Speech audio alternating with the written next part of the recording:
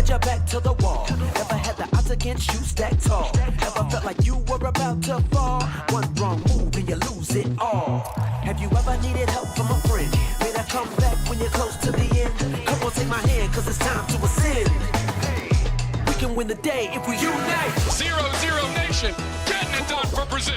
Can they outsecure Kamai chance? Yes, they can! The favorites have just been knocked out of the tournament. Game, set, match! The best team in the world, 2 years in a row. Luminosity, let's go! Oh my goodness! The #1 team in Pokemon, we can crown our champion! Hey, we can win the day if we unite.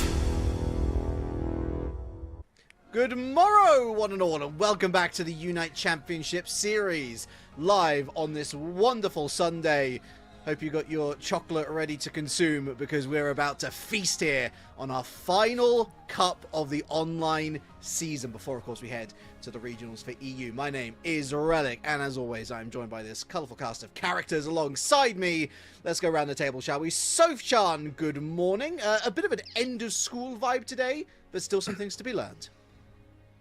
Yeah, absolutely. So happy to be here for the final online broadcast of the season. And we have seen recently that speedsters really have gotten to a good place. There's been no patch since that one for the speedsters, but we have been added 2 new items for scaling with assists and KOs for both attack and Esp-attack, which is something that is definitely going to spice things up today. Absolutely. Draku, good evening. Not quite the end of your season necessarily for yourself and Kello. Big congratulations, of course, announced for NAIC in, was it, a couple of months now. How do you feel these past few months have gone? Of course, making your debut this season has it been fun covering EU? It has been an absolute pleasure, and thank you for saying good evening, by the way. It is just eclipsed midnight over here in California. Yeah, thank you again for the congratulations for NAIC. I will be eating a lot of beignets and maybe some crawfish as well. But one of my favorite things about the EU region, even more so now that speedsters are heavily in the metagame, is that when I look at EU, those players are so proficient at these Pokemon specifically, and to watch them throughout the season has just been an absolute pleasure. Delicious. Gallo, again, congratulations to you. Good Australia. As has become tradition, of course, on our EU show, though, we look to you to catch up with OC. Please do us the honor. What's happened over in a tournament which has only just come to a conclusion, by the way? Thank you so much, Relic, first of all. But yes, I mean, hey, was I caught up in amongst the action in OC? Well, you folks will never know. But we actually have a different team again winning the monthly cup this month. So, Bruff Esports, they did win back in January. They hadn't done so well in the previous months there, but they have managed to take first up against Wildfire, I can't remember. It was Wildfire. That's all I remember. But pretty much, honestly, it's Catching fire. My brain is a little bit of a wildfire with everything happening today. So it was actually a really long one, though. They ended up going to a bracket reset. They played all 6 games. So they went the distance. It was a good one for sure. I thought you were about to drop the sickest mixtape right there. Wildfire! Let's move on swiftly, shall we, to the regulars. Let's do some administration. First and foremost, hey, there's a prize pool. It's the last opportunity to score yourself some dough, $3,500, of course, on the line. Also, the last opportunity to find yourself with some championship points. The importance of these, we've been trying to build it up throughout the season. You want to be in the top 12 teams by the end of the season. That grants you automatic entry into the regionals in a couple of weeks' time. Of course, there will be a qualifier for the regionals. Only the top 4 teams from those qualifiers make your way through. So you are saving yourself a lot of hard running. You can see there, of course, the likes of Nouns, Gen 5, Kamai, right there up the top into quadruple digits. BH3 here as well, looking to reach quadruple digits. You got some teams who are not here today. You've got some teams that are not even on this board who are here today, and so there's still a lot up for grabs as everything sorts itself out in this region. But Soph, let's talk the bigger picture. After not looking like they were them, Nouns Esports, it feels like, at least, looks like they are them at last. A fantastic performance in the March Cup, swatting aside Gen 5. can we look at this squad now and say, yes, this is a team that we should expect to compete for international honors when push comes to shove?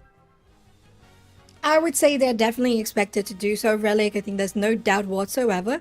But the competition is still very strong, as you mentioned, with Gen 5, consistently getting into the grand finals against them, although only winning one time in the online season so far. But the fact that we have the team so close in points for their first seeding going into the top 12 for regionals, it makes a huge difference. If we see, for example, today, Gen 5 taking it over on Nouns Esports, they would be 5 points ahead Nouns Esports on the leaderboard and would take the first seeding going into the regional final. So it's important to take those things into consideration. Of course, the top 5 to 4, which you've already mentioned, with Kamai and BH3 also bringing very strong competition to the table. But Nouns has been undisputed so far, so I would say yes, they are definitely the highest contender. Listen, our bosses, they can fire me after this if I do get it wrong. I do believe that you're absolutely spot on, and those top 4 seeds should in theory be the top 4 seeds for the group stage of the regionals. So in theory, if you are first seed, you should have an easier group. Then again, it is EU Unite. There's a lot of strength in depth, and Draku, we kind of have that in spades today. 2 teams who are making the top 8 for the first time as a conglomerate, not necessarily as individuals, as some have made their way here. Teams breaking up, and Pokemon Unite name a more iconic duo, but who are our underdogs today going into this top 8 bracket? So definitely an uncharacteristic disappearance of a couple of key names in the EU region. No Kranix, no Soreu, no Leorio, no first place or nothing. These are some of the bigger fish in this smaller pond in EU not present in this event today. It allowed at least 2 teams to move on forward. First time appearance for these teams. Isoli, it's going to be going up against possibly the biggest fish in the pond of EU in Nouns Esports on the winner's side of the bracket. No stranger to the top 8 appearance, though. A couple of members of their team picking up for April. Brutal Hunter from Los Duros. They were 7th place in AO's Cup play-in finals several months ago. And Simone, they are from April Foolers. They were 5th in March Cup last month. So definitely picking up some powerhouses for this Isoli team going into April Cup. And don't know too much about them, but I'm sure they're great. Tralalero, Tralala. Great on the name. lower side of the bracket, going against Los Caducados, who was 5th place in the last event. So definitely some smaller fish going up against some sharks in the EU region. Try saying that name 3 times in a row, by the way. I'm not pretty good. I mean, listen, I'm not going to try to unless we have to commentate them, in which case I'll give it a hearty try. Kello, unfortunately, one Pokemon that we're not going to be able to sample today, Alolan Raichu. It's worth talking about this before we dive into our regular meta roundtable. It's a shame, really, because she is a lot of fun to play. So much fun to play. I'm not going to lie, I have been spamming Alolan Raichu in ranked, so please don't come at me. But yes, it is a lot of fun. It isn't available to play, but yes, in terms of the meta, as we mentioned, there hasn't really been a new patch, so I feel like there's going to be a lot of the same picks that have come on up. But I mean, I feel like a lot of these teams may have cooked a little bit ever since the March Cup, seeing a lot of Darkrai experience shares actually come to the table yesterday in yesterday's open qualifiers. So we'll just have to wait and see. You know, the itemization cooking has been on fire over this season in general. Of course, the rise of support Mew. I've been a little bit inspired myself. I've been running some Axel Bracer and some Drive Lens EXP share Alola Raichu. Don't judge me, but let's talk about an alternative to the A-Presser conundrum with Alola Raichu not available. Kello, I know you want to talk a little bit about Mewtwo. Why? That is the question, though, isn't it? Why? Why is this Pokemon still bringing value to the table? That's the thing. Mewtwo White, I don't want to say it's gone under the radar, but it's definitely been one of the most consistent Pokemon that we see regularly being picked on up. You have Psystrike, which not only has that damage over time, plus the stun, the movement speed reduction on whoever you're locked onto, but it's the unstoppable when you are in that move. And in a meta where we just have so many Pokemon that have great crowd control, this is a good answer to it. So I think we're seeing a mixture of just your plain Mewtwo White attackers, all-out damage, your slick spoons, and I'd say we're likely to see some drive lenses being equipped onto Mewtwo White here today. But it's also the rise of experience share Mewtwo White. Yes, it doesn't do big damage like it used to back when it first came out, especially paired up with a helping hand Blissey, but it's just that consistent damage in the backline that this Pokemon provides. Plus, you can't go wrong with a global Unite move. Provides that stun, but it's also that potential there to get a sneaky objective steal from all the way across the map. I tell you what, the amount of times where I have been caught out by Infinite Cyburn when I'm just trying to get that purple buff. Oh, it sends me reeling, but I was sent reeling in a good way. So a little bit peek behind the curtain. We get together on Friday. We talk about our plan for the upcoming weekend, and I was jumping for joy because Soph-chan's out here saying, yo, let's talk about Metagross. Please do. Love this Pokemon. Love this pick. Yes, I will. Don't worry, Relic. Well, Metagross has been doing really well recently, and in the March Cup in particular, it was one of the highest pick rates, especially the highest one for all-rounders, and a very good win rate as well. So I would say that this Pokemon is in such a good position, and especially now that you have XL Bracer coming as a held item as well. I don't know if it has been played like that yesterday, but we're going to see if it actually comes to be a case today, because I feel like the scaling attack that you get from this held item, especially because you don't want to really expose yourself that much. You have the 3 evolutions to go through, so you don't want your Beldum to be so exposed going for your regular attack weight and stacking on the goals. So I would say this is a very good strategy to go around it, especially because when you're focused on dealing so much damage in the late game with being a hyper carrier as one of your main forces, it's important to have that percentage of attack that you gain from the XL Bracer. Of course, it's so durable as a brawler as well, because you have that passive coming through with the shields and the gyro ball as well. So any activation with the boosted attacks as well just maintains so much good presence in a team fight. And we know that Computing Crash is such a great isolist in regards to team fights, where you can just either execute somebody if it's just 1 person or 2 person scanned, but if it's 3, you get that huge arena, and the Coliseum just brings back into how much of a power of zoning it can be as well on a team fight. Spin to win, baby. Spin to win. And I will add on to that, by the way, with SL Bracer, you still get those stacks even if you only assist. So even that slight clipping of a gyro ball, and you're going to find yourself with those percentage increases. It's a great shout, Soph. Draku, going for a bit of a wild card here. Situational at best, some will say. Potentially something that can ruin your day at worst. Let's talk Comfey, shall we? The Flower Crown could re-emerge as a support favorite, perhaps?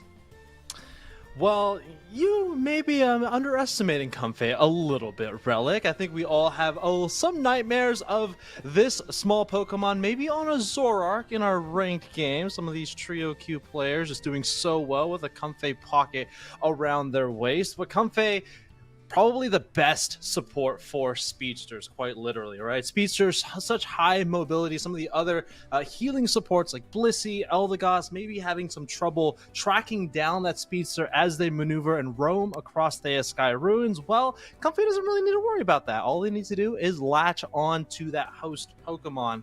And while speedsters generally have quite low HP reserves, well, Comfey quite literally solves all of those issues. It has the active healing of floral healing.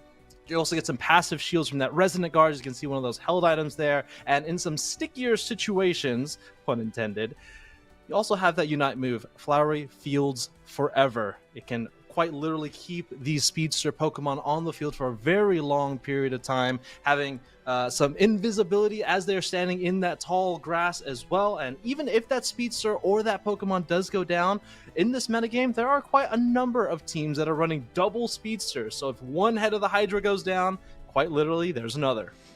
And I tell you what, I really, really enjoy the best Comfey players with grass, not because that is such an essential setup tool.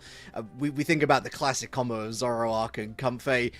It's always great fun to watch those pop-off moments, But listen, guys, I've let you all talk about your favorite Pokemon and your Pokemon to watch throughout the entire season. It's my turn to step in on this final of occasions, and I want to talk about a Pokemon that definitely got the buffs, although they were under the radar, and boy, did it explode with popularity in the March Cup. Let's talk Zeraora, sleeper hit. Not only does it have a brand new synergy with the Axel Bracer, which can reduce the risk of going in too deep in order to find the KOs, or in order to go and score with the attack stat. It means that those little clips I talked about with that Gyro Ball, with Metagross, with Discharge, you can start to build up the stacks, and in combination with a Comfey, this is such an incredibly scary Pokemon. That is before we even get to the Volt Switch tech that we saw used to great effect last time out. The ability to rip a Pokemon away and then to catch it with Discharge. If you've got Plasma Gale in tow, it's almost a certain KO for you and your side. We saw Toonslim use this Pokemon to great effect in the Grand Finals, stealing away Rayquaza not once but twice from Gen 5, and that's just on the objective front. When this Pokemon gets a level advantage over others, there is not quite another option like it in terms of how it can completely take over the game. And really, that leads us quite nicely into our overall thoughts about the April Cup, folks. We've got a lot of teams who are looking to make a big impression with those championship points. We've got a lot of teams who are looking to play for pride. Soph, you were bringing to the table this idea that Gen 5 technically could walk away from today 5 points the better over Nouns Esports. The big question is it going to happen? Yeah, it's difficult. It's going to be one of the first matches that we cover today. Gen 5 and Kamai, the top 4 that we mentioned, included these two teams. So it's going to be straight out the gates, very difficult. But if Gen 5 just gets the upper hand continuing from the upper bracket, that would be an advantage for themselves, of course, because when you get into grand finals, if you win, you win. You don't need to go for a bracket reset. But still, if they go to lower bracket, it's still all that way and journey to go, the journey of the hero that we've been seeing so many times from Nouns in the past. It's not the case anymore, so we're definitely super strong in the moment for Nouns Esports, and definitely I would say it would be very different and very unexpected if we don't see Nouns Esports in the grand final. So it's rather a case if Gen 5 can make it again to top 2, and if they can beat Nouns Esports just like they did in February. Draku, final thoughts before we throw over to our lovely friends for the first cast of the day. We've barely talked about Kamai. I know that team manager Pengu would be a great pains if we didn't. What are their hopes for today? I mean, it's a big first hurdle that they got to get over. Yeah, I think both Kamai Esports and Gen 5, both of these two teams did have some roster adjustments going into the March Cup. I think they've had a few more weeks now to at least settle into their newer roster changes. These haven't been significant roster changes, but even a one-player swing could change the entire dynamic of the entire team. But I think this is going to be a fantastic game. Kamai Esports, Gen 5, they've been right neck and neck with one another, and after they've been settling with these new roster changes, I think these are two teams that are going to look better than ever. All right, on our journey, we finally hit Victory Road. It's the final step before the Elite 16, and it all starts here with the top 8 bracket. Gen 5 versus Kamai Esports, your opening series of the day. Kelosaurus and Soph-chan to take you through it. Thank you so much, Relic. Keller, I'm so excited for this one. When we were thinking about what was going to be the first match to cover today, we just said, this is too much of a banger not to cover. Oh, 100%. I mean, obviously we just had Draku cover a little bit of the storyline there with Kamai, but I think that's the thing. It's those rivalries that you get throughout the season, right? You have one team coming together at the beginning, and then they end up splitting off and then going and joining other teams and whatnot. But, I mean, the fact that we end up having Snow, who's on Gen 5, and you have Potato and Toast, who are on Kamai, and, well, they've played together on Lelovers. So, you know, gone their different directions. And it's just that, well, who ended up going to the better team is the question. Yeah, for sure, because we actually saw last month in the March Cup, Snow on Gen 5 just doing so much work on the Cinderace. It was crazy. We gotta also talk about the fact that back then there was a defense penetration little movement there for Cinderace that was not intended by the developers. So this bug and buff has been, you know, taken out of the equation for Cinderace, so we might not see it today, but it was definitely a super good performance from Snow on Gen 5. And Kamai, I feel like they should have had such many more points, because they ended up missing one of the cups this year, didn't they? And that kind of just makes them fall a little bit short. Still on the top 4 though. Yeah, I guess in terms of their placement throughout their season, every time they have played, they have placed top 8, except for those final stretch play-ins. So coming forth last month, it's just a matter of, well, yes, 3rd is their highest placement, so I'm guessing their goal would be to reach 2nd, beat that, or even 1st. I mean, that's obviously the ultimate goal for the majority of these teams here today, right? No, it definitely is. And we know how much the championship points count when you just want to have better seeding going into regional finals. But into this first draft we go for game 1. Psyduck Inteleon will be your first bans here for Gen 5, with Kamai going for a Suicune and the Hoopa. I know the Relic has some strong opinions about Suicune and how it didn't perform that well last month, which I do agree. But the Pokemon that you have highlighted, Kello, Mewtwo Y, is the first pick on purple side. Yeah, it's just been that consistent pick. And I'd say this Inteleon ban is definitely targeted towards Zante, rocking that Inteleon time and time again. You just do not want to get hit by those snipe shots. So far Zazuro does have the experience share equipped with the Mewtwo Y, so whether we're actually going to see this change on up and whether they're going for more that attacker build or whether they're actually going to keep it here, I'm very interested to see. But there we go, the Relics Pokemon that they highlighted, Zeraora, first pick for Kamai Esports. I like it.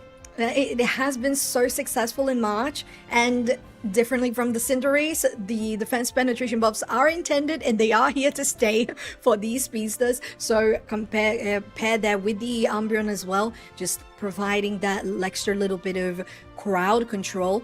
We got a Mew coming next as well with a Ho-Oh. Okay, we haven't seen that in a while.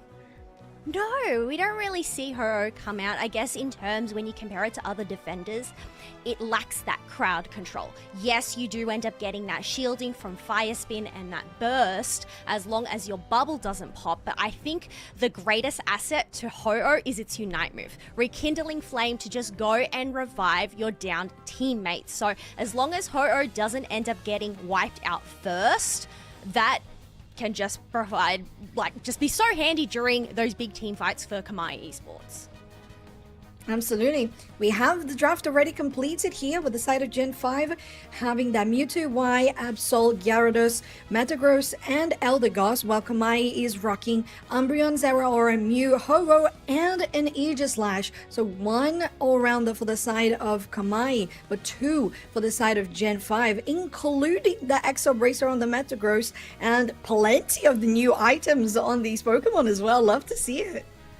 Yeah, we can see that there's 2 drive lenses, Sazura and Lunda on the side of Gen 5, and the Axel Braces, Megu and Snow rocking them. And it's the same on the opposite side as well. You have Potato and Toast, obviously being those attackers running the Axel Bracer, and Zante, who is going for an attacker-style Mew, I guess, considering they want that long-distance snipe that Solar Beam provides, considering Inteleon has been banned. They also have that drive lens, and I know you've been doing all the math and all of that, trying to figure out, well, how beneficial are these items? And I mean, what better way to actually see how effective they are than to head on into the match, because this is going to be their debut into the UCS. Oh yeah, the items just fresh out the oven. I'm so excited. I can smell the bread and the pastries, and it all feels so good in this lovely morning for UCS in the EU region. I want to see these items doing well, but I think it might change the style overall, Kello, because if you're going for these new items, it means that you're going for KOs and you're going for assists. Game 1 on your screen, Gen 5 on the purple side, Kamai Esport on the orange. That's a really good point in comparison to the other traditional stacking items that we have. Obviously, you need to get in your Aeos energy into the goal. So that early game, you want to play a little bit more aggressively, whereas I feel like these items, we're likely to see a little bit more passiveness. But I mean, as I say that, they're just going at it, and there's already a KO with 30 seconds into the game. That was quick. We mentioned it, brawling and just going on each other's faces. It feels like that is the way to go. The first K opener is going to go for Gen 5. Oh, and we have a gank as well, a 4-person gank. That's crazy good for Gen 5. They take yet another victim and they push for the goal as well, right into the berry, and the double blade is going to be okay. That is actually really interesting to see that 4-person push so early on in the match. Usually you wouldn't actually see that until the 9-minute mark, closer to those birds spawning, but I guess because they had much success in the top path, you can see in the minimap, Absol and Mewtwo White are heading down into that bottom path. Who they've left, I mean, a fish unattended, so I definitely need some assistance there. They do. I was just thinking about the poor Magikarp. Now going to the top side once again, Gen 5 takes another KO for themselves. And one thing that I was mentioning on top of the new items is the fact that maybe I thought that Metagross wasn't going to be running the attack weight anymore, but this time around it's the double stacking, and they're doing so well in this early game that they can get away with it. Yeah, double stacking to scale. So you need to get in your dunks. You need to get those KOs and assists. So I guess it warrants the aggressive nature that Gen 5 have been demonstrating so far. Otherwise, Snow grabbing that early positioning before those 8-minute birds. No one from Kamai Esports in sight. Instead, they're going to pivot up to top side. Oh, that gyro ball was a little too deep there for the side of Gen 5. Now pushing forward as well. But Eldegoss will survive, getting that berry to try to defend here against 4 members. But you got backup coming out by Gen 5 as well. There's Snow into the back line. And the Zero Aura also went too deep. So this time around, it is a good defense from Gen 5, as they had already taken that 8-minute bird you mentioned. Yeah, and last we saw Utah, they were only a Magikarp, but it looks like they're a fully fledged Gyarados here, ready to put some pressure onto Marv, who we actually haven't seen. I believe Marv is their sub for today, so to see him out on the field is really interesting. Yeah, definitely exciting. 2v2 here on the top side, as Megu is so aggressive on his Metagross. I believe they have been able to score and guarantee so many stacks already. So we are very soon going to be able to see the amount of damage that comes through in the new items. Bot side, Reggie still has spawned a 3v1. Marv just trying to delay a little bit. Zante's there, could try to steal it. Ooh, but Marv is going to go down in the meantime. Oh, they don't steal it. Wait, they do, but it's going to be the Hobo who does it for Kamai. Now with the Mystical Mirage going in, and they take that Gyarados down as well. Kamai coming out on top. Coming out on top, especially considering the rocky beginning. But that has managed to get that Zero Aura to level 9. They now have their Unite move on hand. Mew has also reached that level 9 as well, already utilizing their Unite move. But it's just a matter of gathering whatever experience has spawned on up on the field. And, I mean, the next big objective is going to be that Regieleki after all. Yeah, it's important to get a good rotation here. 40 gubbins on the Absol for Snow, so if they can guarantee that this goal goes down before the Regieleki gets taken down as well, that would be huge for Gen 5. So we're seeing that rotation for 4 people going to the top side, but Megu just scouting the central area thus far, and Sazuru is the one who starts the Regieleki. They have plenty of damage with Snow around, but maybe Megu is just trying to bait the attention of Kamai out of the top side, doing really well so far, but Megu is going to go down. But Utah has to use that Dragon Current to just get out of dodge, because it was so many members of Kamai that were there on that goal. Gen 5, what? They don't get it on the top side. Who steals it? It ended up being the Aegis Slash that ended up getting the secure. So even though they were outnumbered 3-1 getting the steal, and this just skyrockets Kamai to put so much pressure onto that bottom path, considering we have Eldegoss who needs to take care of this Regieleki on their own. And we know that that's not an attack Eldegoss, so it's just not going to fare as good as it did in the past. So they definitely need the help from Snow that has just gathered there on the top side. We have an attempt fight by Narami here to try and steal one of those buffs. But Kamai really coming out on top in these last team fights. Yeah, I mean, we are at that halfway mark. We're looking at the levels. It's pretty much on parity, but this is going to be a juicy Reggie steal for whichever team does secure it. Yes, it gives that global experience, but obviously it's that attack and special attack buff. And once again, the Aegis-Slash is the one that gets the secure with that coup de grace. Oh, the grass is just so good of a secure. And you have the Mew as well. If you didn't get it with the Aegis-Slash, you could have gotten it with a Solar Beam. Oh, really sneaky here. And wow, okay, didn't even blink and they were gone. Now continuing to push as well. Mega is just so aggressive on this Metagross. It's not even funny. They have been taken down a couple of times, but they're definitely willing to take the risk. Now Gen 5 still pushing here. Dragon Curd with a Mystical Mirage to back it up for Kamai Esport. Now going into the back line. Megu is there, but they don't have that computing crash to really isolate people. Still trying to score some goes here. Gen 5 still pushing Snow, dropping some damage onto Potato. There's a nice knockup by them, but they get knocked down themselves with the Midnight Brass coming out by Marv. They at least guarantee some of that shielding to be out, but Gen 5 has been taken over this team fight and will break the go with a huge 44 overdunk. Yeah, being able to get in those little dunks, get those stacks, but then also topping that off with a 50 dunk is huge. So while it was a close game between these two teams, Gen 5 just skyrocketing now at 214 to 134. It isn't over for Kamai just yet, even though they are missing both of their tier 1 pads. They do end up getting those comeback Indeedis that spawn on the side just to tick them over, get those Unite moves. But once again, we have a Reggie Alecki on the field. Oh, and we know that it's dangerous when you have all players coming out with the same objective. Reggie Alecki on 40%, full commit by Kamai, and it's them who gets is the Zero Aura. Now continuing to push here by Gen 5 to try to make this one to their own odds. They will guarantee a KO for them, and at least that's what Gen 5 gets. But they need to be careful because the Reggie Alecki still has been taken by Kamai. Yeah, Kamai did secure the Reggie Alecki, but it wasn't at the cost of those KOs, but also the Aegis-Slash Unite at that 3-minute mark. So they're definitely going to have to try prioritize gathering wild Pokemon. Not that there isn't really much left on the field, but oh, look at this. Another Reggie steal. This is going to be huge for whoever secures it for the final stretch. Zante! Oh my gosh. Crazy Solar Beam. It has been clutch over clutch for Kamai, Keller. Yeah, it really has. And I mean, Zante is known for those ranged attackers. That is why the Inteleon has been banned from Gen 5. But when Inteleon is banned, go and pick up the trusty Mew with that Solar Beam. But it's a matter of taking positioning. In the end, Kamai is the one that is behind. Aegis-Slash, nowhere inside just yet in this pit, considering they still are missing their Unite move.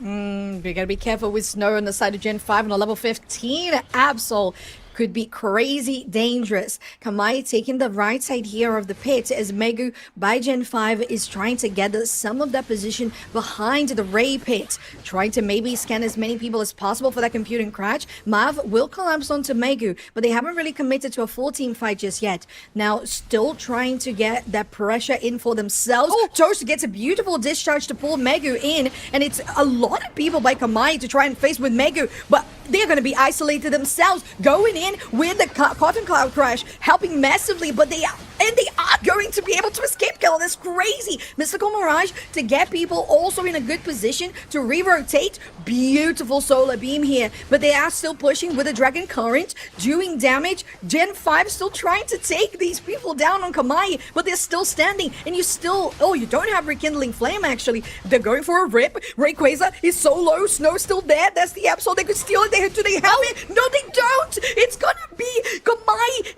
Esport with a Zero Aura steal. Oh, things were looking a little bit dicey at the beginning of that final stretch, but you have Toast being able to get the isolation on Mega, and even though they ended up using their Unite move and surviving because of Suzuro's Cotton Cloud Crash, the fact that they were able to wipe out 3 members of Gen 5 and go and take that Rayquaza, that is now going to put them in the lead. It's 214 to 406 with 10 seconds left to go in favor of Kamai Esports for this first match of the April Cup EU. Yeah, it's game one taken by Kamai Esports on the best of three. 1-0 is your score so far in the series, and winner semis is looking already on fire. Haha, this is what we wanted to see. I mean, EU doesn't disappoint. They definitely get your blood pumping. Holy moly, my heart is racing after that. I mean, I thought they would play a little bit more passively, but really it was just aggressiveness from the get-go. But there's the final scoreline, 214 to 446. Obviously, with multiple members down from Gen 5, they were just not able to go and break those shields and stop those dunks.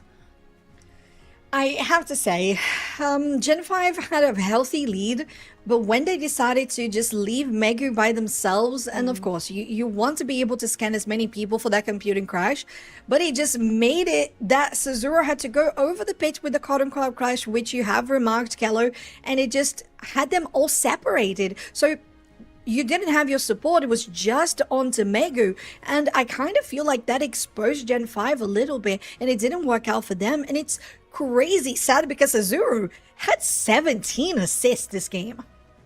I think what's really interesting as well, looking at that graph, you had Gen 5 pretty much contesting majority, if not all, of the objectives, but every single one, including the Rayquaza, ended up going over to Kamai's side. Each of those Registeals giving them those buffs, but also the global experience, but also just that Regieleki to go and create some more pressure up in the top path, and that was where we ended up seeing that bottom path push be so successful and break that tier 1 pad. But yeah, I mean, for a first match of the day, on paper, you know, you look at both of these compositions, I would say Gen 5, right? Normally we don't end up seeing a Ho-Oh. We were a bit unsure about it, but I think bringing back those members during the final stretch was just so valuable to them.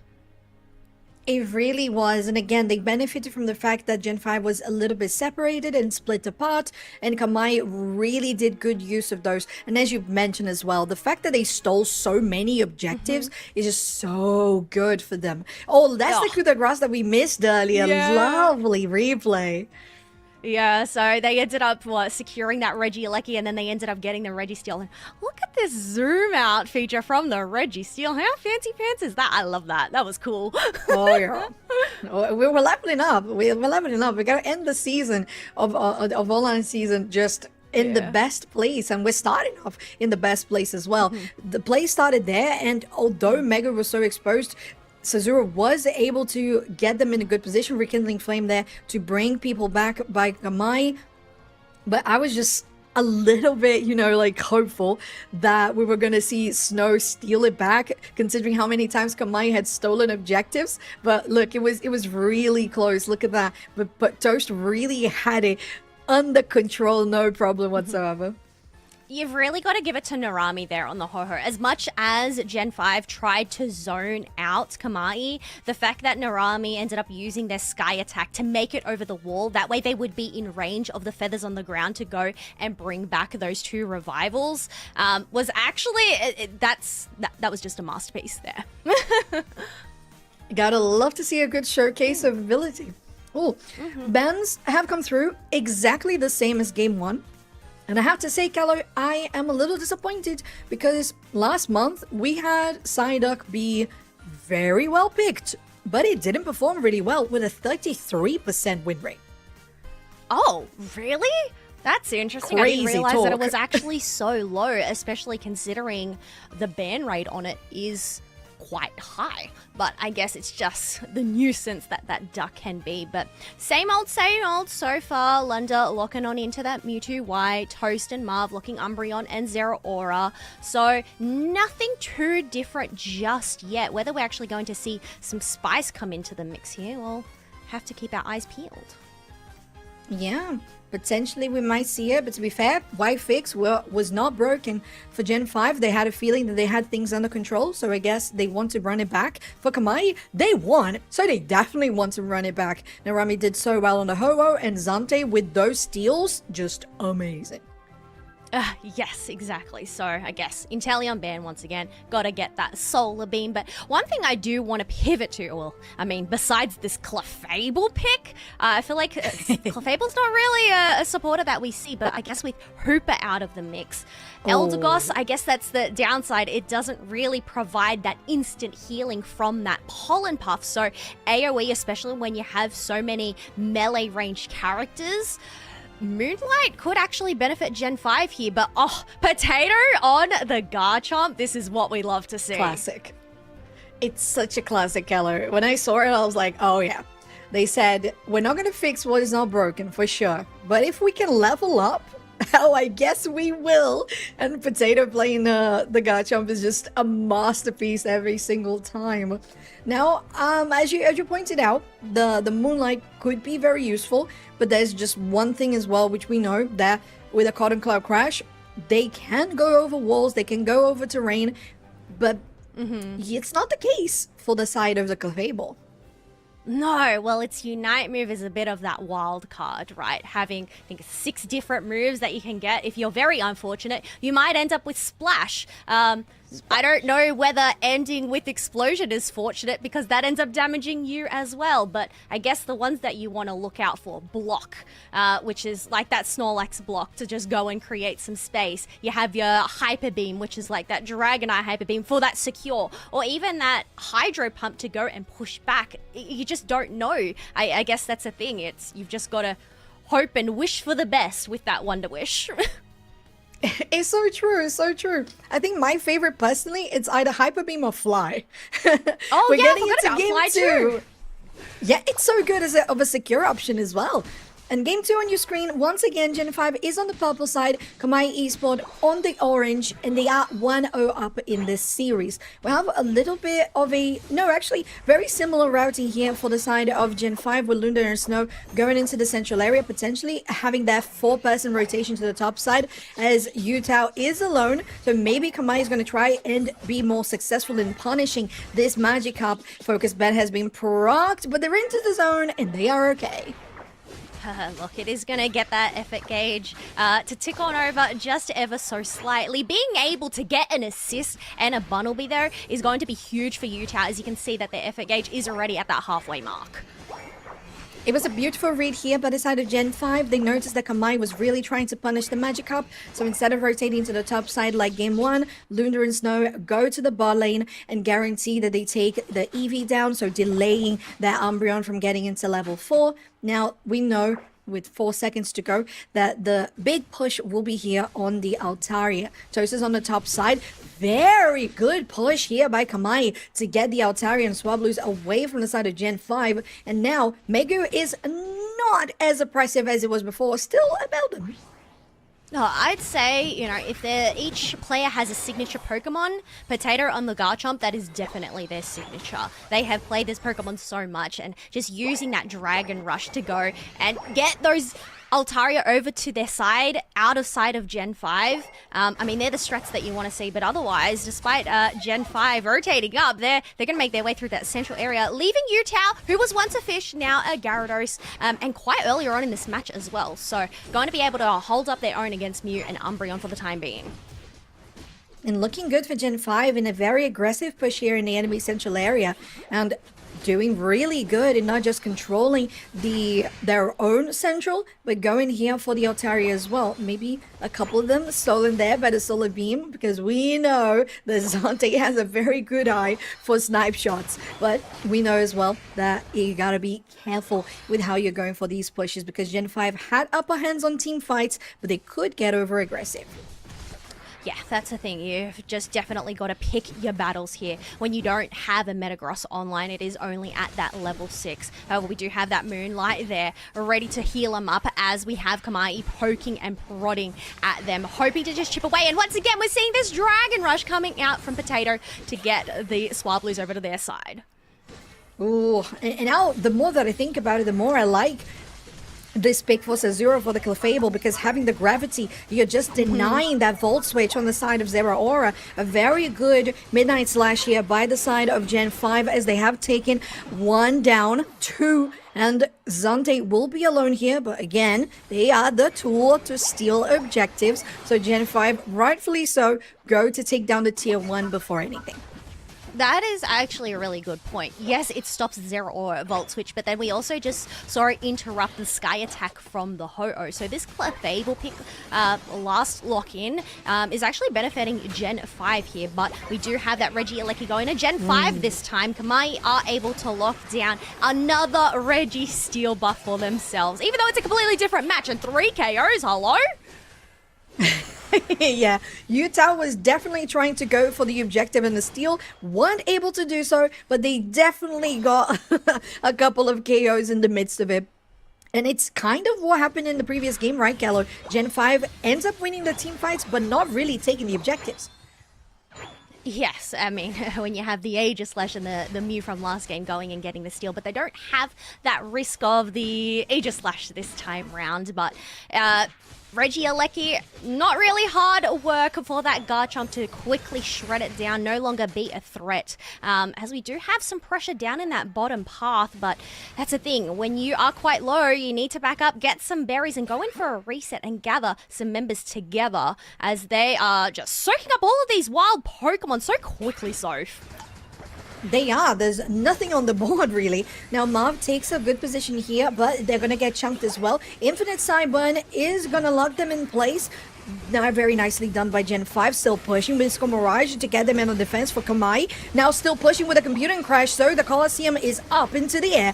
With the Midnight Slash as well, might finish them, and they do. Mega with a 2 KO Shriek and another great overdunk here on the bot side. 209 to 67. Yeah, things are looking a lot better for Gen 5, being able to secure some objectives, but also break those 2 tier 1 pads once again. They have that space. We're looking at the levels right now. Absol is already at level 12 and 2 level 11, so having that first plus movement for Gyarados and Metagross is definitely going to be beneficial for these team fights. But we're looking at the Unite moves. This is the thing. Narami didn't have it during that last team fight. They do have the revival this time round, though.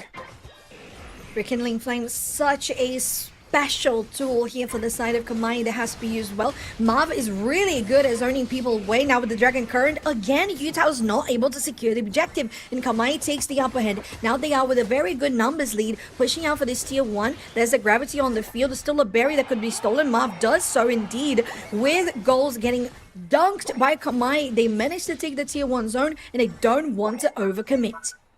No, don't overcommit there, even though they do have that Registeel buff. There is some wild Pokemon that they need to try and soak up. Otherwise, you could just see that Side Strike shoot it across the sky. But Mew was able to pop their Unite move, so not actually getting stunned. Not much value here from the Compute and Crush from Megu, but they did actually manage to pick up Potato on the Garchomp.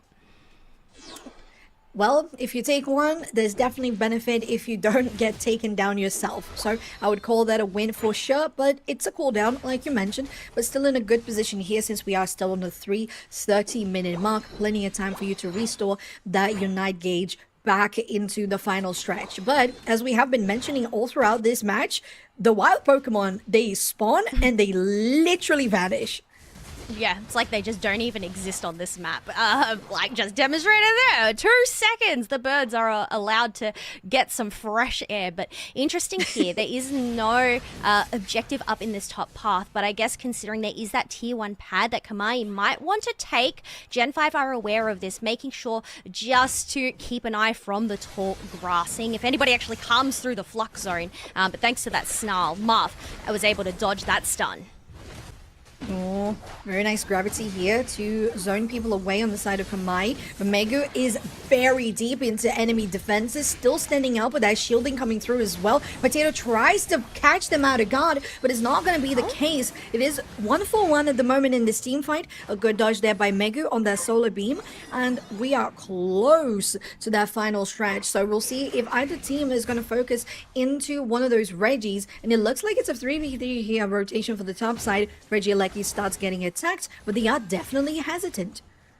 Hesitant is I suppose with only 10 seconds left to go, you don't want to try and commit for this Reggie Alecki. The benefit for Gen 5 here is they have all of their Unite moves on hand. We actually saw Toast using their Unite move, but there we go. They're not going to delay and going straight in for this fight, so... Oh, and now the computing crash is actually not available. They used it, but it wasn't really too much success. Now, Yutao goes over the pit as well. Now, Marv also just tanking a lot for Kamai. First KO, second as well for Gen 5. 2 for 1 at the moment. The Rayquaza is still going really low. Who's going to be able to take it? Yutao's there, and it's going to be Kamai again! Oh my gosh, Narami able to use his Sky Attack to just save that slither of shield. It ends up getting busted by the Mewtwo, and it was actually Narami on the Ho-Oh to secure the Rayquaza. I believe that was with the burst from the Fire Spin shield. Crazy talk to have a Ho-Oh get the steal on that one. 247 though to 313. Gen 5 has built a healthy enough lead that they are going to be okay. They're going to have that call right there saying that it's going to be a close call, but they are slightly ahead. And plenty of Pokemon, wild Pokemon still on the field for them to be able to try and stall, but they know that Gen 5 is ahead. They know they need to get something. Zante still has a shield.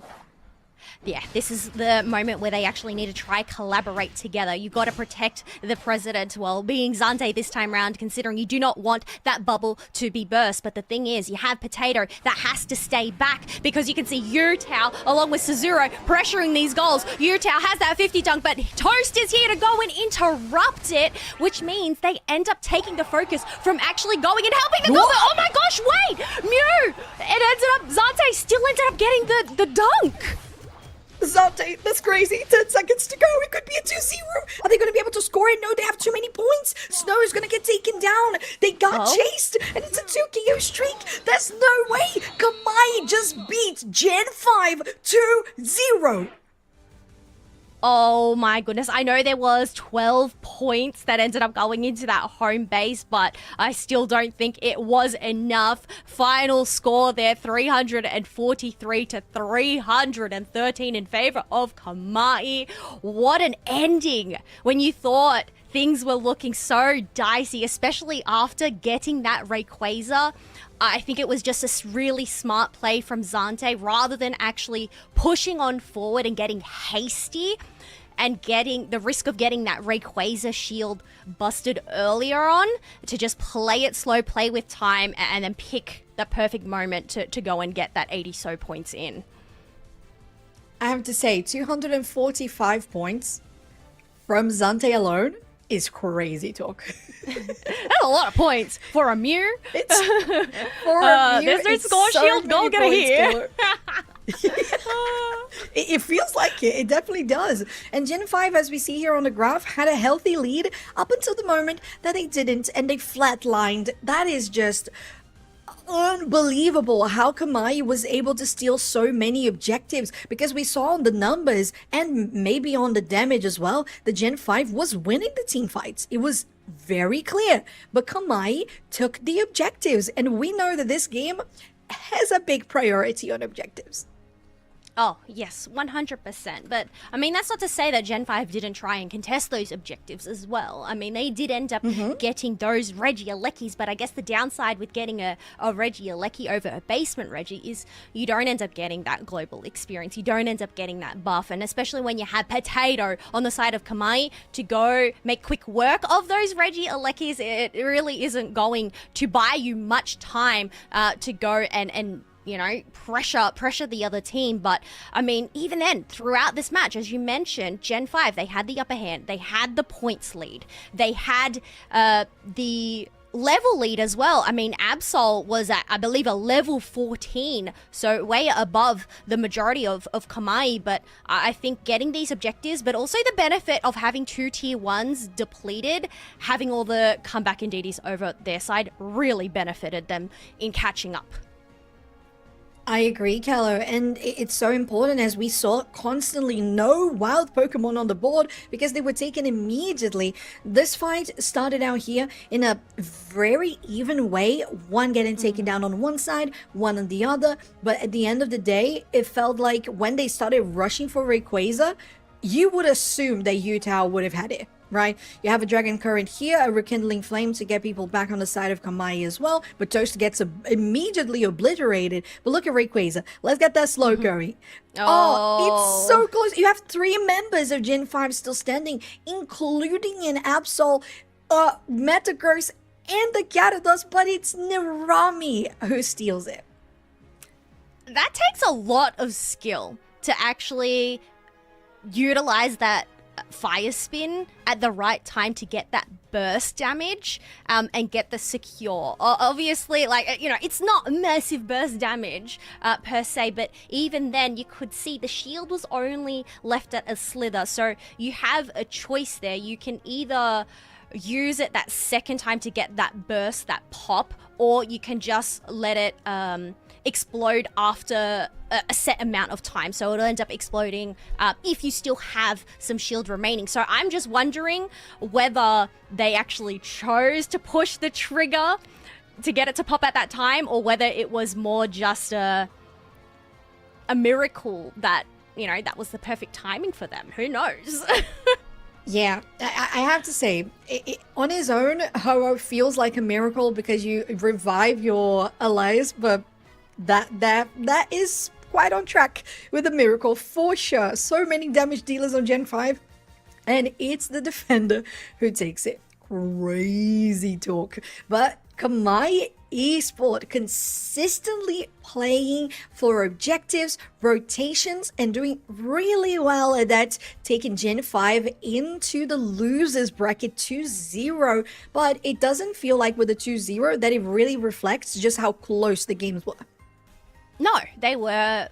I mean, well, you know, you're looking at that graph. I wouldn't say it was a close match this second time, considering the lead that Gen 5 did. But at the end of the day, the final scoreboard, yes, it was really close. And it's really just down to the wire of trying to get in those last-second dunks. Like we just saw, yeah, Zante clutching on out with that 80 so points because of the Rayquaza shield. So it's these plays that we absolutely love to see here at the UNITE Championship Series. Yeah. It's just perfect, and it's the best way for us to start this Sunday as well. But we're going to go into a short break while we get things ready for our second round of matches, and we're going to get those confirmed in a little bit for you. So stay tuned. We're going to be right back with more UNITE Championship Series.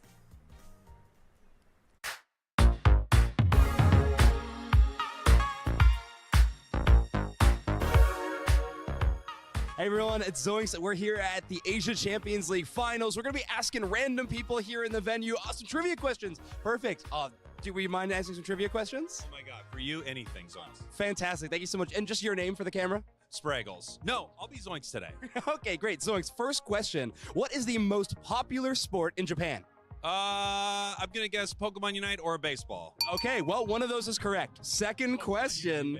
What is the national bird of Japan? It's either Ho-Oh or an Oriole.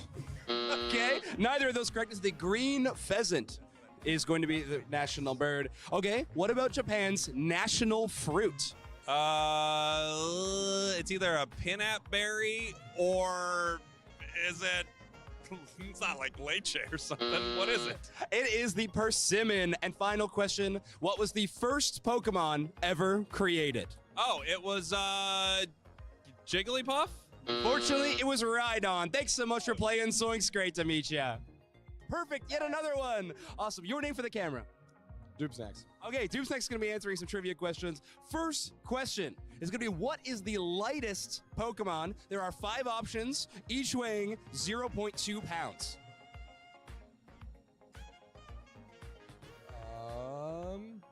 I'm going to say Jigglypuff. Okay, I guess a Jigglypuff. Unfortunately, not correct. Ghastly, Haunter, Flabebe, Cosmog, and Kartana all weighing in at 0.2 pounds.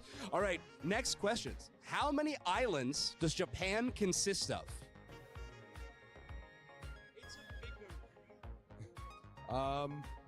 94. Ooh, unfortunately a little low. 6,852.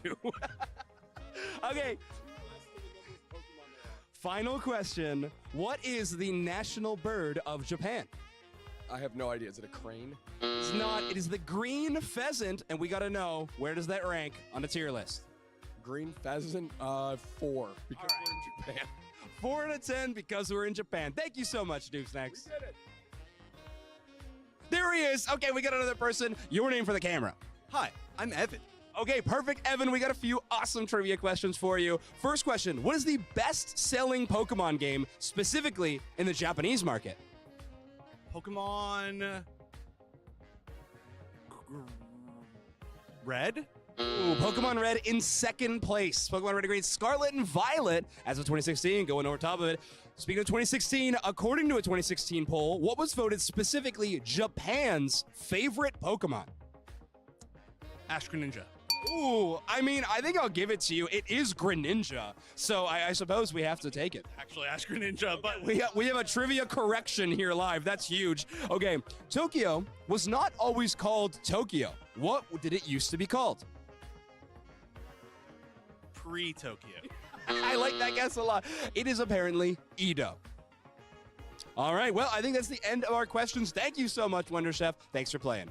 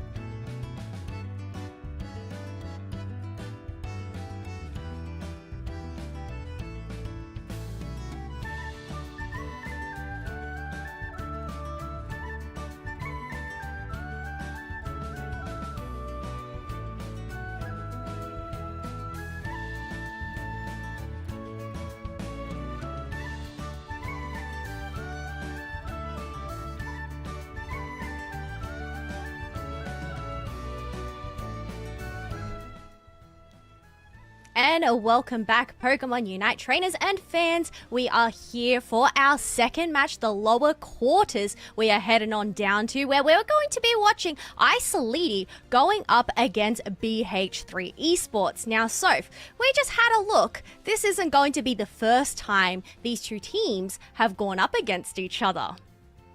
And it's a very interesting outcome because we have been talking during pre-show. BH3, part of the top 4, Isoli, one of the new teams coming in. And yesterday, they beat BH3 2-0. So, that's definitely some history for them. Yeah, I think what's really interesting, well, BH3, they are a team that have been playing the whole season. I think they've had very minimal, if any, no roster swaps throughout the season.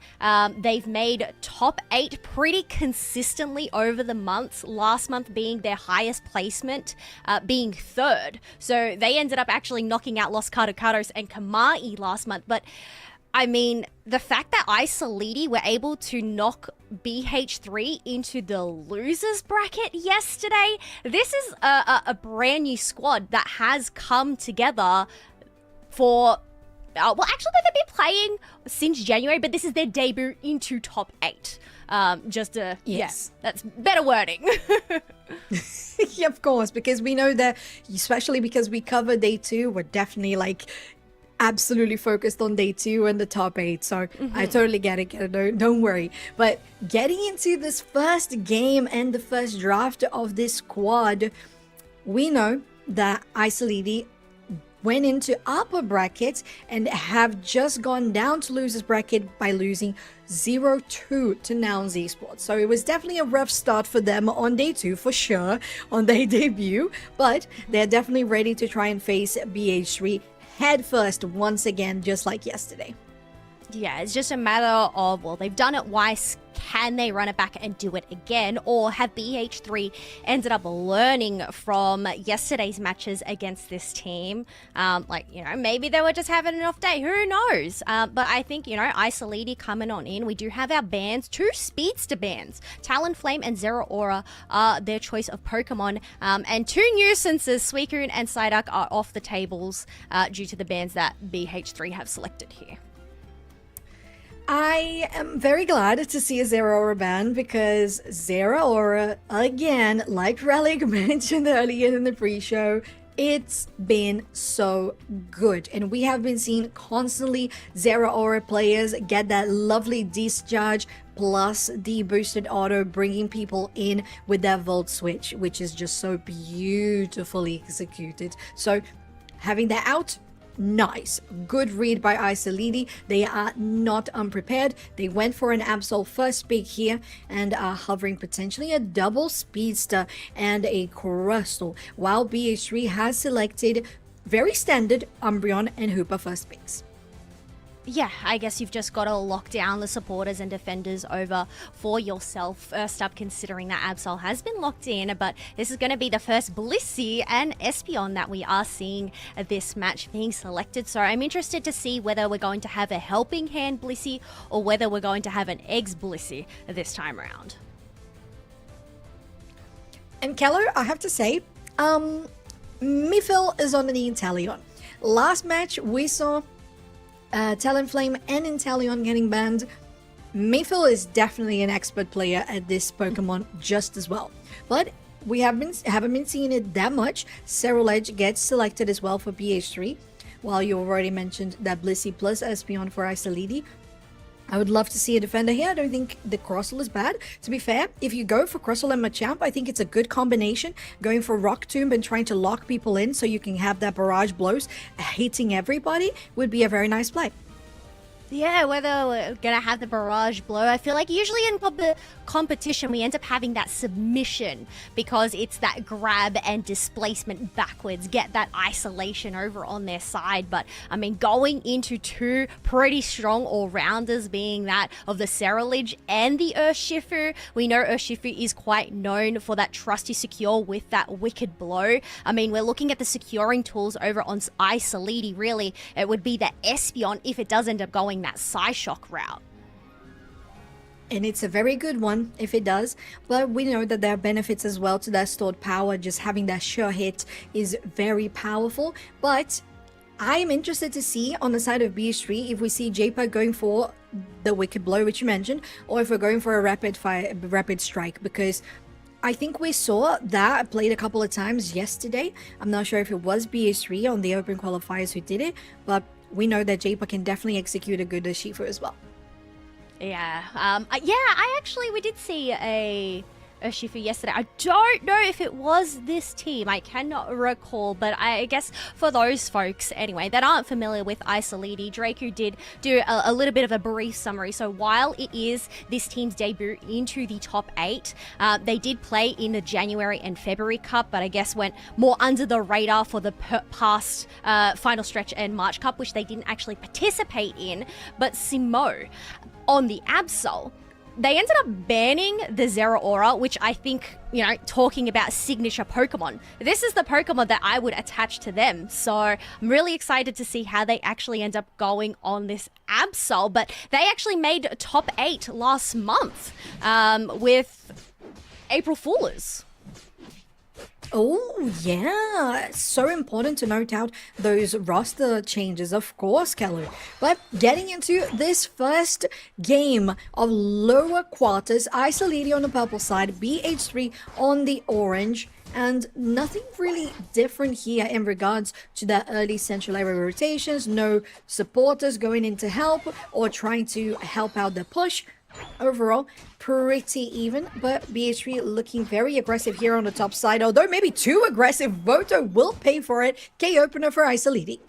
Hey, sometimes you've just got to use that eject button just to get that final blow. You can either use it aggressively or defensively, passively. But yeah, so far it's just a quiet match. We do have that Urshifu who has ticked over to level 5. So let's wait and see what bear we have today. Oh, it is going to be the Dark Bear. Wicked Blow for JPA. And we know that that is a secure tool as good as anything. 3 members here on both teams going out to the top side. Aggression coming out by Simon on this Absol, forcing out JPA to go in on the eject button and maybe on a different route. We have confirmation as well of a side shock for the Espeon on Isoli, and that was very nicely done by them, taking down the Absol, or actually the Shifu on the top side. Yeah, when there's just so many good securing tools over on the side of BH3, you've definitely got to have one for yourself. But it also ends up having that stun when it does engage with an opponent. So that will likely allow the Machamp to then come on in, or even the Absol to come and get that finishing blow. But little dunks here and there, you've definitely got to get your stacks in. There's actually no stacking items, traditional stacking items through scoring on the side of BH3. Yeah, we have it on Isoli there for the Machamp, but as you say, BH3 not going for it, just choosing the newer ones. Oh, it's a good dodge, but it's not going to save you. But at least you trade back here, 1-for-1, but they're still getting chased, and Miffle will take another KO. These snipe shots are really hurting at this point, and not even a Crustle yet, getting heavily punished there on the bot side by BH3. The poor Dweeble with those eyes just looking up at you. How could you do that to Dweeble? It's so cute. But hey, you've just got to shut it down because you do not want to get rock tombed off. Otherwise, a great dodge there to avoid getting KO'd. But we do have that choke ends up getting taken down. And once again, Blissey being super aggressive, but the slap just didn't reach far enough to finalize the KO on that Urshifu. It was close. Definitely close. Oh, finally here as a Crustle, that Rock Tomb is confirmed. We have BH3 already starting here, already starting and finishing actually. That Regirock is going to be the first objective taken in this game, while Regieleki is started by Isoli and just as quickly finished as well, with the amount of damage that you have with Machamp plus that Absol. Oh, but they're going to commit here, BH3, especially when you have Miffle landing every single snipe shot, and well, it's a 1-for-1 again actually. Yeah, it took 2 snipe shots to take care of that Blissey, but we do have some Unite moves being utilized. Japer sending that Espeon back to that Pokemon Center, attempting to get some dunks, but 30 points does end up going in for Greg there as they continue to push forward. But we do have a Crustle there, but just not really able to do much defending, even though that's their role. Yeah, that's what happens when you are behind, and it's exactly the case for both the Blissey and the Crustle on Isoli. BH3 definitely punishing them, and the numbers are showing. Good Rock Tomb gets Fizzy, just locked out of position, but they're still going to be able to escape. And BH3 showing even more aggression, going for these pushes in the enemy central. Yeah, well, we're close to that halfway mark. So far, it's 39 points to 208. So BH3 definitely have a massive advantage. They already have the 2 level 11s over on their side and the level 10 Cerulege as well. We have no Crustle Unite move available just yet. And even then, they're not really close to level 9 here. As you can see, the bar is only at that quarter mark. Top side, heavy push by BH3. Gonna get punished themselves. Actually, Isoli will guarantee a KO for them with a blissful assistance, just helping at the nick of time to save that Machamp. But you have Hooper Unbound on the top side, bringing out Cerulege as well from home base. But Fizzy will be here on the bot lane, just defending and maybe scouting out if there's going to be any attempt by Isoli to go onto Regice. But you need to be careful about how you go in and face check, though. Oh, yeah, 100%. You do not want to go into a bush where you have a Wicked Blow waiting for you. But we do have J-Par joining the fray because they were charging it up. They ended up dodging that Psychic Solaire from Espeon, being able to finalize a blow in the backline.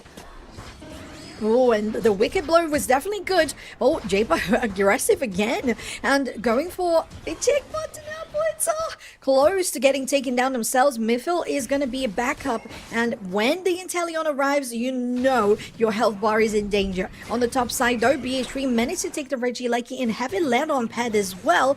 But now, bot side, Crustle will be the last one to pay. But even more scores getting dug there by Voto on top side. Oh, and look at this. There is a ton of Aeos energy on the ground. An absolute gold. Well, I mean, it's only 18 points, so not really enough. But they're actually not going to risk going and dunking the 18 points despite that Regieleki still being up. They're just going to back up, get whatever wild Pokemon is on their side. Definitely do not want to give any experience over to Isoli.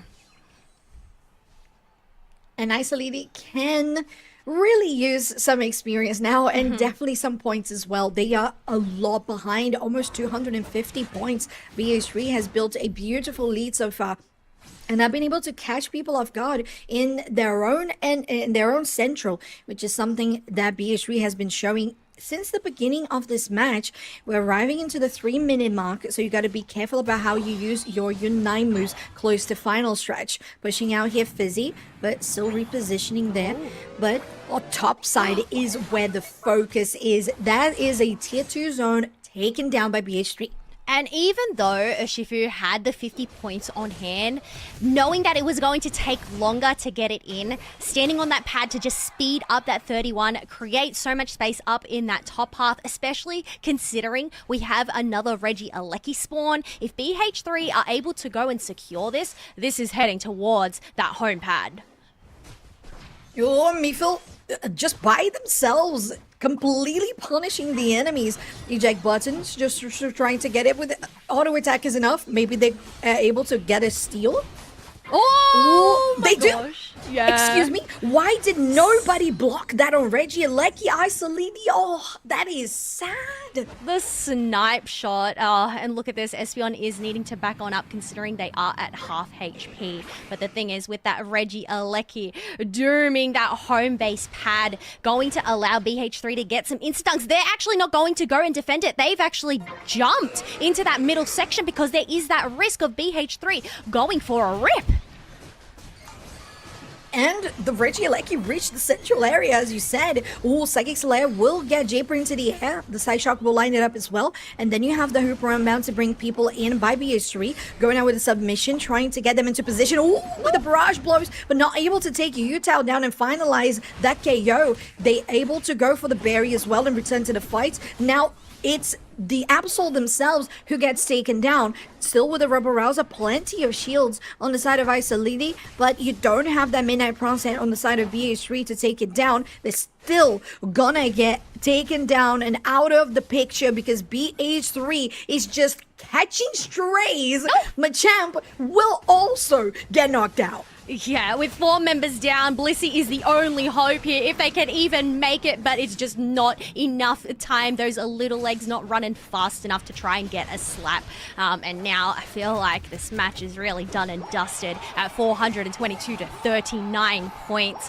Isolidi, I mean, even if they get the KOs, they just don't have the AOS energy, but even look at the KO timers. They're so long. Yeah, 40 seconds and still getting snipe shot there by Mythil every single respawn. Look at the damage, it's like 50% HP on a Blissey. Crazy dog. It's just how much Mythil has been doing for these team fights for the side of BH3. And as you say, Keller, it is just a matter of waiting right now because even if you had 50s on everybody, it wouldn't be enough. No, I mean, it's just a matter of use this time to reset. Think about, well, how are they going to tackle BH3 this time round? They successfully did it yesterday. What did they do yesterday that they can try and implement today?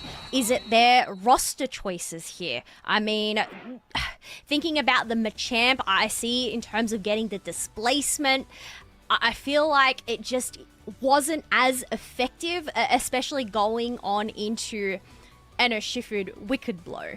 They ended up banning the Zero Aura. Maybe let the Zero Aura out on the field and let Simo rock that Pokemon unless BH3 ends up banning it there. I mean, they did end up getting 8 KOs on the Absol, so maybe Zero Aura might be a better pick for them, who knows? It's possible. You highlighted the Zero Aura as a good pick for Simo. But as you say, they also did really well on the Absol. I think, unfortunately, Mavu was very behind on the Scruzzle, didn't get any assists during the game, and it kind of felt like they couldn't really get together for the team fights, and BH3 just completely steamrolled through it. The Snowball was super aggressive. They managed to get the lead on EXP plenty ahead.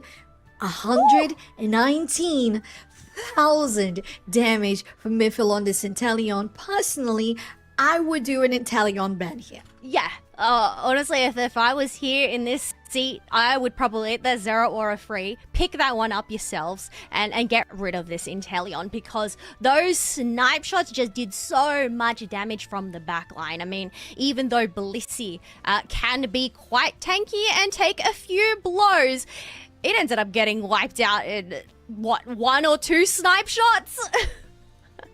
Which is just insane talk, really. And it's not just the fact that the snipe shots were doing that much damage because they were ahead. It's the fact that Mythil was hitting every single snipe shot. Look at that. It's just... the accuracy was off the charts. Yeah.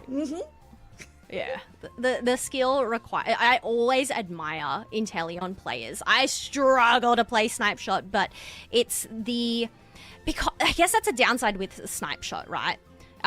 It gives away your positioning, but you can see how Mythil, they aim it backwards. That way the opponents don't see the laser, and as it's charged up, and that is where the accuracy is at its peak, they turn around. It's like that 360 no scope, even though that's only a 180.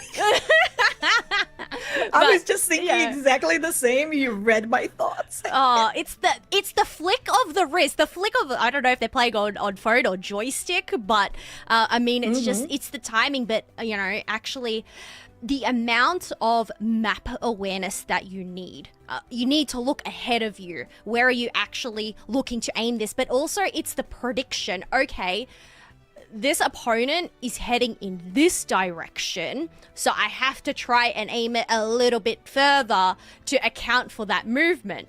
And I guess that's where, when you're going into an Inteleon, really, you've just got to go do those sporadic movements. You don't want to be too predictable of, okay, I'm heading this way. I know there's an Inteleon somewhere lurking here. I'm going to head this way, but I'm actually going to go this way and try and dodge them. But I guess there wasn't really those sharp movements that we saw from Isolidi here. Yeah, it's difficult because Mythil, as you said, was taken into consideration every single step and every single movement, and the damage sometimes was just enough to chunk them down so that Voto could come in as the Zero Edge and just finish them off as well. So a couple of many things that were in favor of BH3. But we have a side swap. Isolidi choosing orange for game 2. So kinda not going for the strategy which you mentioned for the Zero Aura first pick. Okay. Yeah, I mean, interesting whether, they're looking to ban the Zero Aura this time round, but maybe they have something up their sleeve that they don't really want to get countered if they are in that first position pick spot, but it's that risk of, well, if they don't ban out this Inteleon, I have a feeling they'd end up locking that in. I feel like Talonflame would definitely be a warranted ban here on the side of BH3 if they do have that first pick position though. Yeah, I agree. It's a very good Pokemon, and we have been seeing from the likes of BH3 just having that secure option, just like we did with Kamai in the first series of the day. The fact that they have, in this case, was the Wicked Blow. We had Mythil on the Inteleon. To be honest, that snipe shot that stole the Regieleki in this last game, it wasn't supposed to. You just have to body block it. Really not that difficult. But unfortunately, that was a perfect gap for Mythil. Unfortunately for the side of Isolidi, that gets BH3 ahead once again on objectives. And the fact that Voltor just escorted the Regieleki to the tier 2 and managed to get so many points as well was so huge. But getting into game 2 draft, Keller, with now BH3 on your purple side and Isolidi on the orange, we'll see how things are going to turn around. Oh, okay. Well, if Isolidi aren't going to ban the Zero Aura, it looks like BH3 are going to ban that one out for themselves. But I guess considering Isolidi are in that second pick position, they're going to have to take a page out of BH3's book and take away that Suicune as well. I really hope they don't go for the side deck here. Good, the Inteleon. Yes, Isolidi. As much as it was a little difficult on the field in game 1, I feel like they have a good strategy in paper, especially in regards to the bans. I really liked it the first game. I really like it this one as well. But you mentioned the Talonflame has been so good. It's going to be the first pick here on purple side for BH3, while Isolidi goes for the Absol in response plus the Umbreon. This is really scary. Having a Talonflame out on the field, just the ability to get into that back line, just the amount of burst damage that it can get if it does end up going that Brave Bird build. So I feel like the rest of the picks that Isolidi are going to go for are definitely going to have to be more robust and tanky because Absol is already on that squishier side.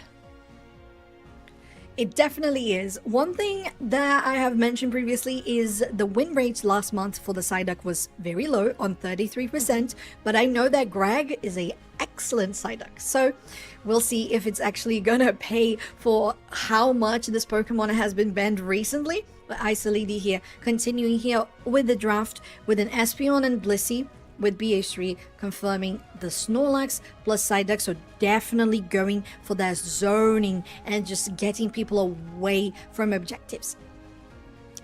This is going to be big yikers if we have a Talonflame and a Leafeon on the same team. My oh my. But I've definitely got to give it to Brutal Hunter. I think knowing they are going into this high burst comp, Metagross is a solid pick considering it has high HP defenses plus that shielding. But I guess this is the thing that we saw last match, right? You have the Inteleon ban that was on Zante, so picking up the Mew. So Mythil has also opted for that Mew this time round too.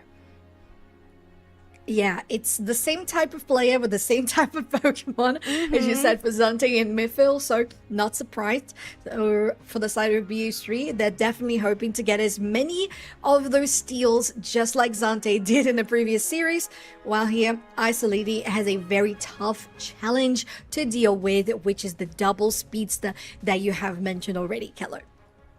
Yeah, so I think the thing with this composition is you've got to get your Metagross online ASAP. We know in that early game phase, that mid game phase isn't the greatest. So I'm wondering whether we're actually going to end up seeing this Metagross take that central area this time around and then the Absol up in that top path position. It's possible. I would still go for the Absol in the central area, considering it has such great early game clear, and then to just go straight to help the Beldum, guarantee those 850 buds, and I would feel like that is my preferred choice. But I know that Isoli has beat BH3 2-0 yesterday, so they definitely know how to play against them. First game just wasn't the best showcase of it. Game 2 on this lower quarters, BH3 is now on the purple side, Isoli on the orange, and oh my, you were right, Kello, Beldum in a central. Yeah, you definitely got to get that level 5. But interestingly enough, you actually had 3 in that central area, helping that Fletchling come along. I think they ended up giving up their red buff to one of their supporters there. Oh, it was Volto on the Leafeon. Yeah, they're an Eevee. I'm like, there you I go. don't know. Yeah. Once you actually hover over and see the frame on there, right? Yeah, absolutely. And because they have that big lead already with the double speedster having early game presence, they get the K opener, BH3 on the top side, score a bunch of goals, almost onto half on that goal zone as well. But you have Espeon coming through to help, and Simo is already at least on Matang on their level 5, which we know they need to prioritize. 850 is here, 4 members on each side, and they're going to go for a very aggressive push, BH3. Voto might have been a little too aggressive though, as Isoli can burst them down. Confirm that it's a stored power Espeon as well. I think that's a matter of they've come out on top, take what you have and run. Get whatever wild Pokemon is over on their side and go and make a quick rotation. Pressure Fizzy, who's a lone Snorlax for the time being, as Mephil was unfortunately not there in time. Yeah, it was close, but when you have a rotation coming fast as Isolides did, they have the upper hand in numbers, which does so well. Ooh, the Fletchlander, look at that. Very nicely done down on the top side, almost getting KOs themselves, but not quite. Guaranteeing the BH3 will have their first lead here on the central Altaria, which is a very good early rotation for a team that has double speedsters. Oh, 100%, especially when you have a Leafeon over your side. The benefit with this speedster is it gets its Unite move at level 8. So securing the majority of the birds for their side is definitely going to give them the advantage. However, they made a risky maneuver going and invading, which means they end up getting punished and taken out. So buffs straight back over to Isoli there. Yep, you had to take one and then you get taken down afterwards. BH3 needs to understand how to go about their aggression. Now we have this Talonflame with a fly differently than what we saw in the previous series. So we know that that is a very good secure tool, and you have that invulnerability to help you up as well. With Mavuka just close to getting taken down and confirmed themselves, will have BH3 in a good position to start out this bottom objective. A Psychic Salad that gets used here but instantly blocked by Fizzy doesn't really come to much for Isoli. No, it didn't really buy him a lot of time, as Japer is making sure to make quick work of this Regirock. But we do have that stored power Espeon this time round, so it doesn't have that traditional trusty secure, so it really could be anyone's here, and it ends up being Metagross to secure it for Isoli. So that is massive for that team. It really is, and to be honest, kind of a mistake from J-Pod. They used the fly too early, they used the flame sweep too early, so unfortunate, but capitalized by Isoli, managing to not only get the objective, but also the tier 1. They're now on a good 40 odd points lead, and they could still try to do a little bit more. Japer, again, aggression here, going with the fly, just using it to escape themselves, and, well, kind of caught between a rock and a hard place, having to use that eject button. The stored power will connect, 2 points to stack. Oh, wait, it was that much to take the zone? I didn't even notice, wow. That is an interesting maneuver from J-Par there to go and clean break. So no overdunk on that bottom tier 1 pad. I guess is just going to create some space come that next basement Reggie. You definitely do not want to give them that advantage since BH3's tier 1 was already gone. Isoli now trying to clear as much of their wild Pokemon as possible as both their tier 1 zones have been taken down, as they have the extra EXP, which you definitely mentioned earlier as well, Keller, that could be well used by them. A block here by Fizzy to get them out of danger with 20 seconds to Reggie Alecki to spawn here, and BH3 having a very good position already around there. Although Isoli is matching that up for sure. Now they get caught up here on the Psychic by the Psyduck, and Greg could try to use something more. Ooh, it's the Mystical Mirage that does the work, getting people out of danger because Isoli is going very aggressive for this push. Fizzy is in a terrible spot using the block. It's actually going to be the side of BH3 that capitalizes instead. And although Isoli had a good position, BH3 just turned this around. Another fly taken here onto the Blissey. Will chase them down, and it's basically an ace. Was it an ace? That's crazy. Yeah, BH3 managed to secure a KO on every single one of those members, which just provides them with so much space to secure this Reggie Alecki uncontested. I think the interesting thing there was Simo on the Metagross. They attempted to use their Compute and Crush twice, but they ended up getting interrupted, which means they still have their Unite move on hand. Wow, what a spot, Keller. Oh my word. And we know how absolutely frustrating it is when it happens. Oh, there they go. They didn't get the execute there on Japer, so the Talonflame will survive. Fizzy, though, might not have the same fortunate fate, popping out a power nap, actually, to just buy some time as well, as Voto is there, getting 50% down of the Aspion's HP already. Will grant that barrier to get out of danger. Oh, but there is the Absol with the Midnight Slash. Also not being able to connect. What a Psychic by the side of Greg will potentially just give themselves a way to protect the Leafeon, but Leafeon also gets taken down. The Psychic's allowed to follow up here, but there's still a fly, so Japer goes in and takes another member down of Isolidi as they can continue to keep on pushing. They definitely have the HP on the upper hand. 3 KO streak for Japer as they have so much still to keep on pushing. Was that an eject button? No, I think it was just the gyro ball or the Zen headbutt to get them closer, but Simo will survive, but that was a close call. Once again, BH3 just doing some top tier defending of this top tier 1 pad. That was the second attempt Isolidi tried to make, utilizing some resources, but just to no success. I mean, this pad is still left on 17 points. Nonetheless, it is actually a really close match between these two teams. 30 seconds left to go until the final stretch. 203 to 172. So Isolidi still have a foothold in this match. Trying to get some vision here. BH3.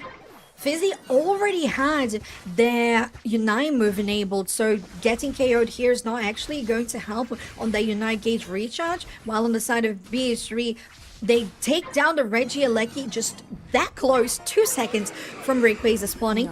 Going out with the Mystical Mirage to have that extra speed. Isolidi is ripping, and it's the Blissey who gets it, and Isolidi is gonna push for a potential game 3 on this lower quarters. Holy macaroni. It's just Isolidi recognizing that they had multiple members up in that top path, taking down that Reggie Alecki to get that early position and shredded on down, even though there is that risk of Talonflame coming in with a steal. Blissey, I mean, we always gotta love supporters getting those last hit secures, and this has just skyrocketed Isolidi to 554 points, but oh wait, it's now 333, so BH3, there's still over a minute left to go here, so...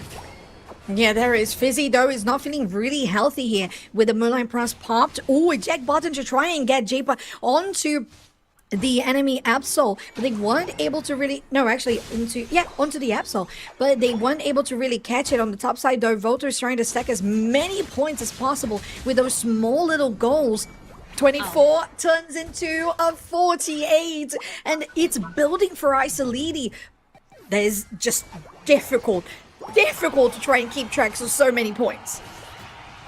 Yeah, I mean, it's still a close match, 437 to 592. But we have Talonflame ends up getting Mean Look, utilizing that fly to make sure not to get knocked out. But Volto, with 15 points, gets eliminated as Simo is just going to continuously dunk even more in that home base, making it impossible for BH3 to catch on up.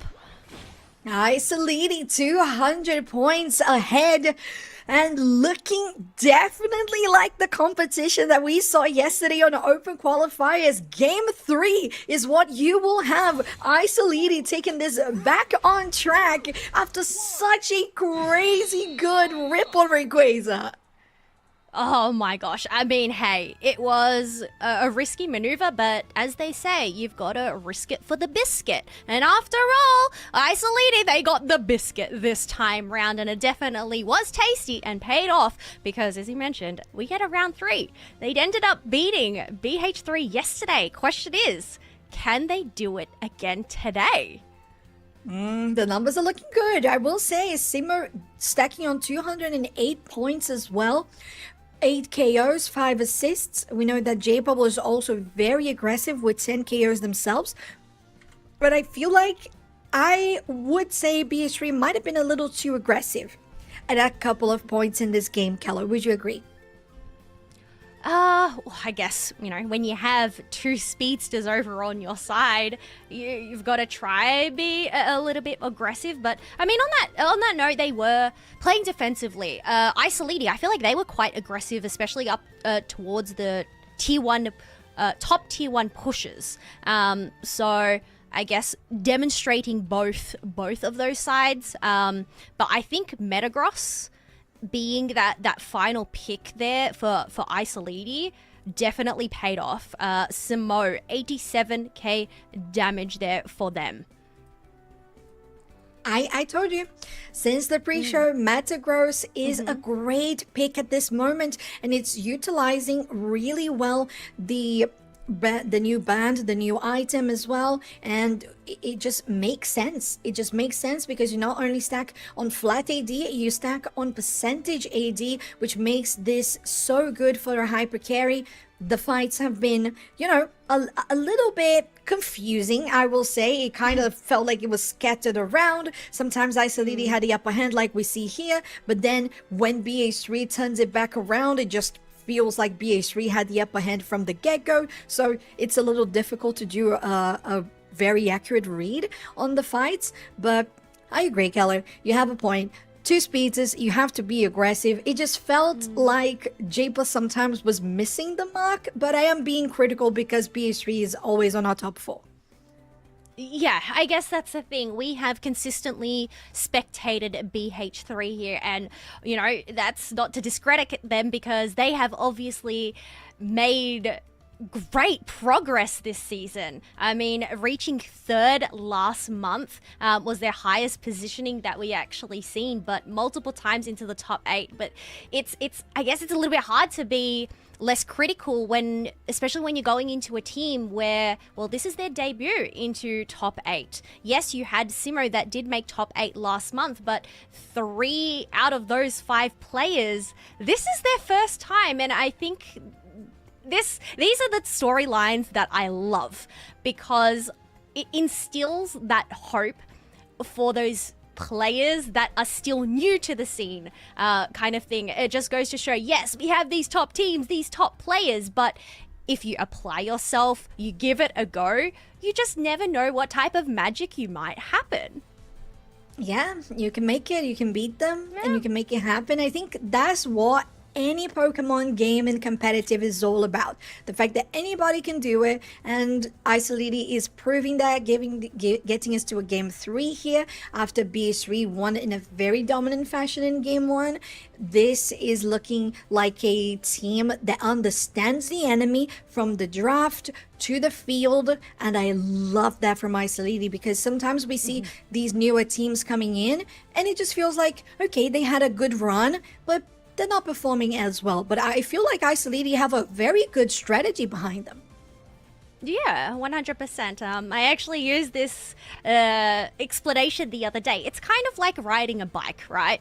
You can't just hop onto a bike and be expected to know how to ride it from the get-go. You've got to practice. You've got to put in the work in order to master the skill of balancing and all that actually goes into riding a bike. And once you have it, you improve and all of that. And that's the thing. It's Isoli. Yes, they have made these adjustments here and there over the season, and then come together to form this squad and make it into the top 8, especially considering this is the last monthly cup. Like, even if not to jinx anything, we never really know what can actually happen here today, but like, I'm hoping that they're proud of themselves for even just making it this far so far.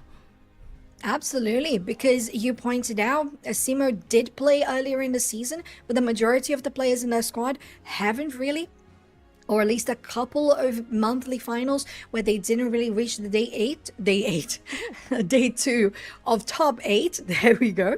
And it has to be a moment of pride for all of them. I am very proud of them because, as I said, I have a very good list of things that I have said that I enjoyed about their gameplay, about their strategy. So we love to see them getting into a game 3. But before we get into that game 3, we're going to go into a very short break. So stay tuned for more of this lower quarterfinals.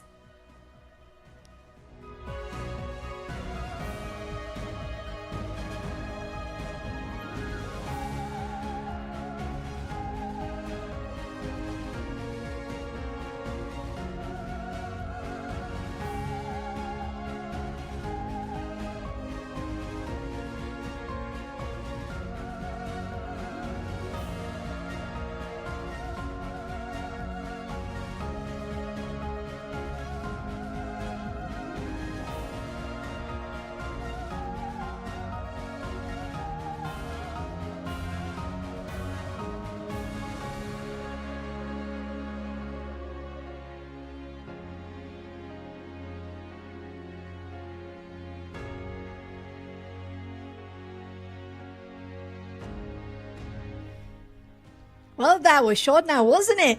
Straight into draft as well, Keller. Getting really on to the fight with Isoli here on the purple side and BH3 on the orange. We have an Umbreon ban. Interesting here with that Inteleon for Isoli, while BH3 goes for the Suicune again, plus a Blissey this time around.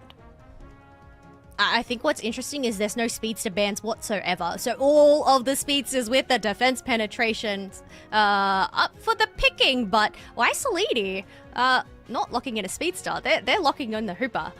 So that's definitely an interesting choice there. I would say so. Yeah, I agree. BH3 though, going for that tried and true Japer Talonflame with Greg on the side deck once again. Oh, but we might see the double speedster coming from Isolini now, and it is the case with the Zeraora and the Absol. All right. I guess last time we had BH3 rocking the double speedster combination, so Isolini locking that one in for themselves. But guess with Inteleon locked on out, Phil, instead of going for the Mew this time round, they've adopted the Mewtwo Y for more of that, rather than a burst damage, that slower, consistent attack damage. Yeah, that damage per second for sure.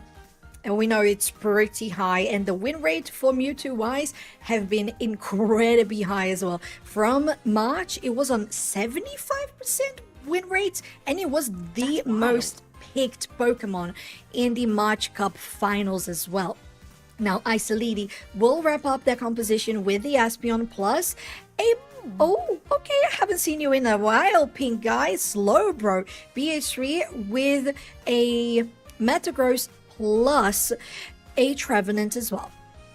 Yeah, definitely some switch ups here, which I am loving. Having Slowbro and Trevenant get some love.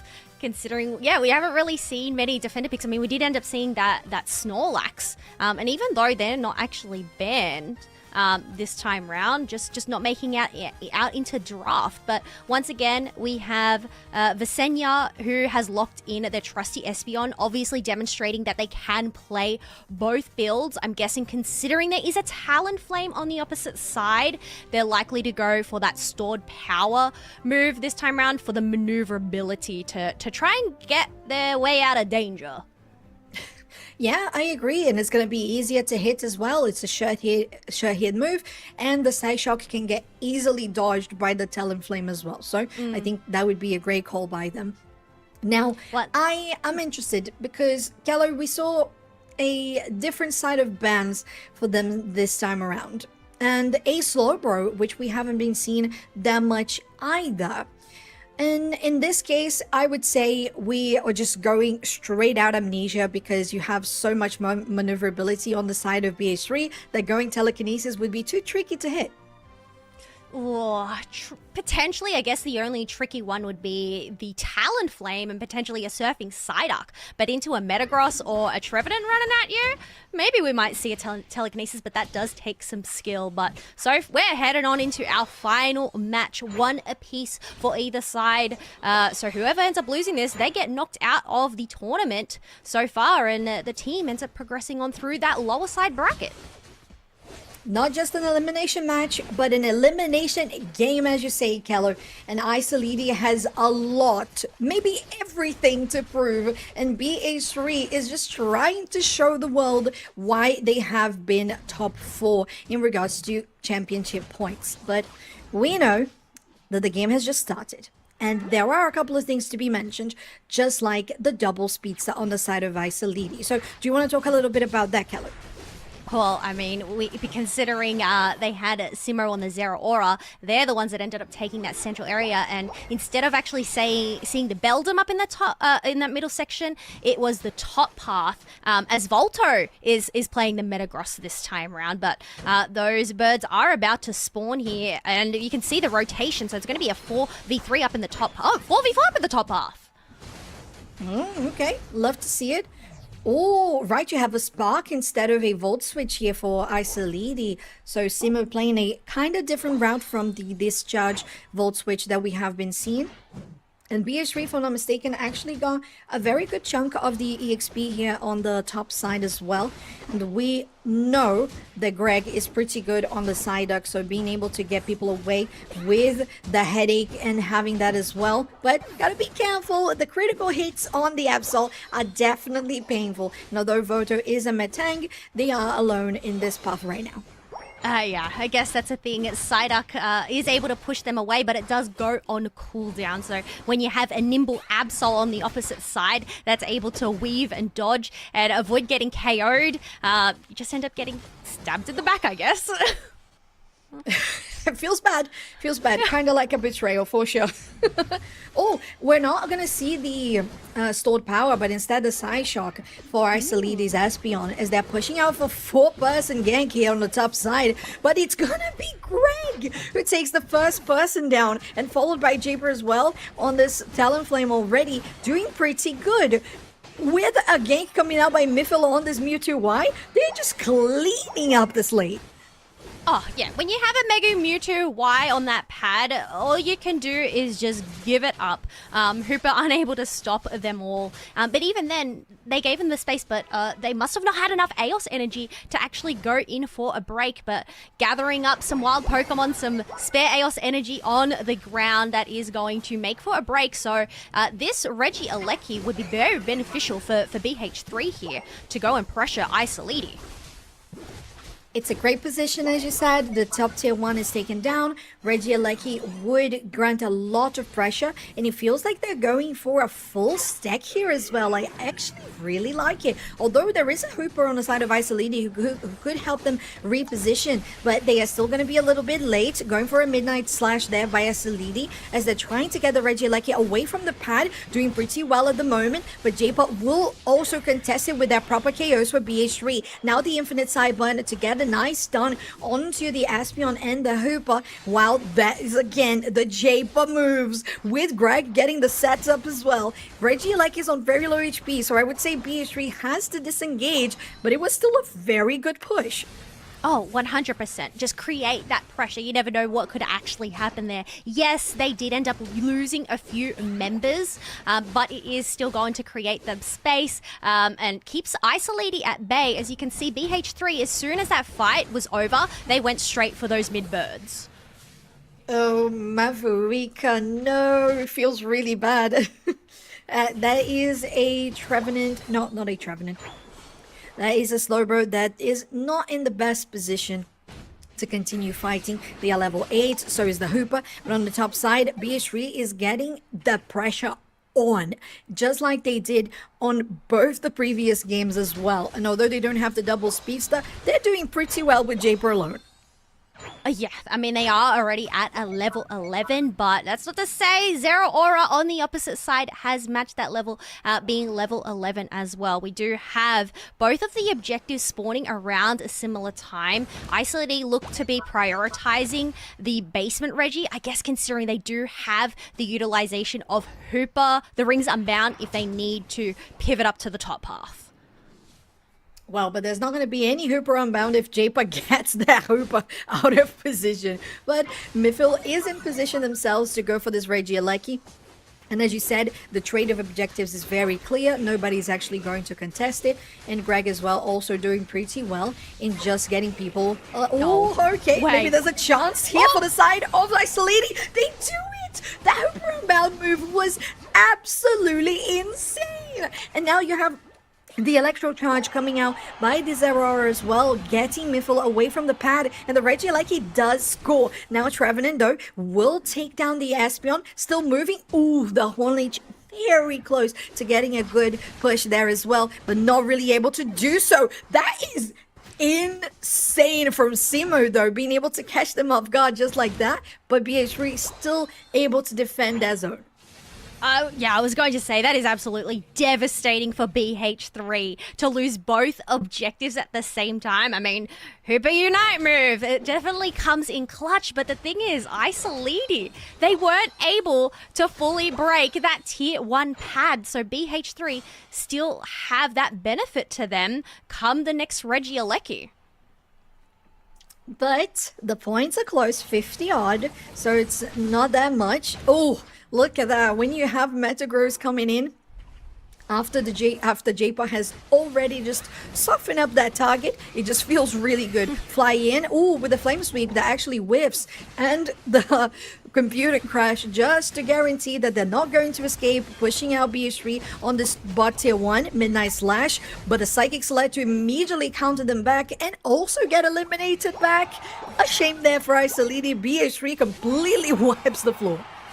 Yeah, wipes the floor, able to break that tier 1. They now have that lead at 202 to 157. But the thing is, that is a really close match. It was a close match last time as well. So it's obviously going to come down to these final moments. Objectives spawning at the same time. Interestingly enough, we have Isoli who have decided to pivot up towards the top half with 4 members on the minimap up there. And, well, BH3, they're going to prioritize the basement Reggie with only 2 members up here to defend. Oh, this could be very dangerous. As you said, they're looking to break this one with a 40 over dunk even for Isolini, and trying to push the Regieleki towards tier 2 just as the Rayquaza is going to spawn. It's a big move by Isolini. I love this read. Now we're going into central area as well. A chunk that gets guaranteed there by Mifil onto the Slowbro, but we know as well that Slowbro is going to get that energy back and the health bar back. Now, ooh, the Hornleech sets them up in position. They're fizzy for BH3. The Infinite Sideburn doesn't really hit anybody. Neither will do the Flame Sweep. So Isolini is still in a good position. The Midnight Slash also whiffs. Crazy talk. What is going on? The accuracy is going down as we continue. BH3 though still has the numbers as 2 members are down on the side of Isolini. They take, instead Isolini will take Trevenant down as they are hitting Rayquaza, Hooper Unbound to get them into the action. There's still 30% of this Rayquaza that could start resetting in a little bit. That's going to be the Psychic Solera as well to get them up into the air. Maybe the Absol's going to do it. No! It's BH3! They take them down. No, it's not! Rayquaza actually gets taken down by Isolini, but BH3 completely took all of the team apart. Oh my gosh, with 4 members down, Slowbro being their only hope, getting the serve secure. But the thing is, they were the only one left standing. The Rayquaza shield instantly busted. I mean, there's still a minute left to go. It is a close match here, 227 to 366. So it's just a matter of gathering whatever Unite moves you can over on both sides. I mean, all members are up, so Isoli, they're definitely going to have to play these next steps carefully. Really carefully and really premeditated. Maybe we'll have a Hooper Unbound that could come back if they get enough attacks on the wild Pokemon to try and go for a rotation, though. That's going to be Absol having to pop that Midnight Slash as well. But Votor's still standing. Ooh, even the Sidebun will delay the inevitable there, as Votor hasn't been taken down. Hello? How is that possible? The amount of shielding that you have on that Metaverse is crazy. Japa will this time around hit the Flame Sweep, and it feels like BH3 has secured themselves into continuing for the lower semi-finals. In this Game 3, BH3 will take the win. Volto. Everybody yell that name because, oh my goodness. 3 Unite moves, and the Metagross was still left standing. That is absolutely one. Hey, that was your pick for this month, Soph, and they are rocking how good Metagross is with that shielding. The passive, crazy, so good. I mentioned it, right? The amount of brawling that you can do with attacks and then shields and attacks and then shields, it's just crazy good. But we gotta highlight as well for BH3, Greg with the 15 assists on the Psyduck. The pressure that Japa has been able to assert on 11 KOs and 6 assists. Fizzy also on 10 assists, doing really well for the squad. But as you said, the amount of effort that Isoli put onto Voltor for that Metagross to come down, and it didn't. It said, call an ambulance, but not for me. No, definitely not at all. Even though they were only on a slither of HP, but this match was so close. You can just see the graph. It was so backwards and forwards between these two teams, and it really just came down to that final stretch. And BH3, they played that so well, taking out the majority, 4 of the members of Isoli, and despite losing the Rayquaza, bursting the shield, and then going in for some dunks of their own, considering nobody was there left to stop them. Yeah, at this point, we just know the respawn timers, and BH3 knew there was plenty of time for them to score. And with Slowbro, with no Rayquaza shield, it was a clear decision to make. Wow. I am heavily impressed by Isoli, though, gotta say. I think they rotated even better this game. How they had this play come up with a Hooper Unbound, getting the bottom Reggie, going into the Regieleki as well, was masterful. Definitely see why Hooper was the first pick for this team this time round, because, yeah, they played that Pokemon really well. But I guess this is, the final stretch is kind of where things started to crumble, which I'm sure we'll end up seeing it in the highlights. But I think Isoli, they're the ones that ended up grouping together in the Ray Pit earlier on last match. But BH3 made sure not to make that same mistake twice. You can see how Isoli, they're just so scattered around the map that they didn't really fight together, so they just got picked off one after the other. Yeah, it's really difficult to be in that position when Japa was, look at that, the reset that they tried to do there with so little HP, but still trying to commit as well. They burst out on that shield, and although Japa gets taken down, it doesn't even matter. Yeah, it's really a game that if you have a composition like they did, you gotta layer the CC, the crowd control with the Psychic Solaire, with the Psyshock, so that you can have people actually in place for that Midnight Slash to come from the Absol. So many things that really required the teamwork, and unfortunately Isoli couldn't really fit them together in this final fight. Yeah, that's a really good point. There was not really any follow-up for the Espeon, even though they caught out multiple members in their Unite move. And we actually ended up seeing, yes, they ended up getting the Rayquaza, but they ended up uniting Fizzy on the Trevenant, which is usually not the Pokemon you want to utilize your Slow Beam on because, well, Trevenant is just going to eat that up and likely survive, which we saw them. I mean, really, you want to try and lock down Japer, but I guess they were just so far out of the mix because they ended up getting hit with a ton of damage. It's, you know, not being able to get the most value from the slow beam and collaborate together onto one member and then take it out from there. It was the setups were there from Espeon and Slowbro, and I mean even the Hooper with the Unite move, but it just didn't end up falling into place for them. It's unfortunate, but still, as we said, a definite reason to be proud of yourselves, Isoli, for making this far into losers quarters, and BH3 showing how and why they deserve to be here. So getting into our next series, before then we're going to go into a quick break, so stay tuned for even more Pokemon UNITE Championship Series.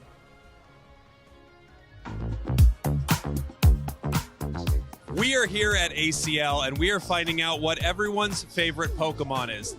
That's a Pack Chocolate Edition. Let's go. What's your favorite Pokemon? Oh, we have one. Goomy, that's Goomy. That's a pack.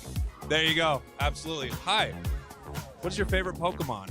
Zeraora. Boom. That's a pack. Good job. Congratulations. Moving on. Oh. Hi, excuse me. What's your favorite Pokemon? Gengar. Boom. That's a pack. Good job. Congratulations. All right. We're keeping it going. Hey, how's it going?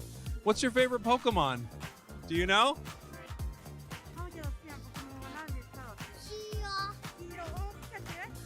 Amazing. Thank you very much. That's a pack. Congratulations. All right. Excuse me. What's your favorite Pokemon? Sarnaido. Okay. That's a pack. Thank you.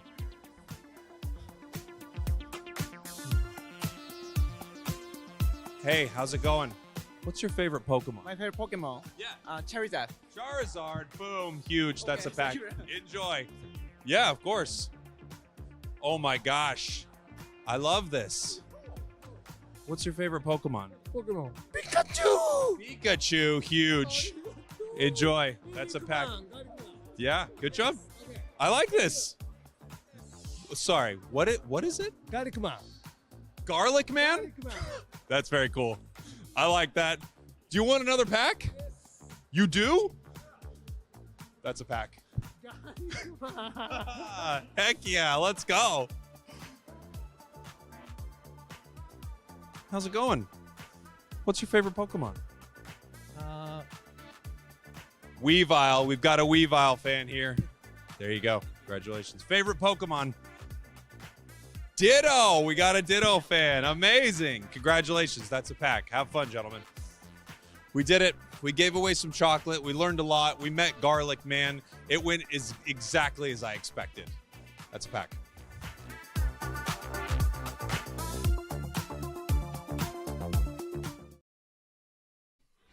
That really was a pack, and this really is the UNITE Championship Series. Welcome back to the April Cup. Myself, Relic, joined by Draco, as we continue to meander our right way through the river of life that is this tournament.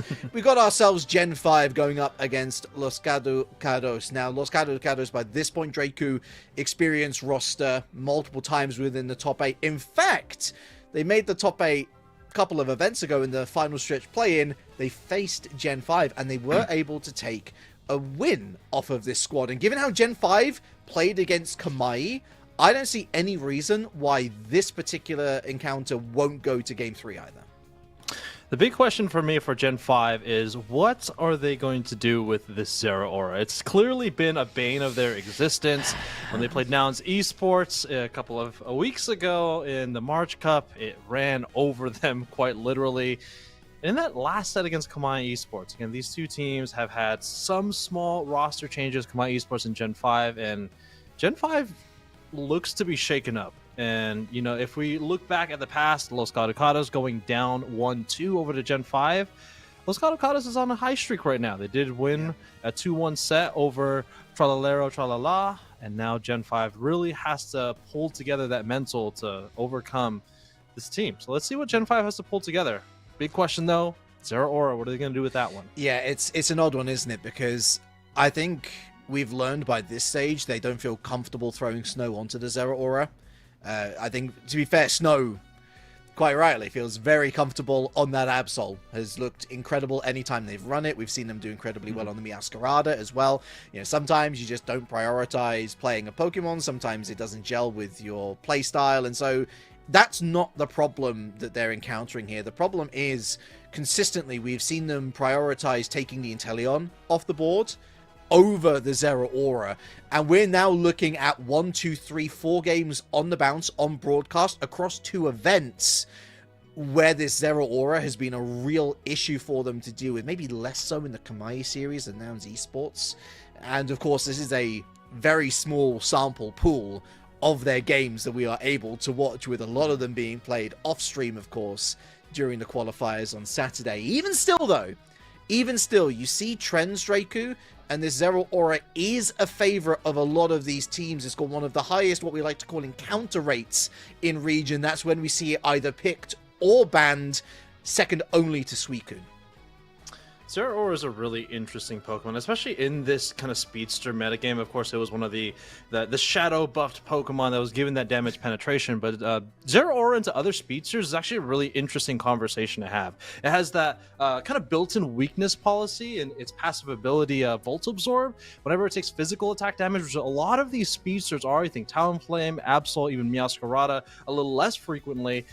Zero Aura does really well into those physical damage dealing speedsters, so it's a really interesting discussion to have when it comes to Zero Aura and other speedsters, at least for Gen 5 in that last set. Just to give them a little bit of credit, I don't think Zero Aura necessarily was their biggest issue. I think there was some scrappiness when it came to some of those Ray fights, and Kamai Esports just getting the upper hand in 2 of those games, obviously just the best of 3, but I think the decision to go for the Rayquaza is always somewhat difficult in these scrappier situations, and unfortunately in the last set just didn't go their way. It's constantly Ray though, isn't it? Because we see them going for the rip twice, the coin flip quite literally against Nouns Esports, and in comes Toon Slim with the discharge. Hey, I'm just going to take this Rayquaza away from you. I think it was, as I say, it was less of that issue in the Kamai series. And actually, in game number 2, I thought that Gen 5 were dominating. Macro-wise, looking fantastic, looking really, really strong. And then they get to the Ray Pit again, and all of a sudden, they start to struggle. Let's have a quick review of where we've been so far today and where we are going later today. Of course, Gen 5 dropping into the losers bracket. They will be trying to make their way into that losers semi-final up against BH3. And this is our first time to talk about them on stream since the ladies were casting that series. Isoli, I tip my hat to you. Unbelievable effort, and really just finite differences denying them an opportunity to progress further themselves. But after this Gen 5 Los Caducados series, of course, we look at the upper finals, Draku. That's where we're going to be heading next with that Nouns Kamai. I honestly think Gen 5 find themselves in a very awkward position, because I look at the Kamai Nouns matchup, and I think there's actually more chance of Kamai beating Nouns than Gen 5 beating Nouns at this point, even though that's a bit strange to say given the history between these two squads, Gen 5 being the only other team to win a monthly cup this year, of course, against Nouns Esports. I think this goes full circle to why not ban Zero Aura when it is such a problem Pokemon for you time and time again. They are very stuck in their ways, and there is something to commend in that, because it means that they truly believe in their tactics, and they do work out sometimes. I would like to see a bigger success rate before we are truly going to go with Plan A and only Plan A. Well, Relic, our questions are going to be answered in our lower quarter finals here. Again, this is an elimination game, elimination set between these two teams. The loser of the set will be going home. Winner of this will be moving on to the lower semi-final, lower loser semi-final match. But Snorlax and the ban. And once again, it looks like Talonflame is going to be heading up to that ban slot, but this time no Zeraora, so at least Gen 5 doesn't have to deal with this other team banning that one out. Doesn't mean Absol might be a first pick selection. We do know that Snow's been loving the Absol pick. Another Mewtwo first pick. This is what they hovered over, and it is going to be the Absol first pick. Yeah, what are Los Caducados going to do here? Because, you know, there's still a lot of really good speedsters on the table. Your Leafeon, your Meowscarada, as we went over previously. We've talked about this really experimental EXP shared Darkrai that's been doing the rounds, but Los Caducados going to go a little more traditional in their draft, focus on their frontline first and foremost, and I think that's two really great pickups as well, with Chris Brooks a real ace on this side, and I don't think you can ever go wrong with an Umbreon. Yeah, honestly, this Psyduck pick has been incredible. Even if it has been tuned down a handful of times since it's been released a couple of months ago, it just seems like this Pokemon's kit, regardless of what it's running, is just doing super, super, super well. Pokemon that I'm actually surprised to see a lot of playability is this Gyarados. Maybe taking some inspiration from Insomnia, the winner of the ACL, but it's that rocky helmet on the Gyarados. Megu's been picking that up for most of the sets that we've seen them on broadcast today. Rocky helmet relevant. Again, somebody call Spraggles quickly. Yes, your eyes do not deceive you. Bertillo then locking in the Mewtwo Y. Leo with the Buzzwole as a direct counter to that Gyarados. And Yutao looking to counter the counter with that Mamoswine for the late game. Sazuro rounding out the roster. A Rainbow comp for Gen 5. Pokemon that we've seen a lot more playability in today's event is that Mew attacker on the side of Gen 5.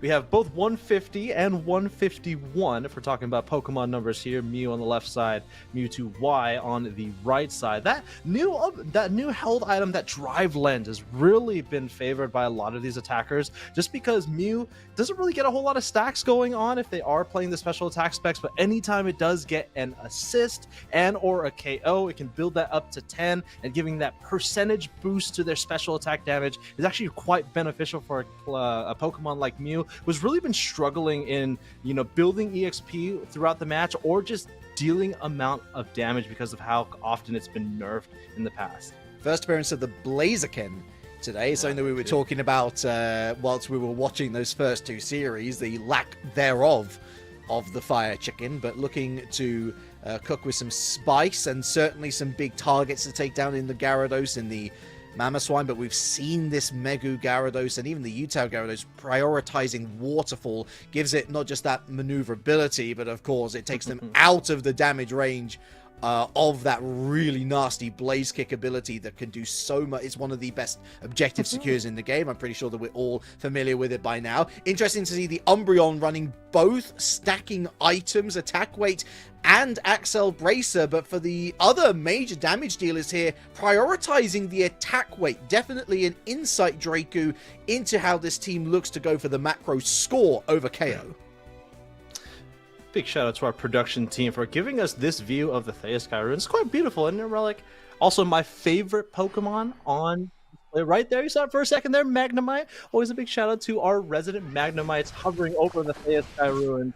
Once again, this is an elimination game. Gen 5 on our purple side, Los Caducados on our orange side. Sending the Absol into the central area. My big question going into this game was who are they going to be sending into the central area, that Los Caducados team? Mewtwo heading down to the bottom path, and Torchic should be getting an easy level 5 to that Combuskin heading out of the central area. If we're talking about traditional options, makes the most sense, the most Evos to go through. Even if you are stacking, the idea is that you're rotating in with that Blaze Kick immediately to at least help with those groups of Swablu, if not to try and pick up some KOs. On this bottom path, the matchup with Lunda and Yutao on that Swinub. Again, a long Evo trail for this Pokemon to go through, but check out the Absol rotating bottom.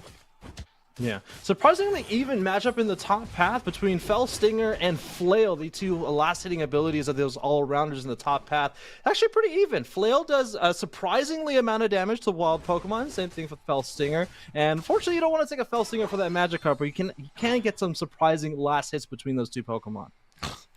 I snore. Boring. No fights. Well, maybe we'll get something here over the Swablu. Big blaze kick. That's exactly what they were looking for. Evolution for Ayami onto the Umbreon. Exactly what the doctor ordered. But no KOs or no scores means that they are still at a deficit to where they would be with more traditional items. Electro Ball doesn't quite steal away this Indeedee. Los Caducados taking good care of this experience on the bottom path. Meanwhile, the Magikarp goes down. Big scores. First scores for Los Caducados as that mean look is going to lock Zero in place. Blaze kick. Gonna turn you into a lamppost, says Leo. Another attack stacking. Slam them back down into the ground and into their Pokeballs. To be expected in this top path, honestly, especially when these two all-rounders are making their presence known with just a Magikarp. We do see the Magikarp swim up that waterfall, become a Gyarados here in the central area, and a big fight breaking out in the central area over the Swablu and Altaria. Unfortunately, Gyarados going down once again, trading that for an Umbreon, however. Surf, Lunda uses coaching to get away, uses both coachings to get away. Excellent tech, and Leo is going to pay the price as Gen 5 swarms the big bug, and Chris Brooks is forced back onto pad, picks up that berry. There will be no 30 score for Utah, but generally speaking, Gen 5, despite being at a score deficit, looking much better on the level side with that Absol leading the lobby.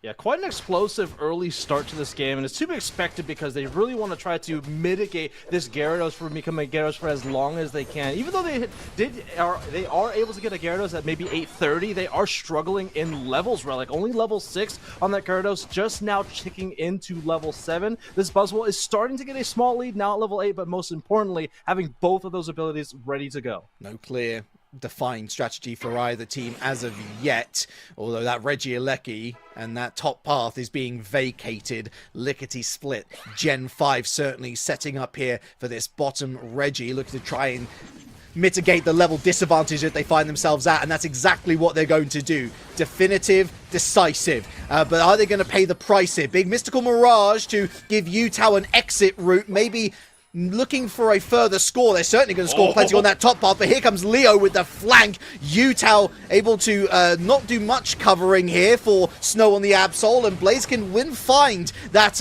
big pick onto the Hooper. Big Sai to buy a bit of space for Los Caducados, who will at least get some value out of this push, taking down this T1 zone, extending the lead 146 to 30. Top path though, Megu completely uncontested. The Regieleki hits this base, 20 goes in, gonna get a couple more scores. They can break the zone if they want. If they were to take this little bunny, they're actually going to miss out. But here's Suzuro. Oh, gets caught by the Buzzwole. Super Swole Slam. Suzuro, you could just take down the zone. No, they're going to wait. They tried to get away with the Phantom Force. No chance.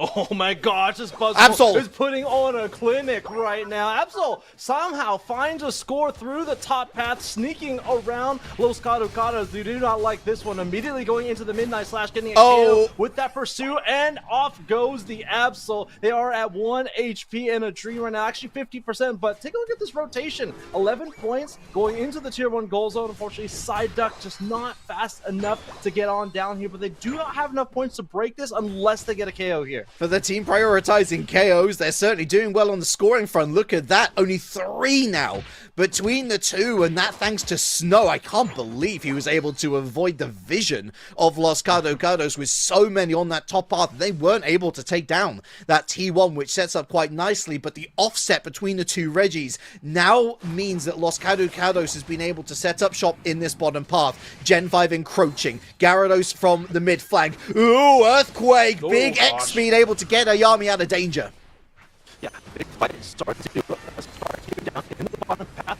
Put them in a bottle, forced to use that Unite move just to protect themselves. Electro Ball plus a Midnight Slash is going to take that off the battlefield very, very quickly. Let's see what Gen 5 decides to do here. Looking like their tier 1 goal zone is in danger, but defense for Los Caducados looking really, really strong. Lots of Unite moves, Sai to push them off of the goal zone. First to fall is the Buzzwole. Utah, how on earth are you still up? Well, there's the answer. They're not no longer. The Blaziken finally finds their prize. And Los Caducados scares away Gen 5.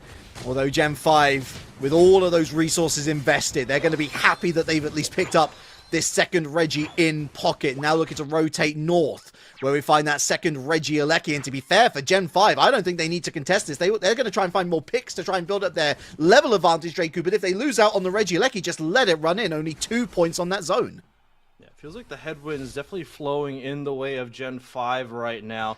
Really struggling in that early game. Again, to be expected. They have a high scaling team across their 5 Pokemon. They really need to get that Gyarados online. Still struggling in levels, however. They are at level 11, Mew at level 12. They are going to go ahead and break this to get positioning for that Reggie Alecki. They are going to trade their Umbreon for that. Their only frontline defender. They're going to go for a fight here. Don't know if this is the best choice, considering they've lost their Umbreon. There goes the Mewtwo Y going down as well. They are going to trade Utao on the Mamoswine, but the fight definitely going in the way of Gen 5. Another great counter score from Snow. That's another 50 in the lead for Gen 5 for the first time this game. Leorio having Leo having wasted the Super Swole Slam now goes down. Midnight Slash, meanwhile, Ayami's going to be lucky to get away with this double KO for Snow, and Gen 5 finally into top gear here.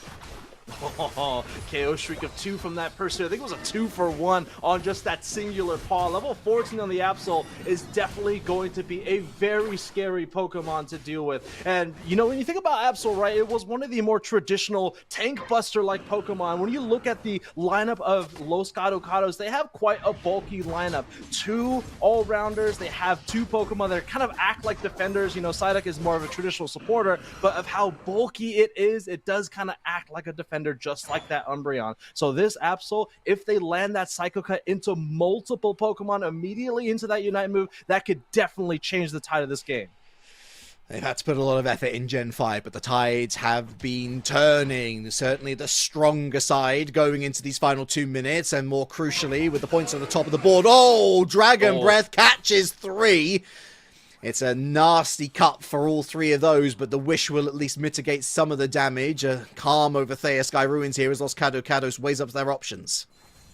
Yeah, absolutely no. There's a lot of Pokemon in the tall grass in the top path. Buzzwole maybe recalling back to Central, regaining back some HP. Gen 5 kind of hovering down the bottom path, going to be poking with that Mew.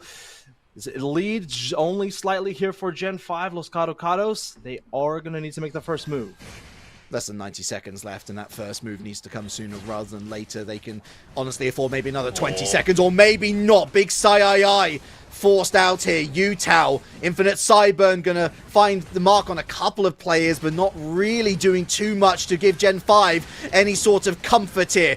Moving back, we got our Hooper Unbound. Los Caducados maybe going for the rip here, and then maybe trying to lure Gen 5 into a full sense of security. First KO and the second KO come through in quick succession. There's a third 2.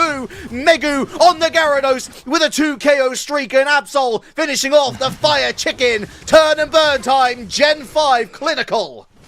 Gen 5, an absolutely patient approach for their Rayquaza fight, really taking their time to individually take down the members of Los Caducados. Unfortunately, the Unite moves just not impactful enough. When you're taking a look at the individual Unite moves across these 2 teams, I would definitely say that Gen 5's stock of Unite moves just much more powerful relative to Los Caducados. Again, Blaziken not having a traditional Unite move, Buzzwole's Unite move kind of middling as well. Really trying to lean into that Mewtwo Unite move, but unfortunately just could not get the crowd control, could not get the damage to at least sway the fight in their favor.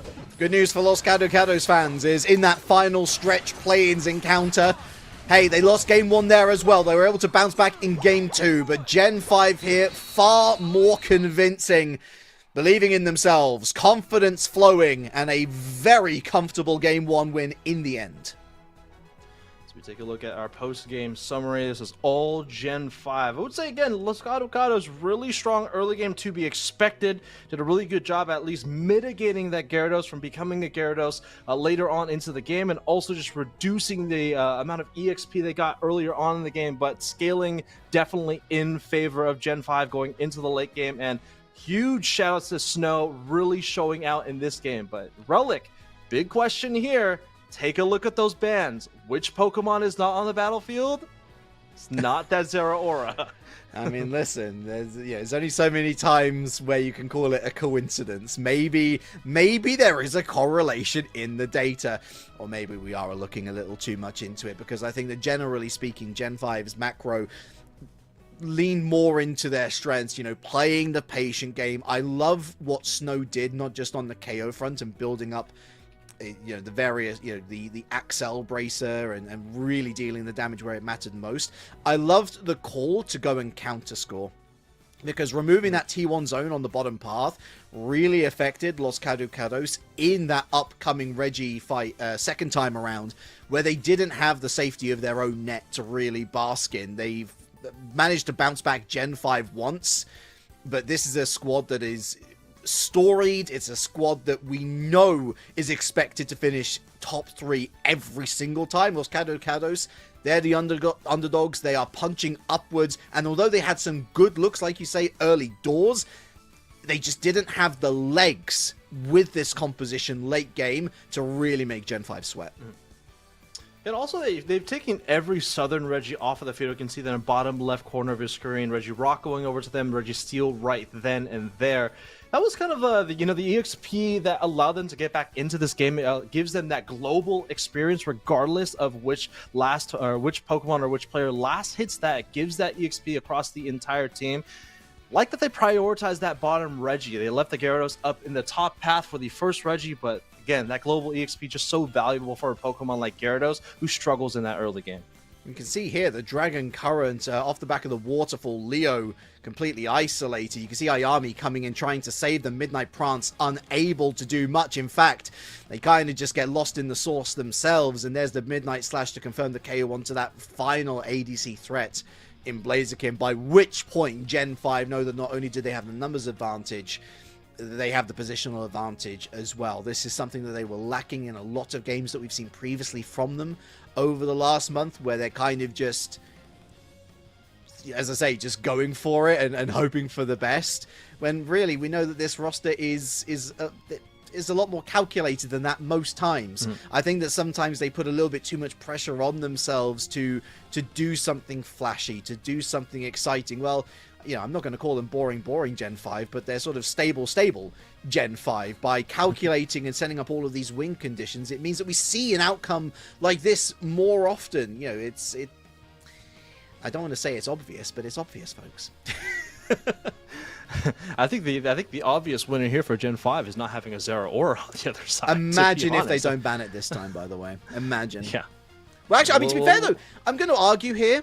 Draco, don't mind me. Los Caducados, if they'd done their research, I mean, look, maybe it's just like the one time that we don't ban Zeraora, Gen 5 are going to pick Zeraora. That would be our luck. I wouldn't have banned Zeraora if I was Los Caducados, based on historical data. Yeah, it also just begs the question if Los Caducados has a Zeraora player as well. I think of a lot of the speedsters, I think Zeraora is probably one of the more difficult Pokemon to pilot relative to like Talonflame or even Absol, right? Some of these abilities are just quite easy to play. I think Zeraora is probably the more difficult of these damage pen speedsters, and maybe they just don't have it in their books. It's possible. But first pick now. And I'd actually go as far as to say that I'd understand why they wouldn't run it either, because we're in a season and we're in a meta where it's so wide open.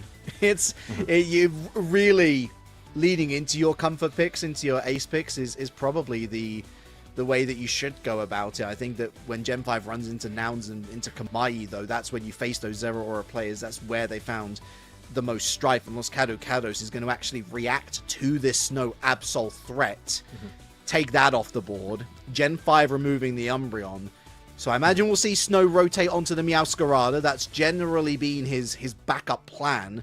For Los Caducados, though, wide open book, and with Suicune available, insta-locked in. Yeah. Suicune being banned for most of the broadcasted games today. It does leave Zeraora still available to be selected, like you were saying. Meowscarada also on the table as well. Big shout to Megu really making an impact on that Gyarados, at least enough for Los Caducados to not want that on the field. Looks like a pretty conservative start here for Gen 5, maybe leaning into Portal by picking up the Snorlax as well. That's just kind of a conventional counter pick for Hoopa is the Heavy Slam on the Snorlax, and they are going to be picking up that Zeraora. Let's see what you got. Caducados. That's nasty crowd control. I've yet to be, oh my word, I'm yet to be convinced by the Suicune with this trio. I'm willing to guess that we're going to see a much better time for Bertillo here. That's nasty work when that Mamoswine comes online. Of course, Gen 5 with the Hooper got rotational options, got some fast rotating options here, potentially with that Magnet Rise Metagross that Megu used to great effect previously. Snow not going for the Meowscarada, are actually going to go for the Leafeon, which I also trust them implicitly on. We got a new ice lane. Maybe we in our do. new metagame. Yeah. For a long time, I think a lot of us still know the impact that Alola Ninetales and Mamoswine can do in a lane together. But there's definitely a new player, a new ice Pokemon player that has quite a bit of crowd control. Also holding that. Hello? No way! What is this? We did it. Dracu's day, Dracu's season has been made. And not just that, Lunda's running both attack stacking items, attack weight, Axel Bracer, and charging charm. What is this build? Is this a Razor Leaf? Desi? Surely not.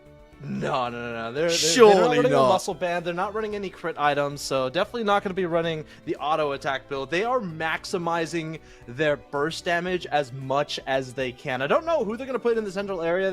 They put Megu before with the Metagross getting early Matang in the early game, but Decidueye in the lane, it can do okay. It's not the best laning Pokemon. I think we know of our stories of Cinder in lane or Greninja in lane. Decidueye is right there next to it, but again, they're leaning all into the burst damage of that Spirit Shackle. And when you think about it, Spirit Shackle or Decidueye in general does pretty decently well into a Pokemon like Suicune, whose most impact is at that mid to short range with its abilities. Well, Decidueye doesn't have to worry about any of that, right? So quite literally the relationship that we're going to be looking at here is a cat and an owl. This more standard relationship is like the cat and mouse game. Well, this is going to be the cat and the owl, right? Can the Zeraora find the Decidueye in the backline? Well, you got to get through a Metagross and you got to get through a Snorlax to get there. But here we are, last day of the online season, and we got a Decidueye on the screen. Game 2, Desi stonks are up. We were joking. Encounter rate of 0%. Look at that little owl with their little headband. Go, my friend, go. Trying to get an early score in with this attack weight. Uses their eject button straight away to get an early score in Tin for stacks. Well, it's a little owl against the world. This is going to be a very difficult lane to stack against. They got one Eos energy just staying there. They might want to pick that up because that owl might come back immediately. Oh! But we have an early rotation here from the Leafeon, able to get a shielding from the retracted Razor Leaf, able to get a small shield if you're able to get the retraction of the Razor Leaf on all of those leaves. But heading into the central area is that Decidueye should be able to see that at least level 4. But yeah, this early game for Decidueye, always a rough time. Is one of the most historically important players in EU Pokemon Unite. Are Desu going to convince me on the Suicune? No. Is Bertillo going to convince me with a Swiner lane partner? Absolutely. Jose Books going in with Ayami. Slow Smoke down. That's going to catch both Suzuro and indeed Megu out. Megu going to get the worst off here. Gets a bit of damage with that tackler with the boosted auto. But here's the boosted X attack. No, it's run out here. But Leo bringing him back into Jose Books. The Vine Whip misses. Picks up the berry, and Los Caducados calls it a day early. Yeah. Most importantly, able to stop the stacking Buzzwole. They have quite a heavy-handed pocket. You can see that on the left-hand side right next to the icon, underneath the level, 24 points in the icon if you're not sure where that number is going to. But Snow, Continent Island on tier 2 with the tier 1 gold zone still up. It's the highest level on the side of Gen 5. And again, Leafeon should be really excelling in this early game. That's when this Pokemon specifically, or most speedsters, tend to do really well. Don't like that knockout, though, for Gen 5. Whirlpool, and 2 of those Pokemon are drenched. You'd think that with an electric type in the waters, that would be doubly bad. Thankfully, this is Pokemon Unite, and they don't have to worry about type disadvantages. That Razor Leaf, though, this quick rotate from Snow has really just enabled Lunda to get a little bit more EXP with these rotations through Central Area, but Suicune there with their first KO of the day. Bertillo very close to level 7, and indeed Dracu, we're pretty close to our first set of Reggies. First out of Reggie's first decision in a long time, and as soon as that, they immediately get evaporated off of the battlefield. I don't think they are a flying type, but unfortunately super effective damage from that discharge. And here is the relationship that we were talking about in the pre-show. Comfey on a speedster. You can expect this Zero Aura to have a Comfey pocket, that Comfey parasite sometimes. Really nice discharge pull there, but this is a very scary Pokemon to deal with whenever they have a Comfey pocket. You can just really mitigate a lot of that damage with the Unite move from the Comfey if they have it, but just that floral healing can do so much for a Pokemon like Zero Aura. Oh, Bertillo not able to get in there with time with the Whirlpool, Superpower, and even following the Suzuro Hooper through the Phantom Force portal.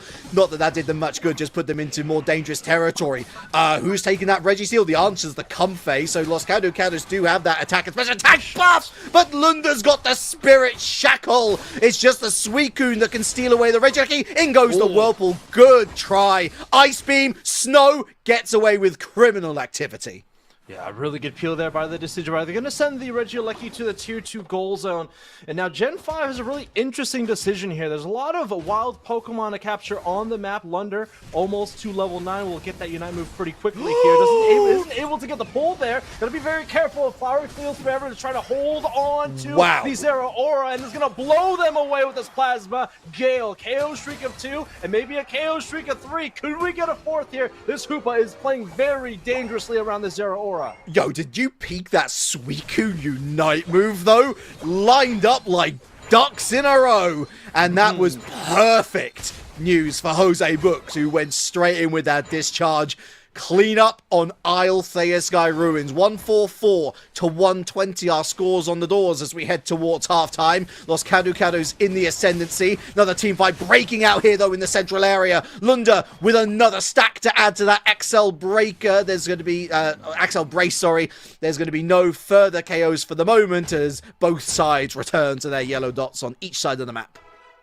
As we head into the halfway point of the game, we can take a look at the field state. You know, Gen 5 is looking really good for a late game scaling team, right? This Leafeon, you know, I think at this point in the game, I think it should be doing just a little bit better. Unfortunately, Snow had traded their life just maybe one too many times in that early game. But level 10, Decidueye, level 10 on the Metagross is just about matching the enemy team. 2 level 11s on the side of Los Caducados. They are going to go for a fight here on the Tier 2 goal zone. They have to be very, very careful. There is a jump pad available to them. This is really great zoning from Gen 5, and I think Leo's bitten off for more than they can chew. Counter initiative on this bottom path with Los Caducados. Yutao going to fake out on the TP back to base, and that means Los Caducados will have some rather unwelcome company here as the Mamoswine will look to try and block out Jose Books as they go after the bottom path Reggie. Completely uncontested apart from the Suicune on the top path, but the Ice Beam and the endless ice spikes. Bertillo is single-handedly convincing this commentator that Suicune is banned for very good reason. 32-point overdunk, and guess what, Draku? They got that bottom Reggie too. Oh, this is not looking good for Gen 5. Just an early Spirit Shackle on the objective in the top path allowed them to score not only the top path, but also get the Reggie Ice in that bottom path. They've sent 3 members of Gen 5 to that top path to contest the 2 members of Los Caducados. Unfortunately, just could not pull away the Regieleki from that Suicune. That was huge from them. Now the momentum definitely in favor of Los Caducados in game 2. Essential for Gen 5 to try and disarm this T1 zone on bottom path. Chris Books and Bertillo very well aware to this potential game plan. In motion, Emerald 2-step, frozen briefly. Snow going after Bertillo. Full rotate, all 5 on bottom path. Whirlpool denies. Snow with a 46. Only a 6-point overdunk in the end, but that is job done. Plasma Gale. Big old knock from Lunda, denied by the Buzzwole, the Swole Slam, the very thank you, ma'am. Oh, it's a 3 KO streak for Leo, cooking. I hate to say it, Decidueye not looking very good in Game 2 for Gen 5. It is a Ghost-type Pokemon. Unfortunately, they are being made to disappear off the battlefield very, very quickly here. There's a really interesting relationship there with the Snorlax. I think they were up in the air for a long time, but now sent back to the Pokemon Center, trying to get the discharge pull. But you can see how much damage into this Decidueye. Just one discharge chain from this Zeraora just does massive, massive amounts of damage. This Hoopa can't heal them enough. They have to retreat back to the main base, and it's not looking good for this Decidueye if this Zeraora is on the prowl. No further time for that bottom path, Reggie. Plenty of time for this Regieleki, and Gen 5 know it. They've got 3 heading straight for that mega objective. They're going after it with everything they've got. Los Caducados, they're going to prioritize their yellow dots on their side of the map. Pick up EXP that way. They've got that Zeraora on 14. Suicune Buzzwole on 13. Gen 5 don't have a single 14. In fact, they've only got one single 13 themselves. Level advantage and then some for Los Caducados. Going in with a discharge, going back out with a discharge, slow smoke, but they're caught by the yawn. Computer crush, and that Zeraora has been taken out, as has Ayami. Endless ice spikes, no KOs, the ice beam unable to find the execution. Knock knock into all sorts of health bars. We've got the Super Swole Slam, takes down the Hoopa. Whirlpool, and it's a 1-for-2 trade in favor of Gen 5 as everything kind of settles down again. Los Caducados might have gotten away with this, as that Zeraora is going to be back on the field in seconds. Yeah, but take a look at the Zeraora's icon on the left side of the on the screen. They do have a Unite move available to them. That is going to be pivotal for Los Caducados to get back into this game. It is still a one-score game. All they need to do is score one time on one of those Tier 2 goal zones, maybe with a Rayquaza shield, but they have to take a look at a couple of things on the field. Leafeon with that Unite move as well. It's going to be how these speedsters play with their Unite move is going to decide this game. Jose Books has been found! Oh, it's been found by the Desi, and Snow watching brief in this tall grass, looking for their ideal entry point. Another Spirit Shackle and another Yawn. Utah coming in clutch. Whirlpool, maybe look to turn and burn here. Here comes Megu from the other side. Indeed, they are going to try and go for the flip here. Los Caducados. Utah desperately low. Emerald two-step takes out Zeraora. It's a pure flip! Oh, it's Lunda with the Desi steal! Oh, Decidueye will see the notification here, and the shot heard around the world keeps Gen 5 in the series. They are going to be moving on to the loser semi-round, where they're going to be seeing the other side of the loser quarterfinals. But this is a beautiful look for Gen 5, and take a look at that 100% win rate for Decidueye in today's event. We have found the counter, folks. We've found the counter. How does Gen 5 deal with a Zeraora? I'll tell you how. It's with that bird. It's with that bird. It's got a bow and arrow, and its shots are true, flying through the sky with aplomb. Oh, my goodness, but Los Caducados, you've got to feel for this team. They did so much right. But ultimately, when it came down to it, I mean, Utah with these yawns, I think, the ultimate clutch up. Maybe his ADC days are over, Draku, but his impact as captain is only improving by the day. How do you stop a carry? Well, you put your own carry on defender and have them stop the carry of the other team. Clearly, those yawns were impeccable. And what a really interesting counter, right? You use the yawn, maybe it expires the time for them to retreat back through the Volt Switch. I don't know if that time is long enough, or maybe the Volt Switch to stay active, but this was a razor hair of a game. You can see right here, less than 100 points between the two teams going into the final stretch. They had one more late Regieleki, able to get a score on the Tier 2 goal zone, but you know, these numbers definitely don't tell the tale.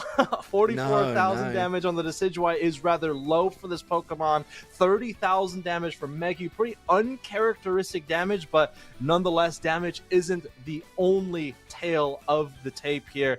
It is sometimes about how you play around the most important objective in the game. And, well, Los Caducados, they put all of their money in the game corner on that Rayquaza flip, and You really can't do that against a Decidueye. It's one of the only reasons why Decidueye is really viable in a metagame is to secure objectives. And with those held items that the Decidueye had, they are investing everything in its ability to secure last-hit objectives with Spirit Shackle. Case in point, just look at Bertillo on the Suicune, a standout game. I mean, they were essential in so many of those teamfight victories throughout the course of the 10 minutes, ultimately fronting up over 80k damage, the most damage in the lobby. And yet, when it came down to it, what made this Los Cardos roster so scary was how each of the pieces worked together. But this big carry moment from Chris Books, or rather the carry moment that he would have hoped it would have been, and then Yutao gets them with the yawn, picks up Ayami in the best bog off deal of Pokemon UNITE's April Cup. A Super Swole Slam does take down the Hooper, and the Knock Knock is perhaps used a little prematurely, but it does enough to force Los Cardos into a situation that they never want to be in. They either have to find a KO or they have to flip, and with no Unite moves, they knew what their best chance was. The Emerald 2-step, the one Unite move left on the table for either side, used to great effect. Snow denied the Absol, demonstrating great strength in depth with the Pokemon pool. And of course, Lunda with that wonderful Spirit Shackle steal, sending us all the way back to Season 1 Draku. Gen 5, with some much needed steal, resolve, and bounce back ability, they continue their journey in the losers bracket. Last day of the online circuit of UCS, and we finally get it. I get to cast a Decidueye. I mean, clearly I'm not a fan, right? Clearly not a fan at all, right? Well, listen. Who would have thought the answer to Zero Aura was a Decidueye? I don't know. Hey, Nouns, Kamai, take note, because guess what? You're up next in the winners final. If I see a Zero Aura from Toon Slim, Kamai, you know what to do. More surprises perhaps on the way then in this April Cup for the Pokemon UNITE Championship Series. We'll be back after this.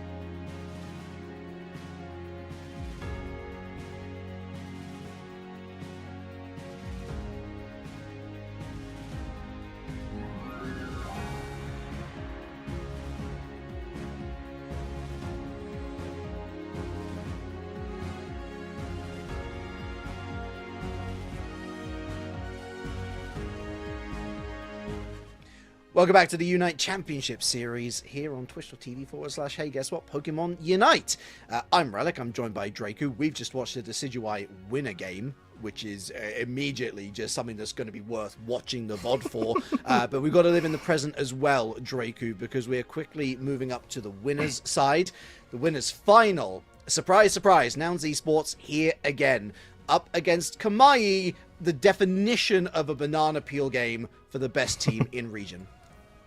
I'm going to be wearing this hat for maybe the rest of the broadcast. I hope that's okay, Yeah, Relic. yes, sure. Yeah, go for it.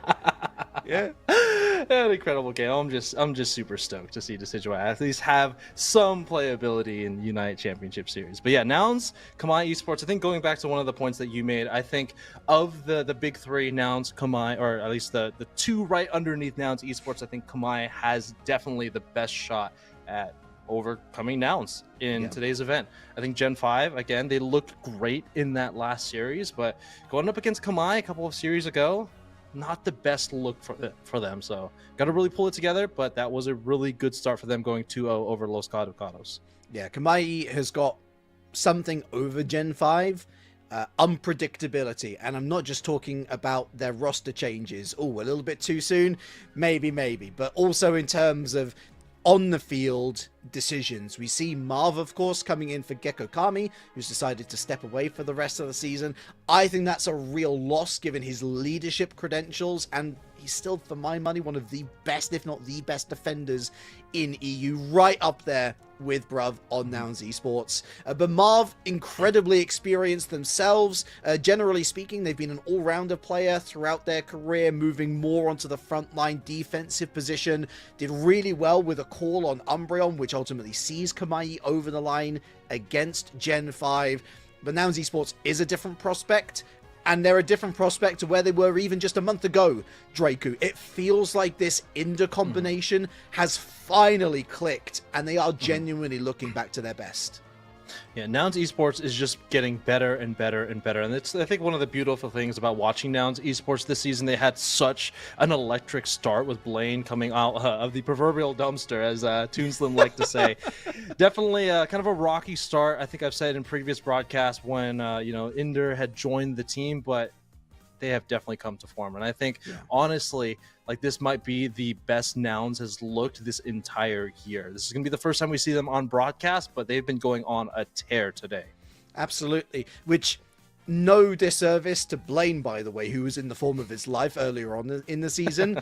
That's just how much of a rapid improvement we have seen from this squad. And we kind of always knew that the potential was there. And we talk about the best defenders in EU.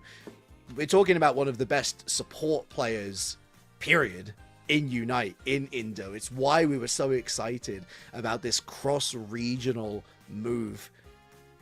It's so good to see them. It's almost a relief to see them working out the issues and actually it all coming together. But you're only as good as your last game. Draku, we know this very well by this point in Pokemon Unite, and we understand that Kamai absolutely have the tools in their arsenal to be able to do something spectacular, not just against Nouns, but in this tournament overall. They've always been our sleeper picks to go on and win an event themselves. You know, they're still in the hat today. To be frank, I think for Kamai Esports, their biggest enemy quite literally is themselves. They've had such a, I guess, tumultuous last couple of weeks, even couple of months, trying to get their roster settled. But it really goes to show the prowess of the members that have stayed on this team, despite rotating out Soreu for a point and then rotating to a couple of different carries as well. Kamai Esports has been, again, consistently one of the best teams in EU, and I just want this team to find themselves a win in one of these UCS events, because it just shows how much dedication this team has to each other. And to be one of the best in EU is a pretty difficult thing, especially when you keep rotating your players like they do, like they have been. Yeah, totally. In terms of bans, if we are Kamai,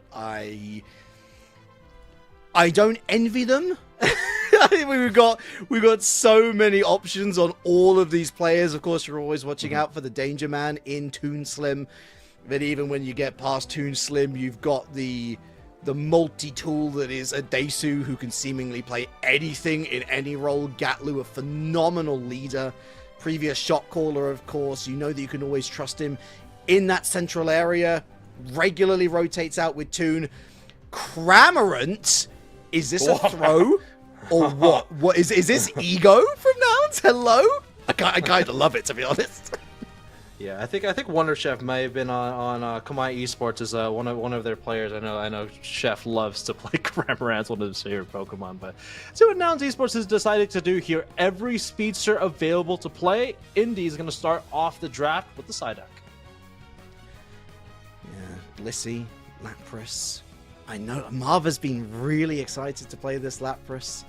I imagine we might see Umbreon instead. Narami with that Blissey feels like a match made in heaven. No. Wow. Complete switch around. Going aggressive. Talonflame, Mewtwo Y locked in. Back to Nouns.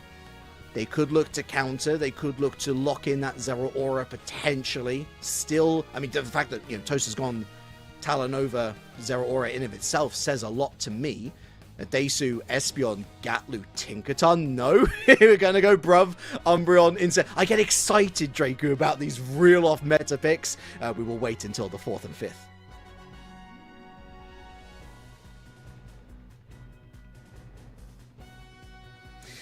All right. Unfortunately, we'll hopefully get Draku back in due time, but instead we're going to be looking towards Marv and Narami. Marv going to be bringing out the Snorlax instead, since the Umbreon has been taken away from them. Kamai going to be bringing back this Ho-Oh, which did incredibly well in the series up against Gen 5, that rekindling flame essential in their efforts to try and steal away the Ray.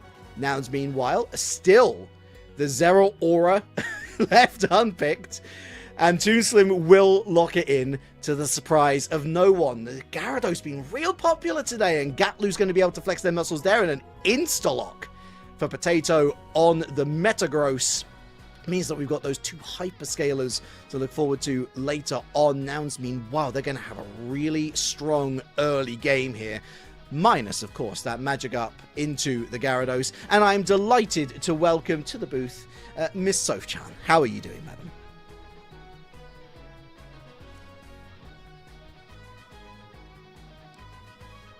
What flavor?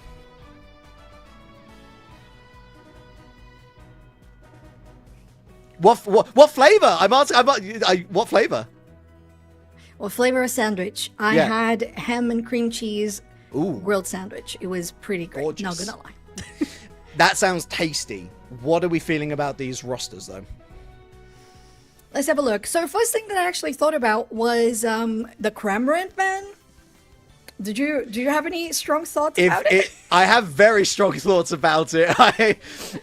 I don't see any Kamai player who specializes in Cramorant particularly. It does feel... Actually, I say it's a bit of ego. I think being deadly serious, it's a bit more of a tactical option in that you're basically opening up more options for you to select during draft. Bit of a double-edged blade, of course, given that your opponents also have more to choose from. But it means that just Nouns has a little more tactical flexibility, as we head on to Thea Sky Ruins then for game number 1.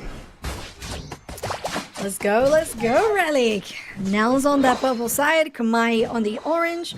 We've seen plenty of Talonflame today, and Kamai really going for the Ho-Oh plays as well. That so far did work out pretty well. Narami going for the invade. Hello? I thought we were done and dusted with these shenanigans, but first goal goes down then for Nouns Esports. Quick counter here from Kamai as the stacks starting to come online. Another 10 goes down here for this Mewtwo. Strong impression, though, from Narami. Harassing Toonslim on a level 3 Ho-Oh. And Toonslim, I don't think is going to get away with this. Not unless he gets help. Finally, Inda coming to the assistance. And that big bird gets away, popping the X speed. Yeah, Narami is feeling confident in this Pokemon for sure. Love to see it. Gets the steal, just gets out alive, all feeling good. Top side, Godlu just trying to get that effort gauge maxed out as quickly as possible as well, Relic. And we know that on the top side, Beldum also just looking for that EXP as quickly as possible. Kamai lining up the Swablu. Toonslim watching brief as well. Big gyro ball, and Toonslim almost pays the price. Big headache to bash away the immediate threat from Kamai Esport, who don't want to bite off more than they can chew, especially with that Gyarados online.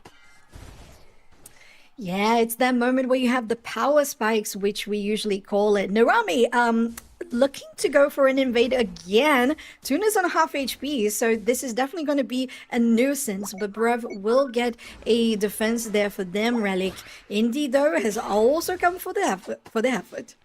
Again, popping the X speed, and they pick up that lovely berry that ensures their survival for the short time being. Kamai lead 53-27 in with the waterfall. Potato steals away the bunny. Of course, that meta grows crucial to their later success. They're going to have to wait a little bit longer. Of course, still a couple more levels to go through. Toast harassing this duck. Inda now surrounded by friends. Sky attack from Narami. Gets a little bit lost here. Up against the wall. No way out. Here comes the Brave Bird to try and assist, but no, Narami will eventually fall. Potato, though, with the flank. What? Big gyro ball. Big moment. Gatlu, I think, shall trade back here, especially with that Espeon support mechanism. 3 KO streak for the bird. Carnage in central area. Ooh, they're feeling definitely very brave, I will say that, Relic. And to be fair, it's quite an interesting moment as well, because you still have enough time to go for the rotate on either Reggie spawning in 15, but the numbers are looking pretty good on levels for the side of Kamai. Mega Revo for Zante. They'll help them get through this indeed a little bit quicker. Not ideal timing, considering that the next set of Reggies has arrived on broadcast. Regieleki, as always, top path Regice in this bottom path. Pulled away a little bit, and of course, getting out of that Mega Revo at the worst time too. Nouns Esports watching brief. Big block here from Narami. Inda moves in. Coin flip, and the Brave Bird super well timed for Kamai Esports. Sky attack to try and zone them back in. Toon Slim taking away a little bit more EXP. Beautiful work here, though, from Kamai Esport, surrounding Nouns, but they end up losing the first and then the second player. Strong resilience from this purple squad, who are forced back onto zone. Ooh, but now they're looking to attack once again. They have the points, and they're gonna score in this goal zone. Ooh, Dragon Current as well. Fire Spin, not going to be able to stop this zone from going down. Flame Sweep hits 2. And will they find a KO? No. Toast, barely getting out. Or are they? Toon Slim reads them like a book. Discharge, Waterfall, and Marv here delaying rather the inevitable big block. I mean, they're putting a real old British train delay on this one, but finally Toon Slim claims their prize. Oh, it just looks so funny when the block just gets that perfect frame as well, like it did. But one thing that I noticed here is Kamai, kind of similar to what we've seen from them before, just the feeling that they get objectives, but the enemy can sometimes take the upper hand on the fights. Plasma Gale, the muted white absolutely explodes. Toon Slim rocking through the levels. Level 11, next prize on the line here is Ho-Oh, who uses that Sky attack, not going to escape. Adesu, though, had them well covered. Nouns Esports going after this Regieleki, as are Kamai watching brief. Potato on top of Gatlu here. Plenty of zoning done by Nouns, who move into position. The block unable to stop Toon Slim from moving through with Volt Switch. And ultimately Gatlu there with the final say. Ooh, look at that flame sweep. Getting actually the Regieleki away as well, Relic. But maybe they can stand longer. Oh yeah, rekindling flame will guarantee it. Oh yeah, oh yeah, oh yeah. Kamai Esport though saying, oh yeah? Question mark. Finding a couple of trades themselves, but unfortunately, for them at least, not trying or not getting as much value as they would like. The damage has been done. They have to take away the Regieleki. They can't go and score themselves, but they have done well at least to get back to within a few points of Nouns Esports. 110-97. On this bottom path, though, time against Kamai. Nouns rotating beautifully, but have they been able to do it in time? No, they haven't. Kamai rushing to the scene here. Big block, waiting for the reinforcements. Toast now with the Brave Bird. Easy does it. But no, the full send from this Espeon Regirock in the hands of Nouns. Oh, Adesu, definitely the savior there for now. Stealing that objective. Extra XP is all that you want on the hands of that Zera Aura for Toon. Now with the power nap as well. Again, just seeing them just delay the inevitable many times here for Marv on this Snorlax. But we know what happens. It might take a little bit, but they are going to get sent to the Pokemon Center. And I agree with you, Relic, overall. Nouns with that usual cross-map rotation on point, getting pretty matched by Kamai on going for the objectives as well. But it felt like Kamai had it, but they didn't. That steal from Adesu was really good. And breathe. Calm in the storm until Toonslim disrupts with some electricity. And well set up for Adesu, who finishes off this Snorlax with aplomb. Nouns Esports have the numbers against Kamai Esports. Just providing vision for their team. A little update. Radio in. Can we steal this Regieleki? Maybe, maybe not. Well, we're certainly going to counter score on this bottom path, and we're going to counter score in a big way. No steal from the Rami. Fire spin. Bitten off way more than they can chew. Or have they? Oh, to the rescue. Wow. Marv. Oh, living up to that chef's outfit. Baking up some goods. They're definitely cooking for sure, Relic. And although they have been just delaying the inevitable this time, it was a huge save. Well done there, Marv. 30 seconds for Rayquaza already. This game has basically flown by. But we have to see who is going to decide to go for this more aggressive positioning, because you got to remember there's still a Ho-Oh on Kamai, and that can make a huge difference on how you play these encounters. You got to count on the fact that the enemies are still going to respawn. Nouns placing Gatlu top path. They've gotten their Unite move just back in time, so there's certainly method there to pick up the yellow dots. Now moving back into a more conventional position, watching over a potential back cap from Kamai. Of course, we know that Kamai isn't biting. They're all lying in wait in these tall grass. I think now Nouns aware of what the situation is. That is a big send from Marv.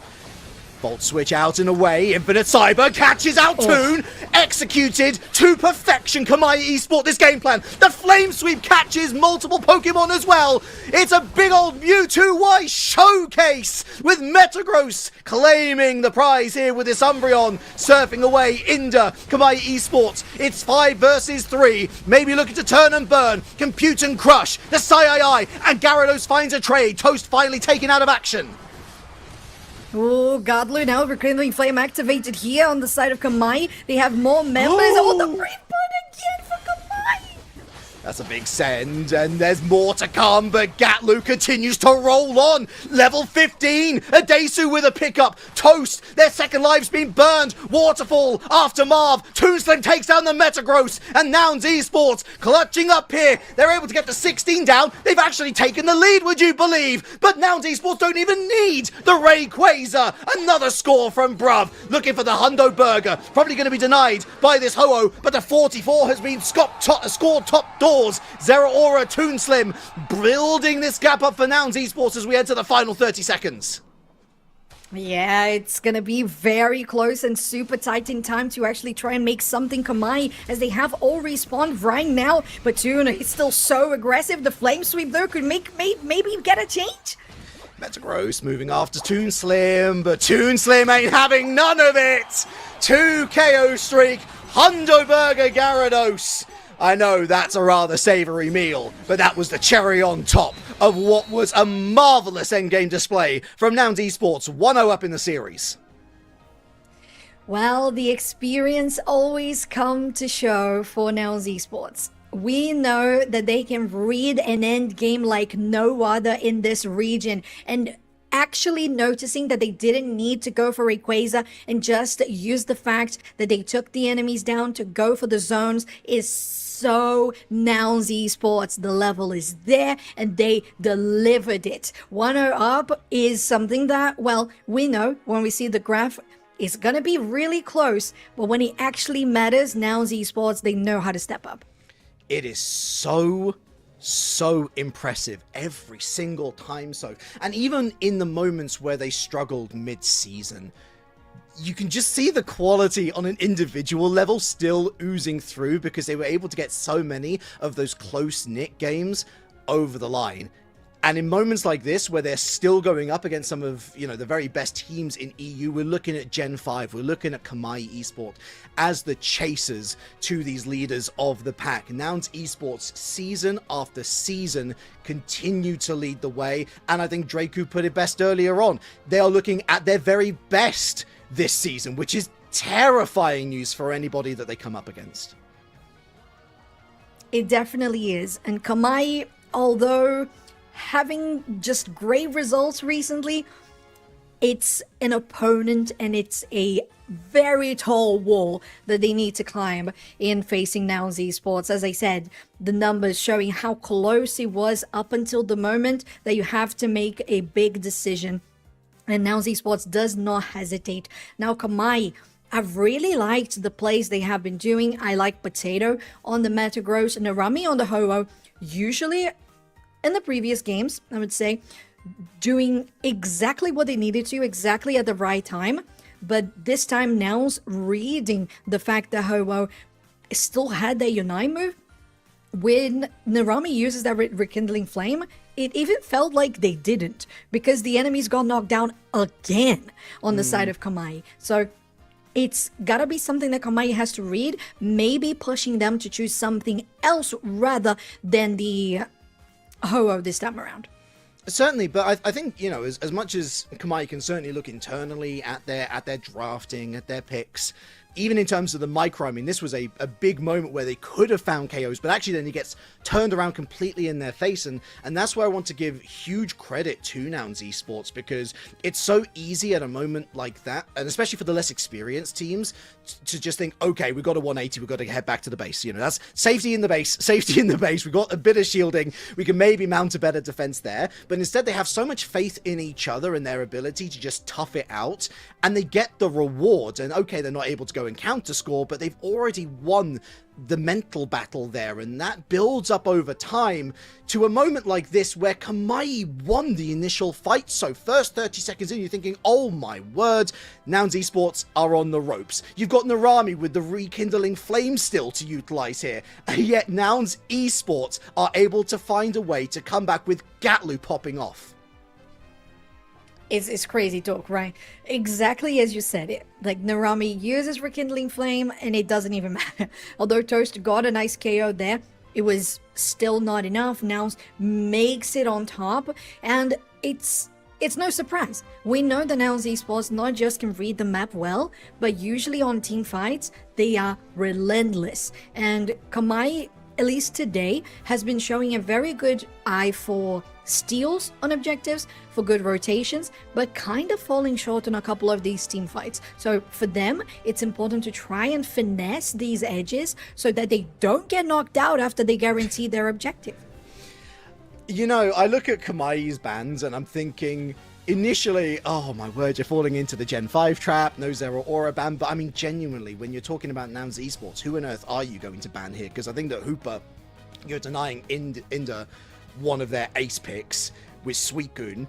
You're denying Gatlu one of the most powerful all-rounders, at the very least in ranked. We certainly saw from Bertillo in that previous series exactly what a Suicune that can take over the game can do on a fight-to-fight basis. Kamai has locked in the Absol this time around with Toast. Narami going on to the more aggressive support option with that Psyduck. Nouns Esports, meanwhile, are going to leave their defensive front line for last. Inder with the Blissey Lock, Adesu with the Mewtwo Y.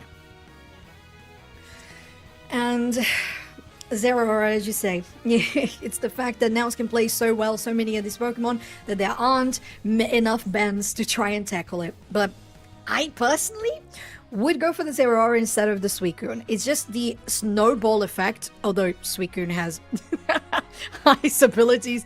You're talking about Nouns Esports and a Zero Aura that has been just so incredibly powerful in making early game leads turn into complete end games. A Sizzle Scyther. I think it's a Scyther with Marv locking in Umbreon, though. We've seen a lot of mean look today, so perhaps, I mean, again, you can't go wrong with Umbreon. It rhymes, it sounds cute, and ultimately, it does a lot of good stuff on Theosky Ruins. So I wouldn't be surprised if this is just a catch-all. Why wouldn't you select Umbreon in this situation? But looking at the moveset, Mean Look does catch out Scyther, which relies a lot on that insert into the action and then extract yourself pretty quickly. Pretty similar to Toon Slim with this Zero Aura, and I would imagine it's going to be much more effective against that Zero Aura, which can take over the game, as we've seen many, many times from Toon Slim on various Pokemon, to be fair. In any case, but Kamai have thrown the dice with Potato on the Gyarados. I mean, it's Potato on an all-rounder. You'd expect them to do well anyway, Soph. But they will desperately need a successful early game. And so that means that their headspace has got to be so clear and perfect for these first 2 minutes. And you know what? I feel like Kamai has a good shot with this composition. I really like the fact that they have Mew. I think right now, because of your new items, the Mew just getting that extra bit of a special attack in this case in the late game, especially on percentage, allows for that Solar Beam to always feel relevant, where when it was going towards the EXP shares, because the damage wasn't really there all the time and all throughout the game. So I want to see that make a change here for Kamai. I think it's a great pick. Game 2, Nouns 1 away from, yet again, a Grand Finals appearance. And certainly on the back of Game 1, nobody can deny that they wouldn't deserve it. Kamai's got 10 minutes to change our minds, both in mind and in practice. In practice is definitely where I'm more focused on. And I'm also focused on this Hollow F on the Rami. Gotta love a good side duck in a tuxedo, in a pink tuxedo. It's definitely one of the best choices. But we will see how things are gonna go, because in this game in particular, we don't have Inda on the side duck, which is usually the play that we see. So it's Inda on the Blissey, a more supportive healer kind of Pokemon, and that could mean a difference. Is Kamai gonna really take it back? Going to sleep, that Snorlax is going to be instead sent back to the Pokemon Center. Big play from Gatlu. Influence immediately felt. Stunned briefly, but gets their 16 points down. Target turned onto Narami, who waddles away to their lemonade stand. It's true. Game is basically even with 1 point apart, so all the stacking that has been going on so far has been matched on either side, and we're going for a push. Oh, gotta be careful, that boosted auto hurts. Oh yeah, Inda was stunned, bad time, and Kamai with a 4-player rotate. Crucially involved in this push is going to be Potato, so close to that level 5, so close to just evolving from the stress gauge, and there it is at last. Big influence from Toast, and plenty of stacks for Kamai. The pressure that an Absol can do early game is almost unmatched, and I really like how they went for their 4-person push as well. It just really guarantees that early game pressure, which you thought, and I agree, was missing from the side of Kamai last time around, and they managed to take it back as well with stopping that invade. Inda's going to be caught out here. Martha zeroed in on them.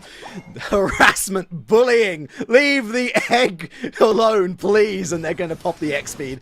Rotate south instead, where we find Toonslim, Gatlu, and Adesu. And this poor little Mew ain't going to be able to do much, unfortunately, with that Electro Ball. Plenty of scores down. And Gatlu going into the Umbreon. It's Snorlax who falls first, actually. So Kamai has been able to react well enough. And that's good timing, too. They're in a good place to set up for our first set of Reggies.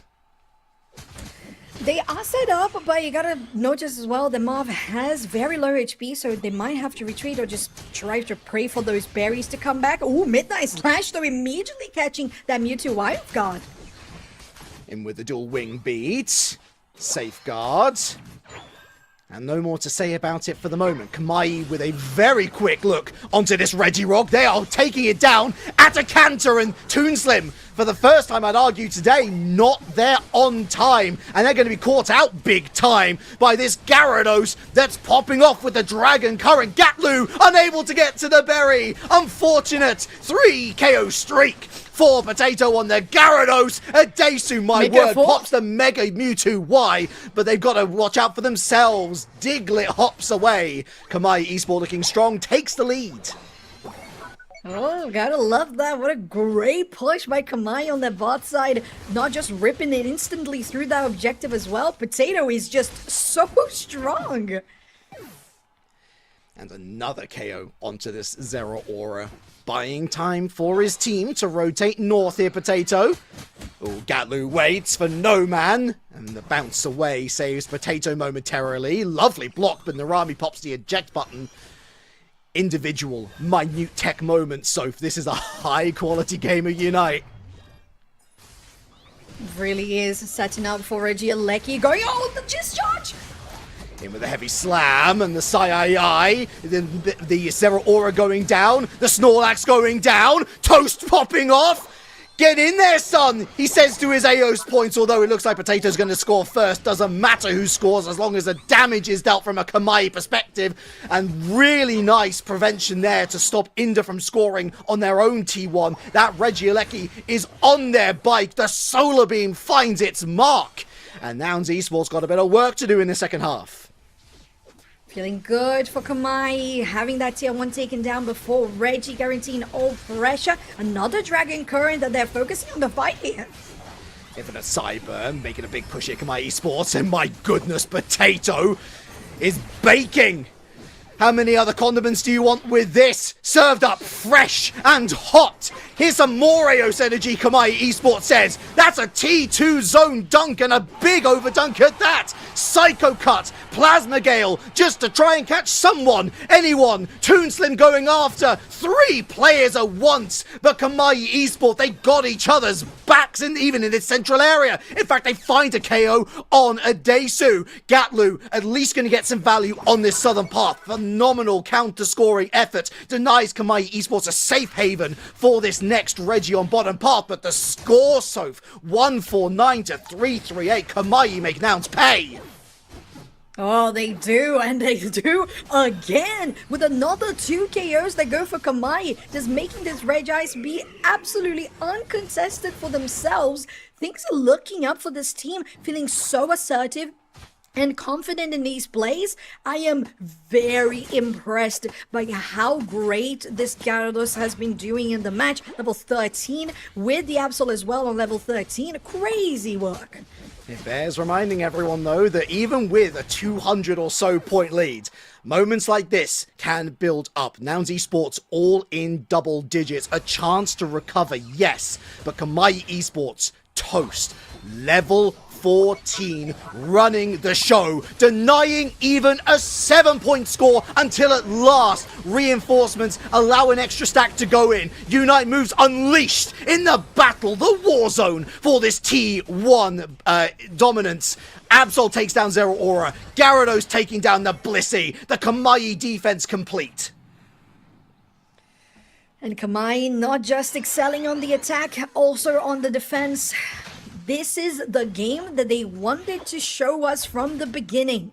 And the moment is here, getting us into a game 3, locking themselves into a potential slot on grand finals. The opportunity is there, the opening is there, and Potato is just really just making this game feel like it's all Gyarados. Dragon Breath. Bruv. Surrounded by Kamai players. I think really just playing distraction as we see Gatlu going after the Regieleki north of us. Narami goes down on the side. A 2 KO streak for Toast. And despite all of the good work, Gatlu will not be rewarded. In fact, both he and that poor Blissey are going to be punished big time as Kamai Esports steal away more EXP from the zone. Adesu goes down too. Kamai, I think at this point, just rip it because Nouns Esports on the back foot in a big way. No, they're going to play it patient, Soph. Yeah, they still gotta wait that 5 seconds to go, which is plenty of time for the jump pads to come in. What an ambush by Kamai, but they're starting to rip as we speak. Relic and Rayquaza is not going to stand much longer. Oh, absolutely no chance for Nouns Esports. To be fair to Bruv, no vision on Kamai. I don't think he was expecting all of them to be so fronted up in that tall grass. No time to react, even for a player of that caliber. And Kamai Esport roaring back into this series. Hundo Burger, 60. And another Hundo Burger served up fresh. In fact, the Umbreon, with no Ray Shield to speak of, they're going to get a score off too. Still time for Nouns to try and get some scores in of their own later on down the road, so but will they have enough Aos energy to overturn the lead? I don't think there's any way when Nouns comes back from this. They would have to get so much EXP, Relic, getting those 50s on everybody, being able to score. There's still 1 minute to go, yes, which we know can make a difference. Marv is just so confident that they go for a Midnight Bronze on the wild Pokemon. It doesn't even matter. A Dragon Current here as well, coming down from Potato, just to make sure that everybody on Nouns is going to stay on their own base and be very far away from Kamai's. Feeling good so far. That was nice. That was actually really nice defense from Nouns to prevent even the 15 score, given that the shield increase from the Gyarados meant that they had more chance to score. Never mind. Narami's just going to dunk another 88. Well, look, make hay while the sun shines, as the old saying goes. This is a series and a half. Doesn't matter what camp you are in, whether you're a Nouns fan, whether you're a Kamai fan, I think everybody's got to sit back and be impressed with this performance. The question now of the hour, can Nouns do what they have done so many times before and bounce back yet again? Confirm another Grand Finals appearance? Well, the good news so far is that we get to find out in just a couple of minutes. So close. So close, Relic, and the heart is pumping. We're at the edge of our seats because Kamai just showed so much excellence in bringing us into a game 3, I have to say. From early game to the end of it, the ambush on Bruv, making sure that everybody was KO'd just before Rayquaza spawned as well. It was so well executed all around. 176 to 786. Not often you see those sorts of score lines on this roster, but the stats, just a pure KO and assist total, tell a tale. Toast with the 14-14, Potato with the 14-10. Over 30 KOs for this roster at this level of Pokemon Unite is incredibly impressive, no matter the opponents. And I gotta say, respect to Kamai for saying, we don't need to ban Zeraora, you're fine with it. You can take it, that's okay. Yeah, but it's kind of been what we've seen like all around today from Kamai. It feels like through a series, they learn from their mistakes and they keep on growing. And that's why they kept themselves on uppers, and that's how they kept themselves here on finals, on upper finals with Nouns as well. So 90,000 damage for Potato, 97 for Toast. Zante wasn't very far away from that with 60,000, but it just felt like the moments where they hit those electro balls to finish people, they were always crucial in making that cleanup be as smooth as possible. So everybody just doing so good. And of course the zoning coming out by Marv as well. Absolutely. I'm seeing the discussion in chat, and I think it's absolutely worth bringing up. The Scyther pick from Gatlu. I mean, it's Gatlu. It's very rare where they ever drop a clanger of a game. It's once in a blue moon. And I don't think by any stretch of the imagination was this Scyther pick terrible. In fact, there were so many moments where that backline poke really unsettled Kamai Esports in a way where it made their defensive efforts all the more impressive. But what could have been done better perhaps to support the Scyther, or more, I guess, foundational question, was Scyther the right call with other options on the table? I personally would have gone with, especially with Nouns' profile of going aggressive in the early game, I would have chosen Double Defender personally. Double Defender, what? Double Speedster, my mind completely drifted. Double Speedster. So personally, I don't remember exactly what was the moment where they chose Absol for the side of Kamai, but Zeraora with Absol would have been good. You could have chosen Leafeon with the Zeraora. Just things that can really accelerate the early game would have been better. I would have enjoyed if you're focusing more on having more late game, which is usually what I think about for the Scyther in particular, but maybe a Metagross as an alternative for an all-rounder. I would have liked that better. Can I get a whoa. Nouns Esports with the Zeraora ban straight into the Talonflame first pick. Nouns Esports know what they want to do, and they're denying Zante that Inteleon on top of that. Kamai, though, quick response. Narami, the Psyduck, worked a treat. And Toast, well, we saw what sort of damage he could do on that Absol. This feels already like a Game 3 for the ages. It does. It really does. And it's just as exciting as if it was a Grand Finals. And to be fair, the way these two teams have been playing, Of course, one of them will be on Grand Finals, but I wouldn't be surprised if we see a rematch. Kamai is super strong showing in this last game as well. Now, Nouns Esports go for the Mewtwo Y plus the Umbreon. And Kamai gets the Gyarados for Potato again, which I actually really like. Just feels like a best of hits from both teams throughout this series, to be fair. And that really lines up well. Bruv hovering this Mamoswine, a new look for Bruv, with that Snorlax unavailable in particular, although we've seen Marv doing incredibly well on the Snorlax previously, so we already know the pedigree for both of these players on both of these picks. Toon Slim whipping out the Lucario with weakness policy, attack weight, Axel Bracer, going all in for the stacks. And Zante running back the Mew to complete the Kamai comp. I think that's a great read from Nouns Relic because you're trying to guarantee as much pressure as possible on the top lane against Potato on this Gyarados, and having Magikarp struggle to get that effort gauge completed is exactly what Toon Slim is going to do with the Lucario, trying to get as much of the XP stolen from the Magikarp as possible, getting the stacks, and trying to get KOs as well because of that Bracer. So all around, I think it's a great combo that they have out there.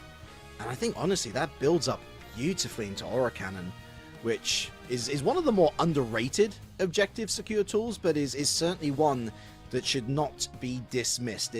We hope that you're enjoying, by the way, all of these beautiful new flyover shots of Thea Sky Ruins. I know it's the third season of running this particular map for the UNITE Championship Series, but looking as gorgeous as ever, as are these teams for a place in the Grand Finals, for the final opportunity to get championship points and indeed to win a monthly cup. Nouns Esports will be your purple squad.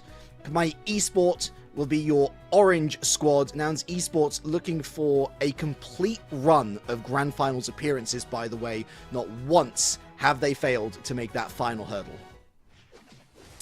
And once did they fail to actually get the win. Yeah. Otherwise, they have been champions almost every single time. So this is the moment for Nouns to guarantee that their fate is indeed sealed in the stars, and it's gonna be premeditated going into this last game of winner finals. Season 1 throwback, Luca top path and with the Umbreon, and they're both looking to get those stacks in early. Check out Toon Slim going after the Flux Zone Bunnies, picks up both of them with the quick attack. And are they going to get punished here? Well, because they're running into Potato, maybe not so much, but Toast quickly alerted to the threat, the danger that was posed, picks up our K-Opener, now onto Inda with the XP, I think realizes that their goose was well and truly cooked. It's Toast with a double KO.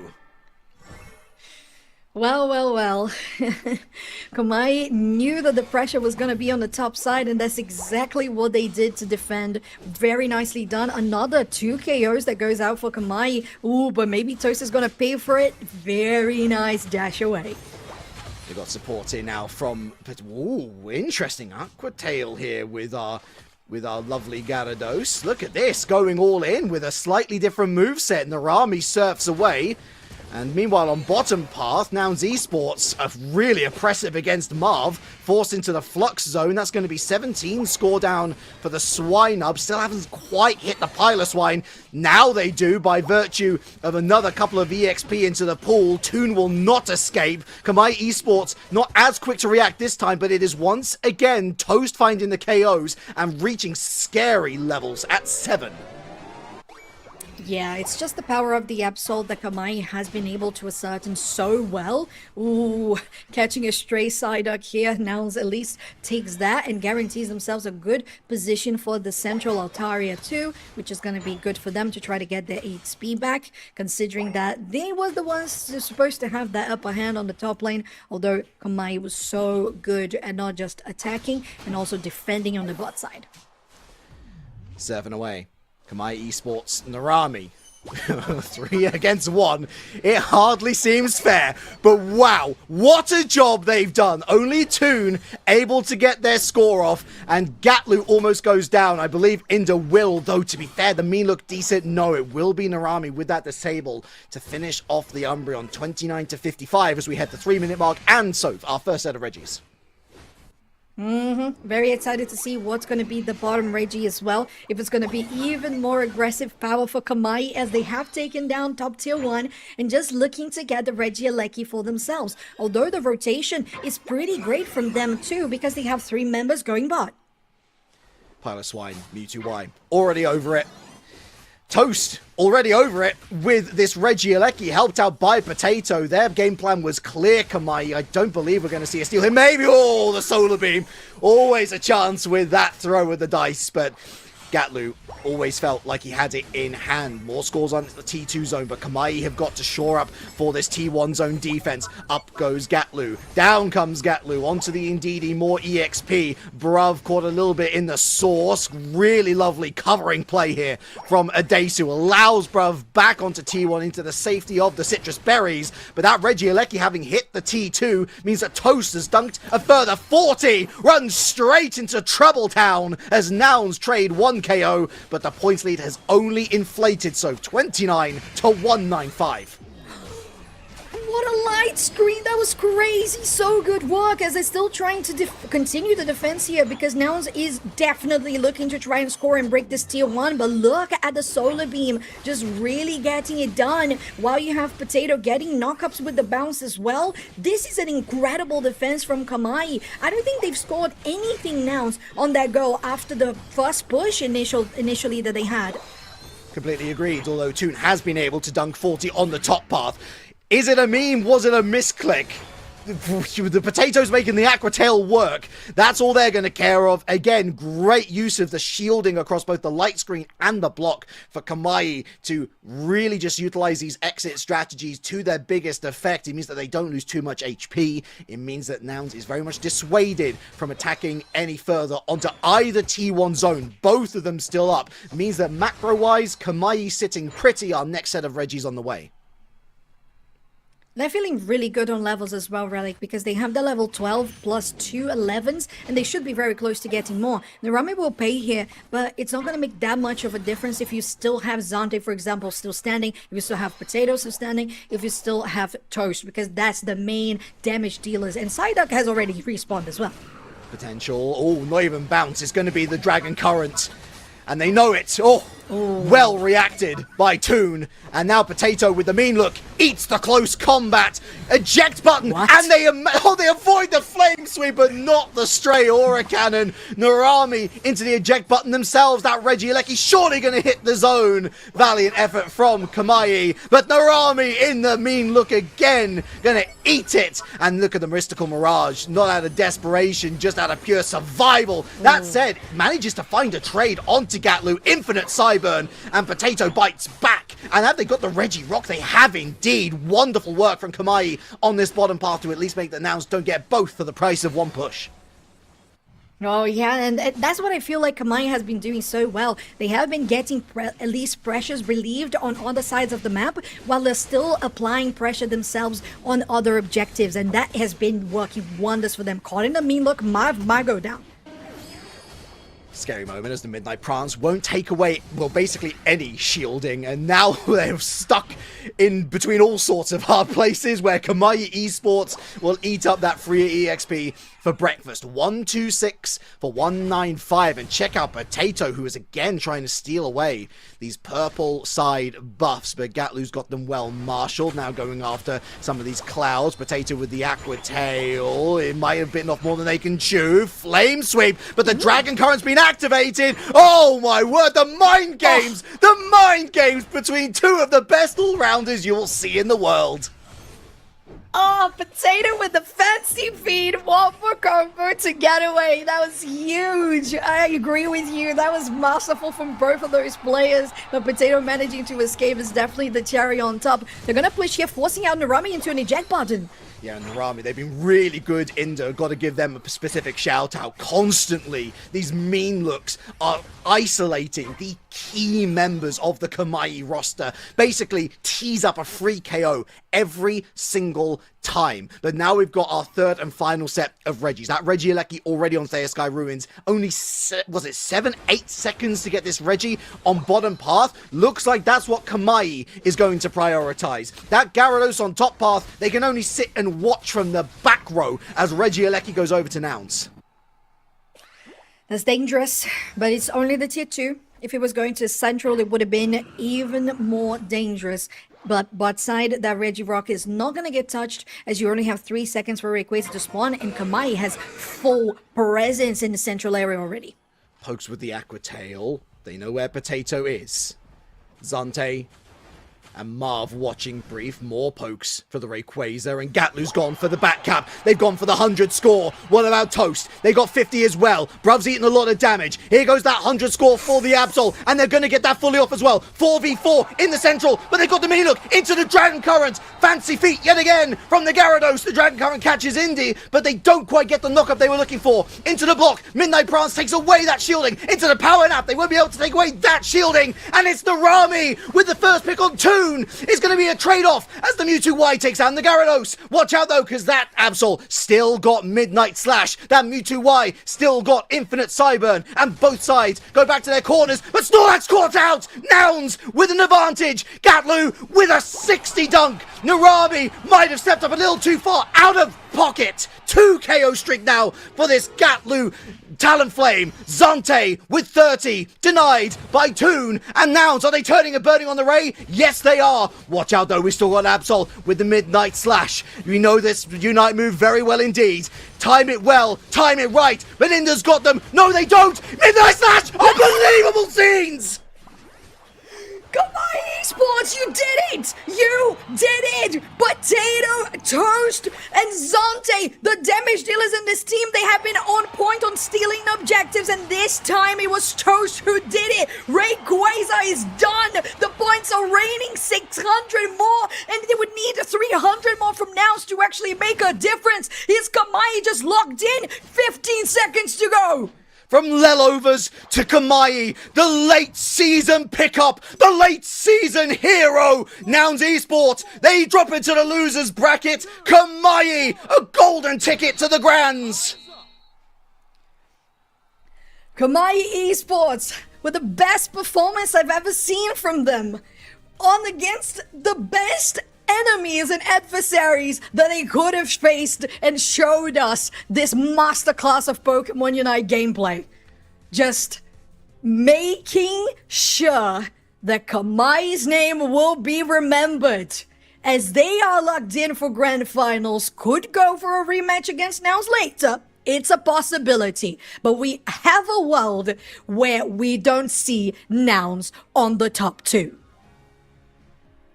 That might be the single best series of Unite in EU this season. Not just from the excitement level, but from the genuine player-by-player quality that we saw on Thea Sky Ruins, down to a T. Not a single player, Soph, let themselves down. I think that there were so many moments where, with the swings and the roundabouts, it could have gone either way across all 3 games. And in the end, it came down to that one hero moment. Toast. Not quite the 14-14 of Game 2. Just the 14-4 this time around. But it was that one action, saving that Unite move until the critical moment, the perfect moment that allows Kamai to ride the wave into the grand finals. Extraordinary performances from so many players on this field. 96,000 damage is the scoreline for Toast on this Absol. And I have to say, the fact that Nouns couldn't rip as fast as they would have wanted, not just allowing that opening for Toast to get the steal on Rayquaza, the fact that the timing was so good that their allies also respawned in time to have the shield. Because if it was just Toast, maybe Nouns could have just broken down the shield and that was it. But no. When you have Kamai also respawning at the exact same time, getting the Rayquaza shield for themselves, it just really just changes the tides. And Kamai, what a showing! And you gotta give it to Nouns as well, because as you said, Relic, they didn't really make a huge mistake. I can't really point out something that I said, maybe they should have done this differently. No, it was very well played on both ends, and it was a flip to be able to steal that with the Midnight Slash, but it was perfectly executed. I mean, we could even run the caster content creator cliche book out and say, oh, backcaps, oh, shouldn't be backcapping. Why wouldn't you backcap when you've got one of the most maneuverable Pokemon in Talonflame, and you can very quickly find yourself back into the fight and late, which means that you can potentially pick up a KO for free with the truly absurd amount of burst damage that you can get from a fly down, especially onto a squishy target. You then have Kamai, who have the backcap themselves with Toast, with Absol, completely negates what Gatlu does. But into the Ray fight, this is the moment I thought, oh man, here goes Nouns. And here goes Nouns again, because Narami's thrown themselves into the deep end of the pool without knowing how to swim. At this point, I'm thinking it is all Nouns Esports Soph, and then... Indy was trying and they were there. Toon went inside the pit. And personally, I feel like maybe Toon should have tried to stop Toast from getting close to the backhand. Maybe that's the one thing I can nitpick about that play. Because having it play slowed down just gives us a little bit more vision and precision on what was happening. Instead of going into the pit and trying to do more damage, I think maybe with Brav trying to stop them from getting close enough for the Midnight Slash to be in range, who would have made a difference? But it's all ifs. It's all ifs and buts. What matters now for Kamai is that they made it. They have indeed. And as you rightly pointed out, not all over for Nouns either. They are guaranteed at least third place, but they will have that chance to bounce back into the grand finals. Their upcoming opponents, one of two choices now, as Gen 5 and BH3 Esport will be your next series in the losers semi-finals. We hope to have a chat, of course, with one of Kamai Esport before we get there. All of that and more, folks, on the other side of this.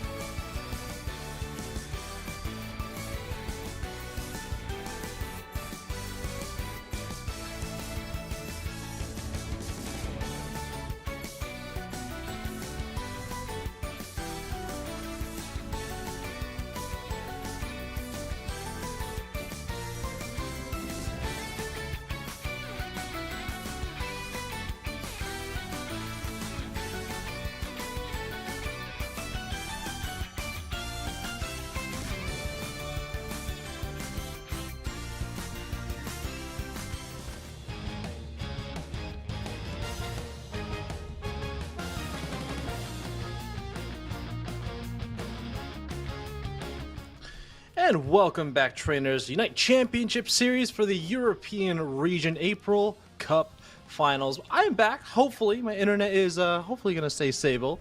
I will be casting with Kello for this next set. We're going to be bringing you the loser semi-final Gen 5 BH3 Kello. These two teams have a lot of history in UCS. Can you tell us a little bit about it? Yeah, they do have a lot of history. This isn't the first time that they have gone into each other. I was going back through my notes here. They've actually versed each other 3 times in the top 8 over the UCS season, and every single time Gen 5 have come out on top. However, BH3 have managed to take a match off them, but that was during the final stretch play-in. So whether they can take 1 match off them, can they potentially take 2 matches off them? I mean, we've already had some massive shakeups considering the last set that we just saw. Yeah, BH3 was looking incredible in their losers quarterfinal set against Isoli. A big shout out to Japa, by the way, on the Talonflame. They were making that Pokemon look like one of the most incredible speedsters in the game. I was speaking to Relic about this in the back room. In my opinion, I think Talonflame right now might be the best speedster in the game with the new buff that it got. But who knows? Maybe the counter, at least the ace in the back of Gen 5's pocket, is once again another bird. We might see another Decidueye, but Talonflame or Decidueye into Talonflame is a lot more difficult for Decidueye, in my opinion. Talonflame can very easily just fly up and away and down towards that Decidueye, can get an easy KO on a very immobile target. Look, I know Darkrai is the one to bring Nightmares to Theosky Ruins, but I think Talonflame would definitely be bringing Nightmares towards a Decidueye if it ends up being led on out. I mean, I'm just wondering, you're boasting Talonflame up so much. Does that mean you have a new favorite bird on the block here? I mean, even though it's 100% Decidueye win rate on broadcast so far. I will say that when we think back to Pokemon Unite, Talonflame was one of the only bird Pokemon on Remote Stadium, back in Remote Stadium before Decidueye was released, closer to the second year of Pokemon Unite. Right next to Cinderace, Talonflame was actually my first carry Pokemon that I learned when I was learning Pokemon Unite some years ago. So just some Dracu lore. I haven't been playing Decidueye the entire time. I was playing a lot of Talonflame in the early days of Pokemon Unite. Oh, interesting how Decidueye wasn't your first bird then. They're having Talonflame knowledge there, so I definitely can see why it is up there. In terms of your favorites, I feel like that's a thing. Talonflame has come and gone in terms of the meta. Obviously, yeah, it's great into getting into that backline, especially when we had a lot of those attackers ruling the meta that time, but it's just this defense penetration coming on out and just boosting it so much. I'm actually surprised that we're seeing it let out onto the field and not banned as often. Whether we're actually going to see it banned this time round, I guess we'll have to wait and see. But I mean, there's been a lot of Inteleon bans today, haven't we? Yeah. Seen today, Dracu. We have a number of very proficient attacker players. You and I were talking about it in the back room, but this is probably the most I've seen Mew in the attacker position in quite some time. You have some very proficient Mew players like Zonti, Lunder. You were also mentioning another player as well. I can't recall them. Mephil, thank you so much. But with the addition of Drive Lens, it has really allowed Pokemon like Mew, who, again, I was talking about it with Relic in the previous set, allows them to actually get some damage by passively just doing what Mew does best by assisting its team and building up that Drive Lens to increase the amount of damage they can do over a percentage of time. But here we go again into our loser semifinals. Gen 5, BH3. This is once again an elimination game for both of these teams. And once again, Inteleon heading up to the ban slot. Psyduck, Suicune, and Blissey not available to play for game 1. Yeah, once again, no Talonflame ban, but it looks like Gen 5 aren't going to prioritize that bird. Instead, they're going to prioritize this Hooper. So we have actually seen Hooper being first picked on up a few times here today, but even then, prioritizing Absol and potentially a Zero Aura. So this does leave open for Gen 5 to pick up a Talonflame if they wish, unless we're going to see a triple speedster composition. I don't know about that one. That would be definitely a scary composition, but a very squishy composition as they do have low HP reserves. Very aggressive start, Japa pulling out the Absol. This is going to be taking the Absol away from Snow, who has been doing incredibly well. Megu has been consistently playing what I call the Obion special, this Gyarados with a rocky helmet, most likely playing Waterfall as that primary mobility tool. I think we did see in that last game one of the players playing Aquatail. I don't know about Aquatail. I don't know if it's the best ability so far, especially when you have these very highly mobile speedsters. They're going to be rounding out their supportive core with Umbreon and Eldegoss. They, of course, have that 10th pick, which I'm excited to see what that is. Let's see what Gen 5 does to respond. The thing is, Lunda has taken away the Mew away from Phil. So we've seen them, run that Inteleon, run that Mew. I mean, besides those two that boast a lot of backline damage, it's Decidueye, which I guess isn't really unheard of considering we've seen it. But we are going to see a triple speedster comp.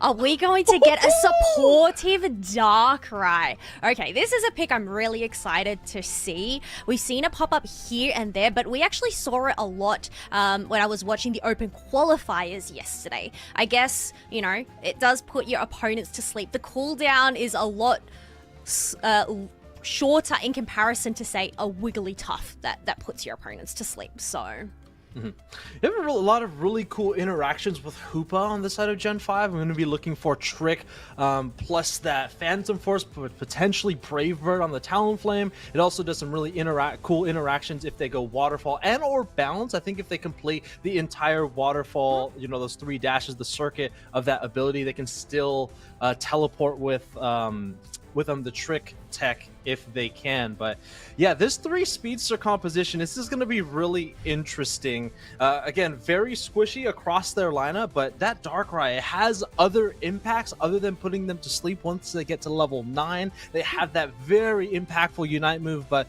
I mean, when you take a look at the different Pokemon on the side of Gen 5, even if Talonflame gets put into that bad Nightmare Unite move from the Darkrai, they can go into Fly, they can respond with their own Unite move. The Mew, same thing, they can respond with their own Unite move. So I'm interested to see where this Darkrai decides to use their Unite move. You have a couple of targets, but those targets I think can very easily avoid the damage or being knocked out at the very least.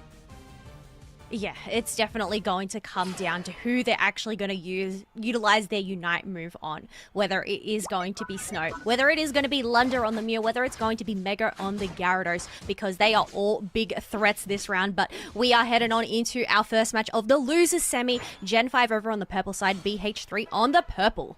What is going to be a more traditional Darkrai, it doesn't have an EXP share, so it's going to be this Umbreon as a support, and most likely the Eldegoss in the top path. So we're quite literally going to be seeing 3 carry speedsters on the side of BH3. Hey, maybe that's where the name BH3 comes from. 3 stands for 3 speedsters. I guess that makes sense. But there's literally a speedster in every single path here, Drake.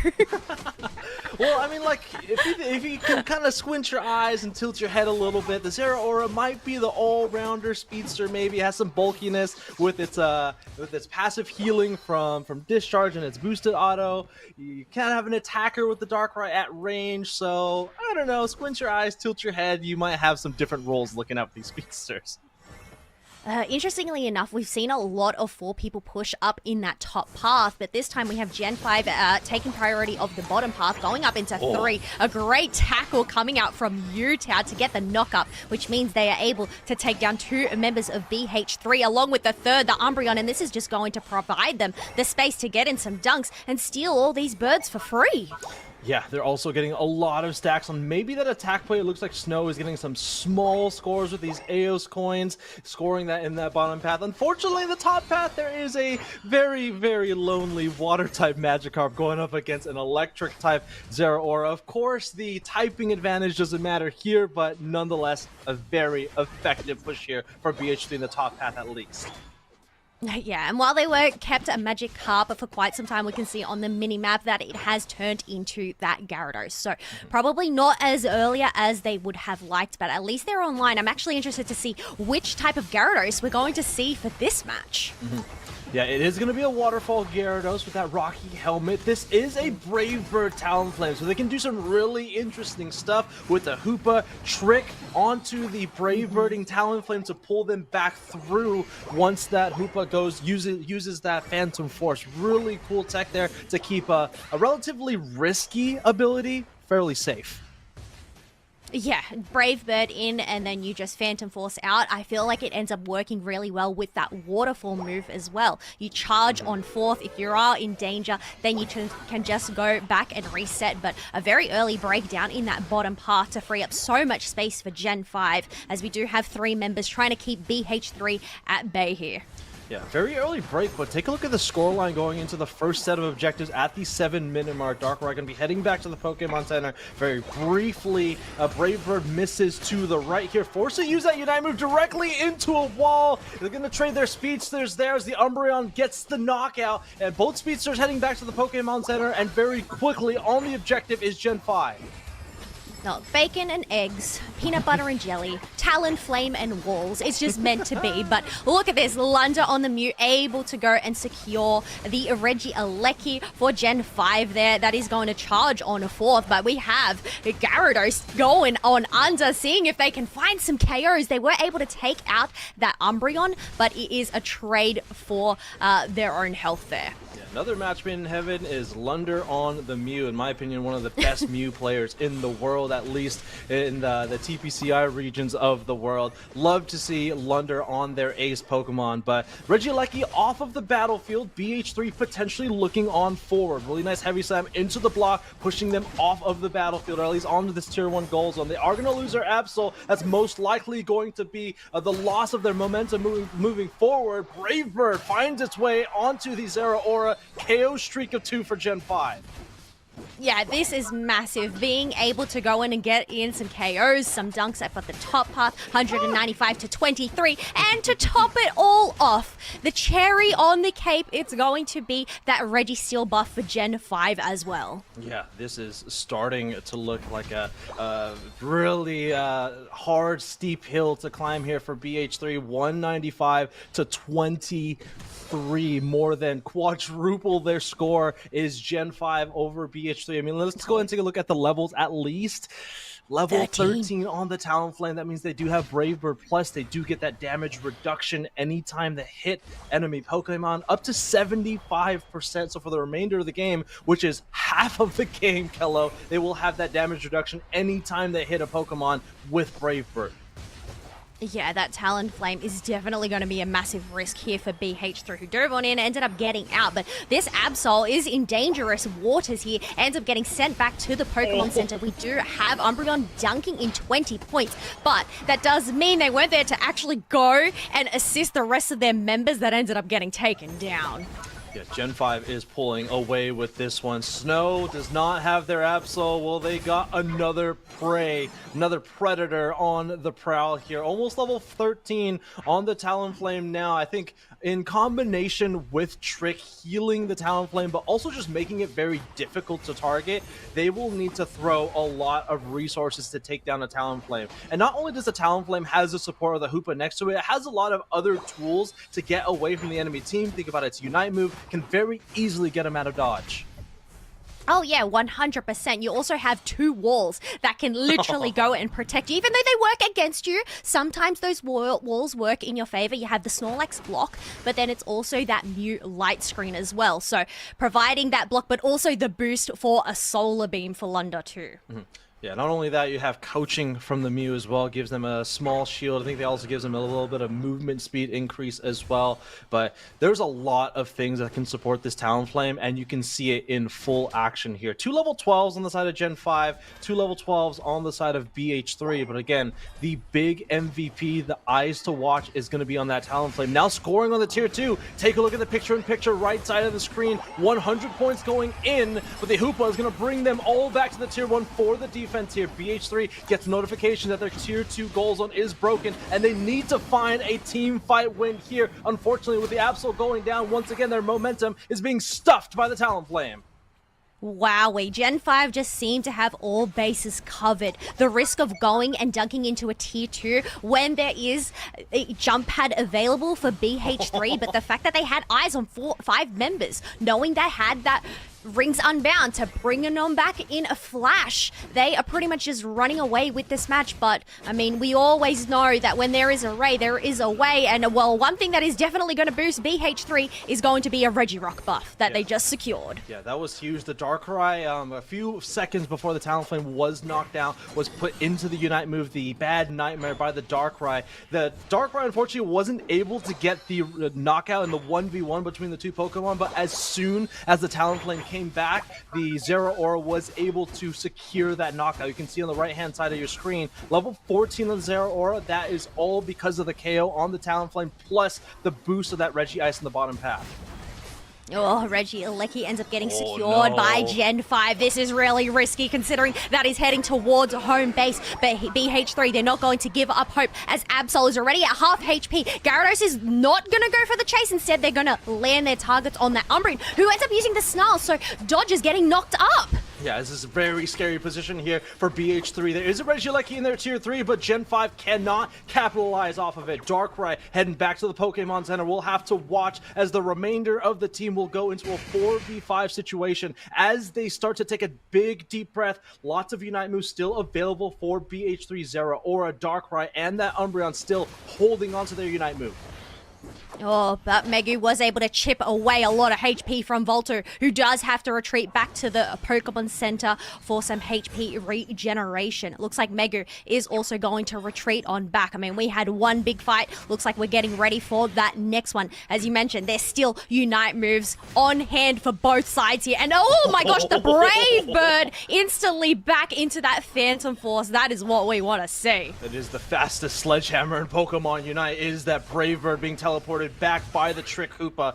Being poked out here is BH3 boosted auto, followed by the Electro Wall. But off screen there, the Gyarados knocked out by the Darkrai. Looks like the Talonflame able to get a KO on to the Absol as well. But take a look at this. The Talonflame is out, Kello. This is going to be a huge play for BH3, but they once again lose their Darkrai. Yeah, they end up losing their Darkrai. There is still one thing that can secure, and it is going to be Lunda, potentially a heavy slam from the Snorlax, but Utah ends up getting wiped on out. Lunda's trying to find some space, lines up their Solar Beam, but it's just a tad too early, which means it ends up being Volto on the Zeraora to lock in this chance for BH3 to make a comeback. First, they need to get in their points. That 50 dunk wasn't enough. Eldegoss still has their shield, but no one ends up being broken by Megu. Oh my god, go look at this Zeraora. Is this the dagger? Can he get it in? He gets it in! Is that enough points? We will need to go to the scorers table. Volto may have pulled out a win for BH3.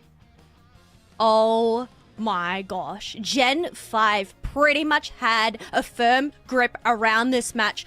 The whole time, BH3 manages to snatch it out from them. That is actually wild. 325 to 358. My goodness. Man, what a showmanship in that second fight. Really, they stopped hitting the Rayquaza knowing that Lunder was above the Rayquaza. Unfortunately, Solar Beam is definitely not the Solar Beam of years past, especially when Mew was first released.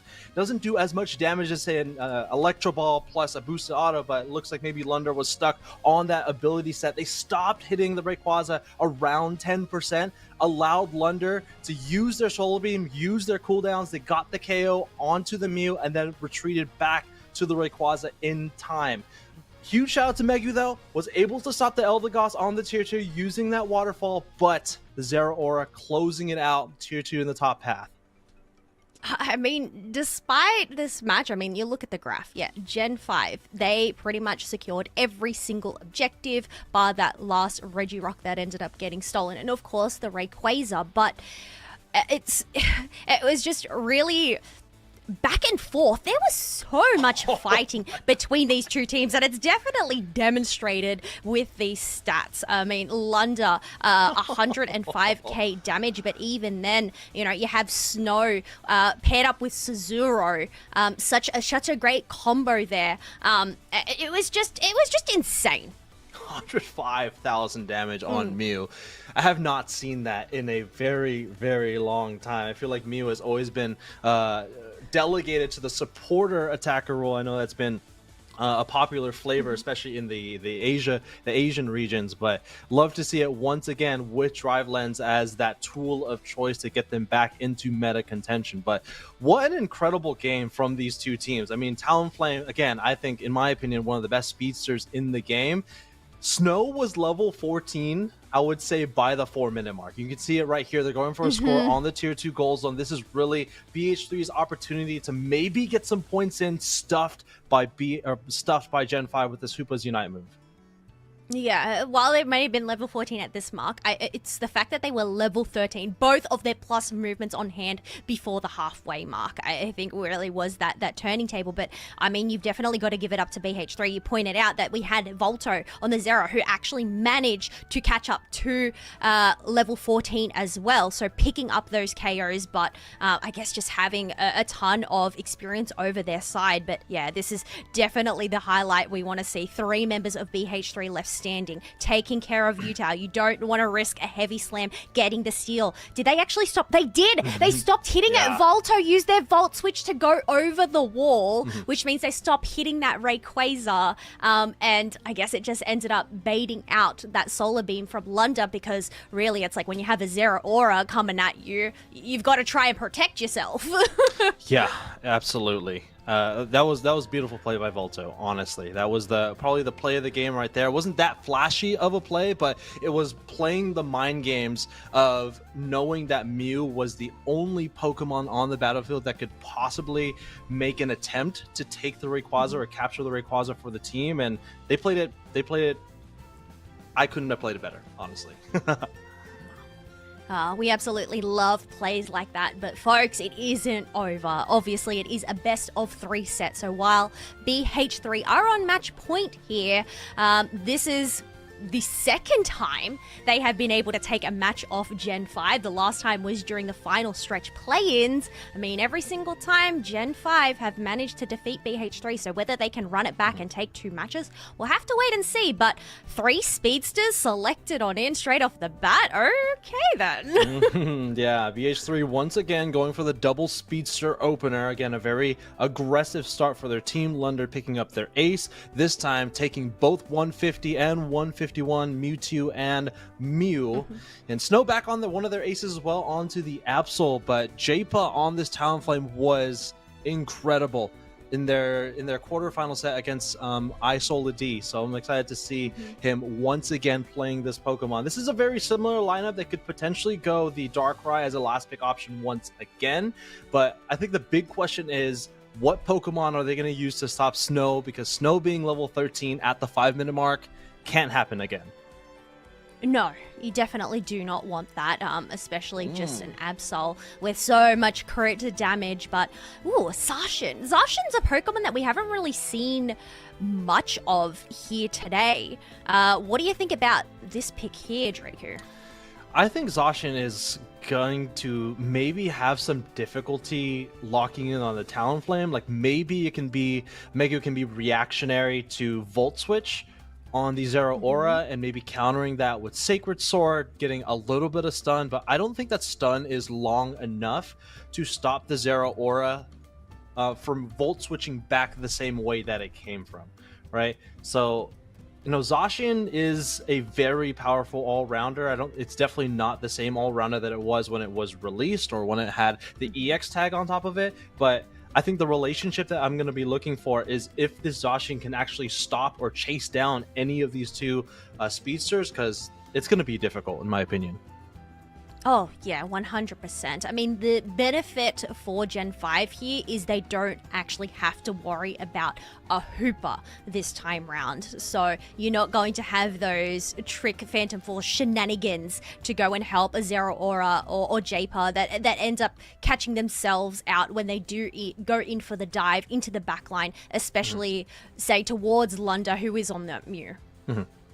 We have Espeon as our 10th pick option here. I'm curious to see what ability set the Espeon goes. I think both of them are just really strong, but I think one thing to worry about with, I mean, if they go Psyshock, it's a really good securing tool, really good in the early game, but once the enemy team starts to scale, particularly Mewtwo Y, it has its dashes. Mew is also very mobile as well. Snorlax, you don't really want to be in mid to short range against a Snorlax because of heavy slam threat. Same thing with Zacian, so it's most likely going to be a stored power, but even if they do go stored power here, I don't know how much impact it is going to be. I think it's mostly going to be used to dance around the speedsters, but we'll see here. But Gen 5 on the ropes, this is an elimination game for them if they lose here.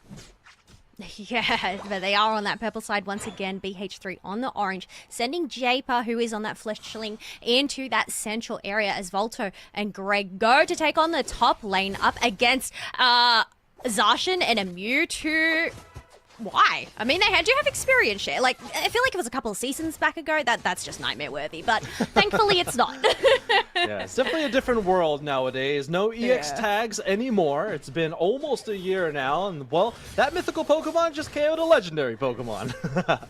Oh, there we go. Potentially getting a second one here. So 2 KOs for Volto, which is actually massive. Being able to get in those dunks. They aren't actually running any stacking items. So no SL Bracer, no attack weight. But nonetheless, it is still going to provide them some experience. Got to be very careful in this early game. Yeah, the passive ability for Zeraora is active at all times. So especially going into a Zacian, that Voltazor is only briefly raising the attack. But 2v3 in the top lane here. There is a level 5 on Volto. Isn't really able to get a lot of experience because Volt Switch not the best securing tool in the bottom path. Small scores coming in from Fizzy, making some room for the team. It is a foul play, so don't know if that's going to be the best tool to lock down an Absol. It's going to be more difficult, but let's see what they can do. I guess maybe it's just potentially for that Snarl to get themselves out of danger, especially when coming up into a Snorlax with a heavy slam. You definitely do not want to get knocked up by that, and considering they do have Eldegoss with a Pollen Puff to go and provide that healing for the team. Pretty conservative start for either team here. Eldegoss up here in the top half, still with this Zeraora, who is a small... Actually, no, they are at parity, even though the Zeraora did have an early lead, early 2 KO in the top path. As we migrate into the central area, lots of members here. Talonflame online, but immediately into the pursuit. Gets a reset on the backside of the Eldegoss, and a KO going over to Gen 5. Yeah, this is massive, and their time to make a move onto the bottom pad as Absol is able to pick up 2 KOs. Meafield just can't even find a space to get on in as they get stunned by that Psy Strike from Zazuro, and now Gen 5, they have the lead in points. Yeah. You know, very similar to a Talonflames like Brave Bird or Fly. Pursuit, the boosted auto that comes after the Pursuit from Absol can sometimes be absolutely incredible. You increase the critical hit rate or critical hit frequency with that Psycho Cut. If you're able to critically hit with Pursuit's boosted auto, it can do a massive amount of damage. But this is very much like game number 1, not with a Talonflame anymore, but with an Absol. They are already level 10 before the first set of objectives. That is big yikers. There's 2 Unite moves on the side of Gen 5. No resources for BH3 here, but that isn't going to stop them as they're going to try and contest it. And they were actually lucky and ended up getting Meafield was the one to lock it down, but they do end up paying the price by getting sent back to the Pokemon Center, and that is another 3 KOs for Snow on the Absol there. Oh, they want some more as well. They're going to look towards this tier 2 goal zone, but here comes the defense of BH3. Mystical Mirage, they're going to use the tech where they can very easily retreat back to the main base without being KO'd. Of course, they did forfeit their Unite move, but more likely they wanted to preserve their life here. No giving of experience over to BH3. Not halfway through the game, though. This is still looking like a game that BH3 can come back from. Pokemon are starting to scale into their Unite moves. 4 Unite moves available for BH3. Well, look, they did it once last game. Question is, can they do it again? We do have Regieleki that is on half HP. Milfu looking for another steal, but it ends up being Megu to lock that one down this time for Gen 5. But there is a lot of members from BH3 to go and defend. Flame Sweep to go and push Gen 5 back. Yeah, Regieleki almost inches away from going into the tier 1 goal zone. Another pursuit is finding the backside of the Zero Aura, getting a KO streak of 2, but the Umbreon is here for the defense. They're going to try to push them off of this goal zone to see if they can help this Regieleki in. Another Midnight Prance to help them stay alive on the tier 1 goal zone, but they cannot hang on. Regieleki to the tier 1 and plenty of points to go in. Yeah, and there's a ton of Eos energy on the ground as well. Nothing left, but Sazura and Utah did end up emptying out their pockets along with that final dunk of 40. So at that 5-minute mark, 236 to 46 points, Draco, in favor of Gen 5.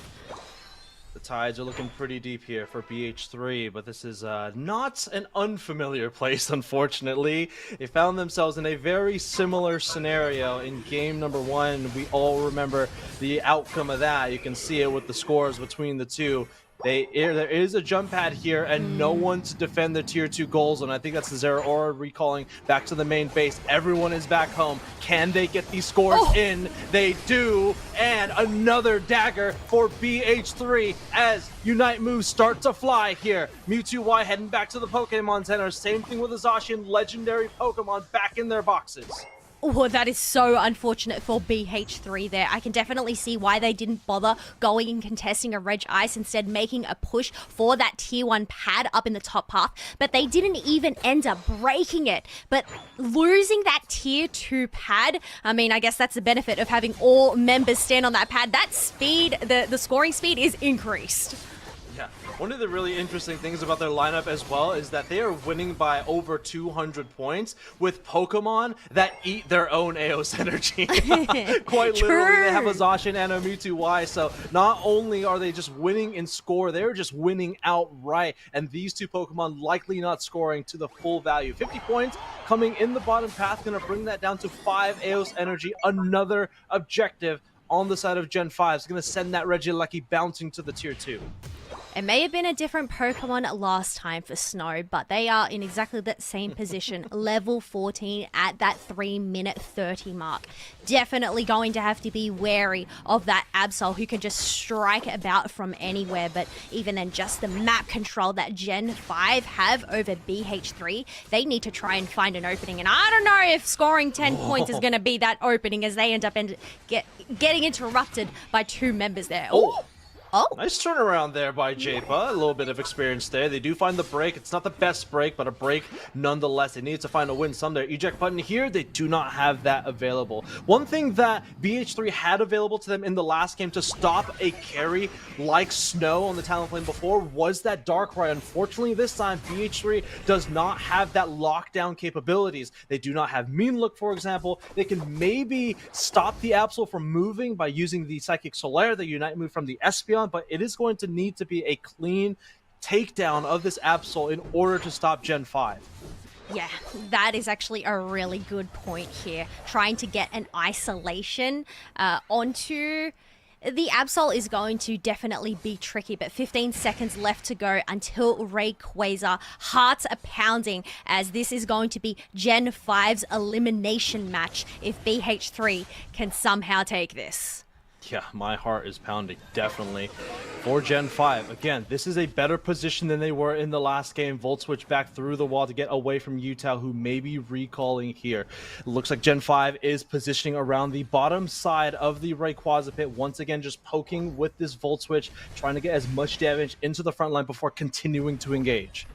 I guess that's the thing, if they can do the discharge volt switch tech to try and get an isolation, that might be their opportunity, but Utah ends up diving on in. We do have Unite moves a flying Midnight Slash to go and wipe out 2 of those members. Mew is on the chase from that Talonflame, who also ends up getting knocked on down, and I think Gen 5 have come back with a vengeance. They weren't happy of the results of that previous set. Main thing is, Fizzy is still left. Can they get a Snarl? But no, Megu securing it with their Unite. Oh no, it ended up being the Mew, but still using the Unite move nonetheless. Unite move looked pretty good there. The Sovereign Surf from the Zacian. Of course, there's a lot of different securing tools on Gen 5. They also had all 5 members of their team up, unfortunately. A solo Umbreon just unable to secure that objective, but You know, as we take down the time here, we got 45 seconds left. We can start looking at where this game went wrong. I mean, very similar to last game, right? Gen 5 had a carry player that was Snow on the Talonflame that took over the game. That was no different. The only thing that was different was this final pick in the Espeon, and you can see on the right side of your screen, level 13 on the Espeon with 30 seconds remaining in the game. You want that carry Pokemon to be level 13 by the 2-minute mark. So to see them here at level 13 just shows that they were struggling throughout this game. I mean, Espeon going is quite squishy, especially when going on into an Absol. So they pretty much get bursted down. I was a little bit worried for Utah there. It looked like they were isolated, but I think it was just the fact that Gen 5 were able to collaborate together, really just use Utah literally as bait to get BH3 to come out of the bushes, and then the rest is history there. Yeah. So we head into the post-game summary. We will be going into a Game 3 between Gen 5 BH3, so definitely at the end of this next 10-minute game, we will find out who is going to be moving on through to the loser's side of the bracket, the loser's finals to be specific. 7-9-8-156 is your end game here. Unfortunately, a donut for our carry attacker on the side of BH3, Mephil, 0-2.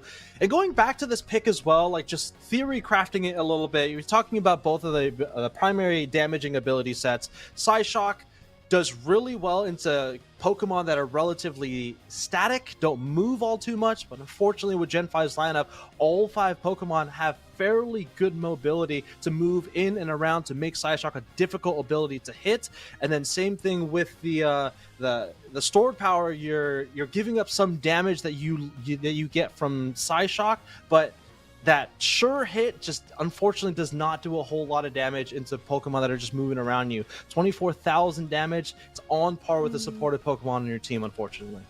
Yeah, I'm actually really interested to see whether they ended up getting much value from their Unite move during the final stretch. I cannot recall. I'm sure that's why we have these highlights here, especially because things just happen so quickly during those moments. But yeah, I think that is a really good point. Mephil just struggled a fair bit into the composition that Gen 5 had. I mean, the range that Espeon has in comparison to a Mew, it's definitely unmatched, but even then, it's just, yes, there is those 3 melee Pokemon on the side of Gen 5, but it's just the range threat that they had. I mean, really, it was the Absol threat, because they just pretty much exploded within a split second. It's just the Psychic Sled doesn't really come to its full fruition there.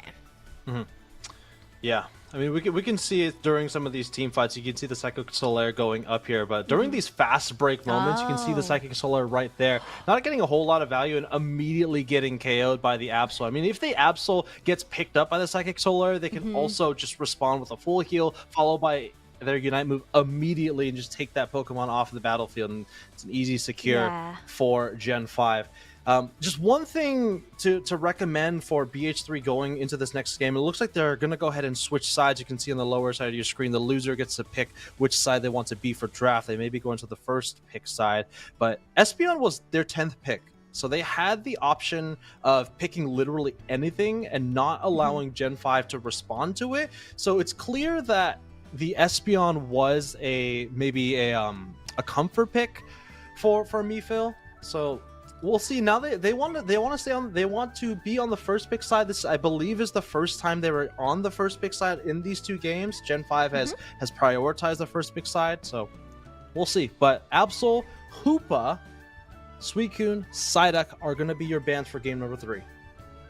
Funnily enough, I think instead of an Espeon, I would have preferred to see that Darkrai, because as you mentioned, it's just they lacked that individual lockdown.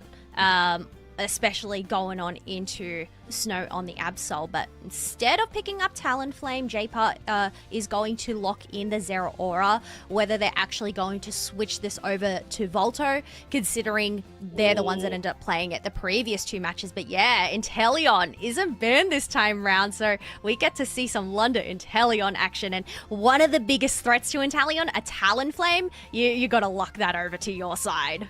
Yeah, and not only that, it is sporting that new item, Drive Lens.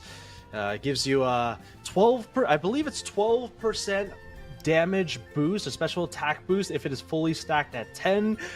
Chat, you can correct me if I'm totally wrong on that one. It might be a new item for me as well. But yeah, math is hard for us Unite players. But anyway, pretty solid start for either team. A lot of really strong and powerful Pokemon, but Inteleon is the Pokemon that we haven't seen today very much. It's been banned quite frequently, but every time we see it, especially in as proficient as a player as Lunder, one of the best attackers in EU and all of the Western regions, I'm excited to see this. Look, we were talking about lockdown potential that now. BH3 were lacking. Well, rather than the one, just the Mimikyu that was secured before the Darkrai, now they have the 2. So I think Mifil going back onto this Darkrai is definitely a positive for their team. But it's just what are Gen 5 going to round out their composition with? Gyarados once again. So, you know, seeing that Waterfall pretty much just run at their opposition. They played it really well in that previous set too. One of the things to take a look at for Gen 5, they don't have any active healers on their team, whereas BH3 has the formal supportive healer of Eldegoss and maybe even Wish on Umbreon, depending on what they go here. But Gen 5 is really leaning everything into their offense. We can kind of theory craft their ways to heal, right? Inteleon doesn't really have any ways to heal, maybe Spell Vamp. I'm not sure if Inteleon actually does get that. Slowbro is just a very bulky Pokemon. I know Mewtwo Y maybe has some lifesteal with its auto attacks, the shielding from Waterfall, maybe some healing from Brave Bird on the Talon, or at least the damage reduction for Brave Bird on the Talonflame. So this is an all or nothing lineup for Gen 5, and I'm a little bit worried because they don't really have anything to support their team if one of their carries gets locked down by the Mimikyu Unite move, gets put into the Nightmare by the Darkrai Unite move. So this is going to be a very explosive endgame for BH3, and it's really going to be up to them to make sure they get the most amount of value for these lockdown Unite moves, because if they can lock down the Talonflame, if they can lock down the Inteleon, that should be a KO for their team. Yeah, obviously it's a lot easier to put that theory on from pen to paper, but actually carrying it out, it's obviously a completely different story. But soon this story will be written. We do have BH3 on the purple side, Gen 5 on the orange, heading on to our final match for our loser semi. Whoever wins gets to progress on through and goes up against Nouns Esports. However, whoever loses is eliminated for this month. I do love a good story, Kello. Not only that, I think everyone loves a good underdog story as well. And, well, if we're talking about underdog stories, well, with these two teams, we already know history has definitely been in favor of Gen 5, winning 3 out of 3 of their matchups against BH3. That's a lot of 3s there. I did not plan that. But anyway, BH3, their biggest opponent for the UCS season has definitely been Gen 5, knocking them out multiple times in these monthlies. Yeah, exactly. And I mean, what a better way to go and make a comeback, the final monthly cup, to kind of just demonstrate how much BH3 have improved. And what's the oh my gosh for?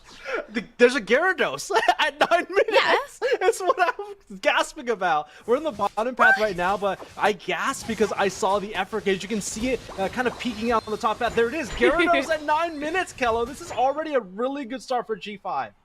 Yeah, I mean, this is similar to what Gen 5 had in that first match, having Gyarados at that 9-minute mark. So having that earlier on is definitely going to keep the pressure, as we do have 2 members on BH3 being taken down, and Greg looks to be the next, unless they can escape. They do escape from that Mega Mewtwo Y.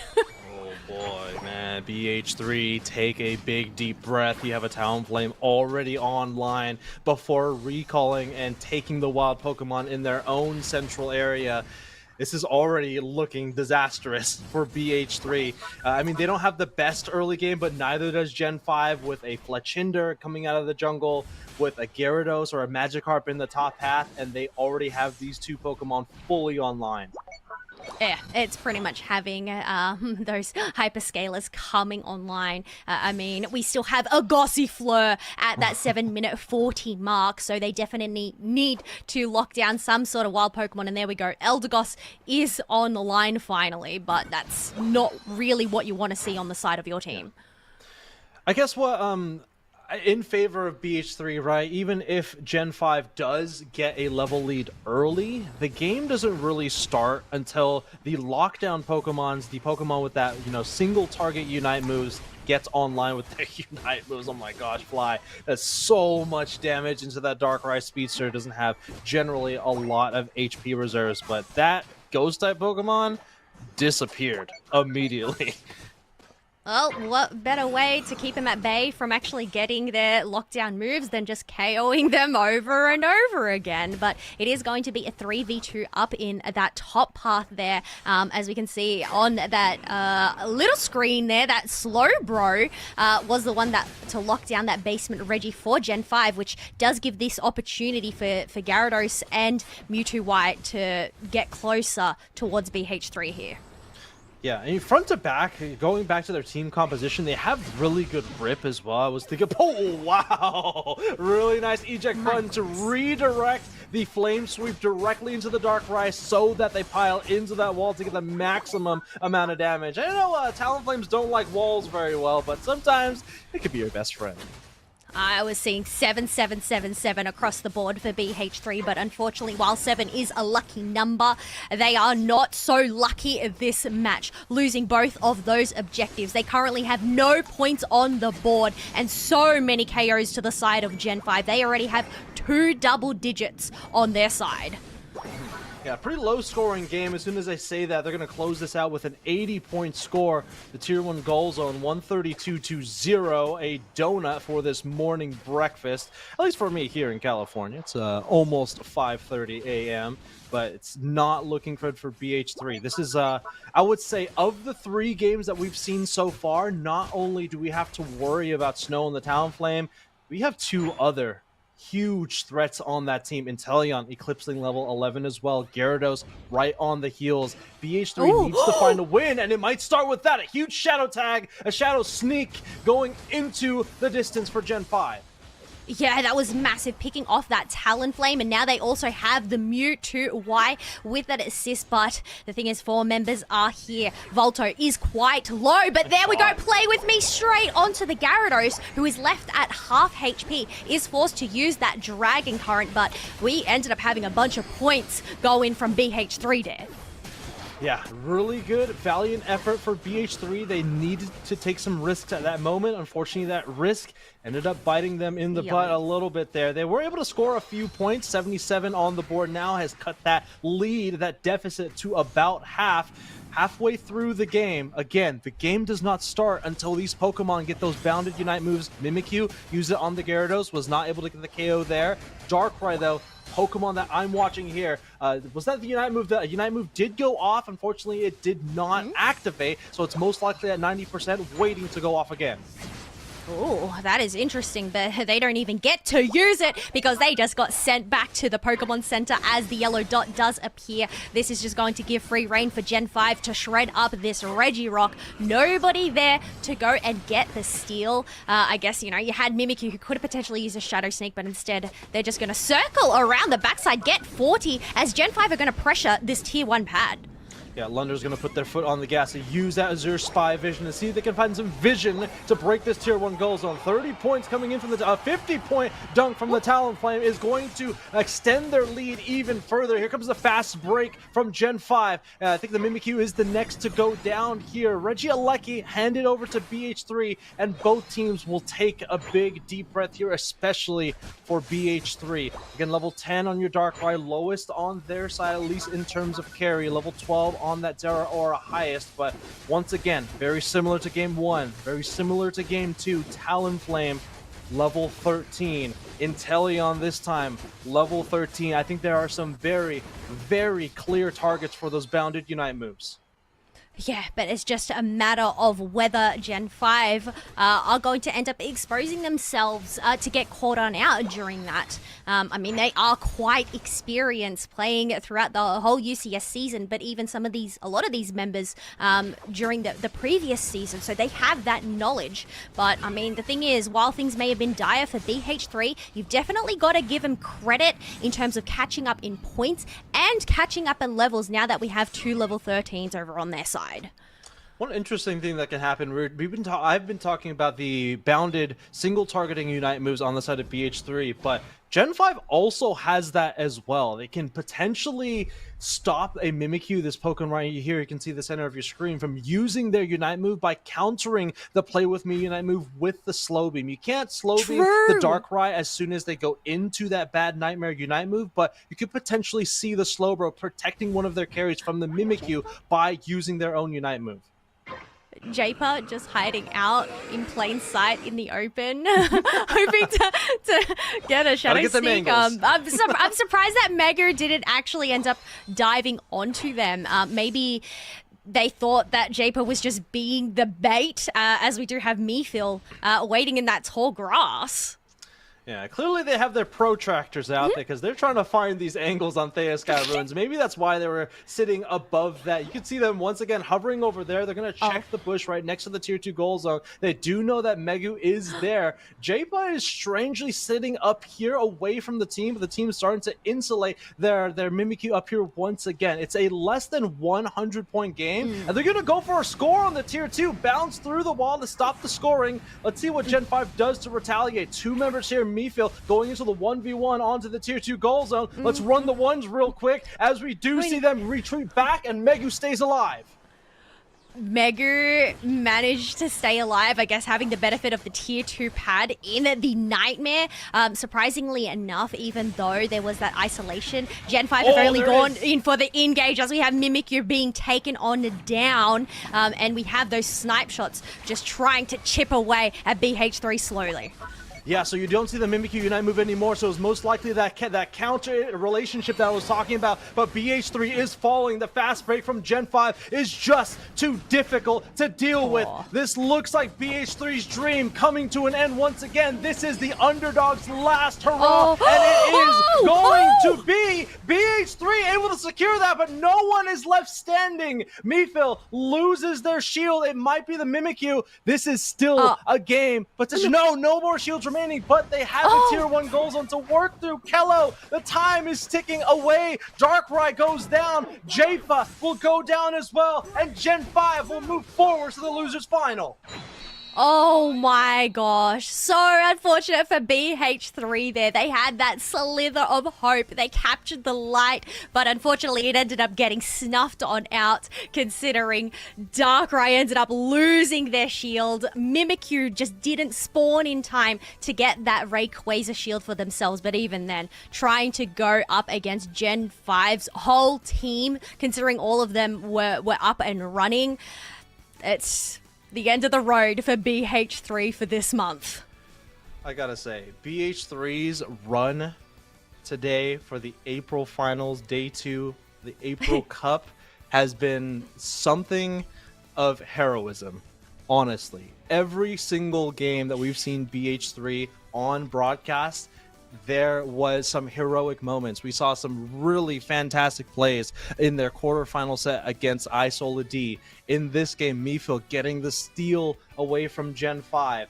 But unfortunately, Gen 5 entirely throughout the series, they have been in the driver's seat. Game 1, Game 2, they made sure that Rayquaza was not a win condition by KOing the entire enemy team. They take the Rayquaza off of the field. Even if they lose it, they know BH3 does not have the Pokemon on the field to even capitalize off of those shielding. Yeah, we were talking about how, it's easier said than done, especially when you're putting these theories from pen to paper, but BH3, I mean, you look at the stats across the board. They barely picked up, well, it was 2 KOs for that whole match. And even then, in terms of the numbers at the end, it's just they got shut down time after time. And yes, they were able to go and secure a Regirock along with that Rayquaza, but Gen 5, I mean, they had it, and as you said, they were in the driver's seat, and they just sped away with that win. Yeah, sped away indeed. And honestly, these last 2 games, Game 2 and Game 3, I thought that Gen 5 won this game in draft. Honestly. And unfortunately for game number 2, we were talking about Mifil on the Espeon. I feel like that was a position that BH3 kind of put themselves in. It might just, again, be a comfort pick for Mifil. But Gen 5 in this last game, I mean, look at this lineup. Really good rip, really good secure. They recognized that the enemy team had 2 bounded Unite moves. They responded with their own bounded Unite move. You can see it here. Let's go and see where the secure is. You can see Mifil right above the Rayquaza. They have Dark Pulse. Don't even know what they got it with. They got it maybe with Dark Pulse, possibly. It wasn't the boosted auto, the bolts that came after.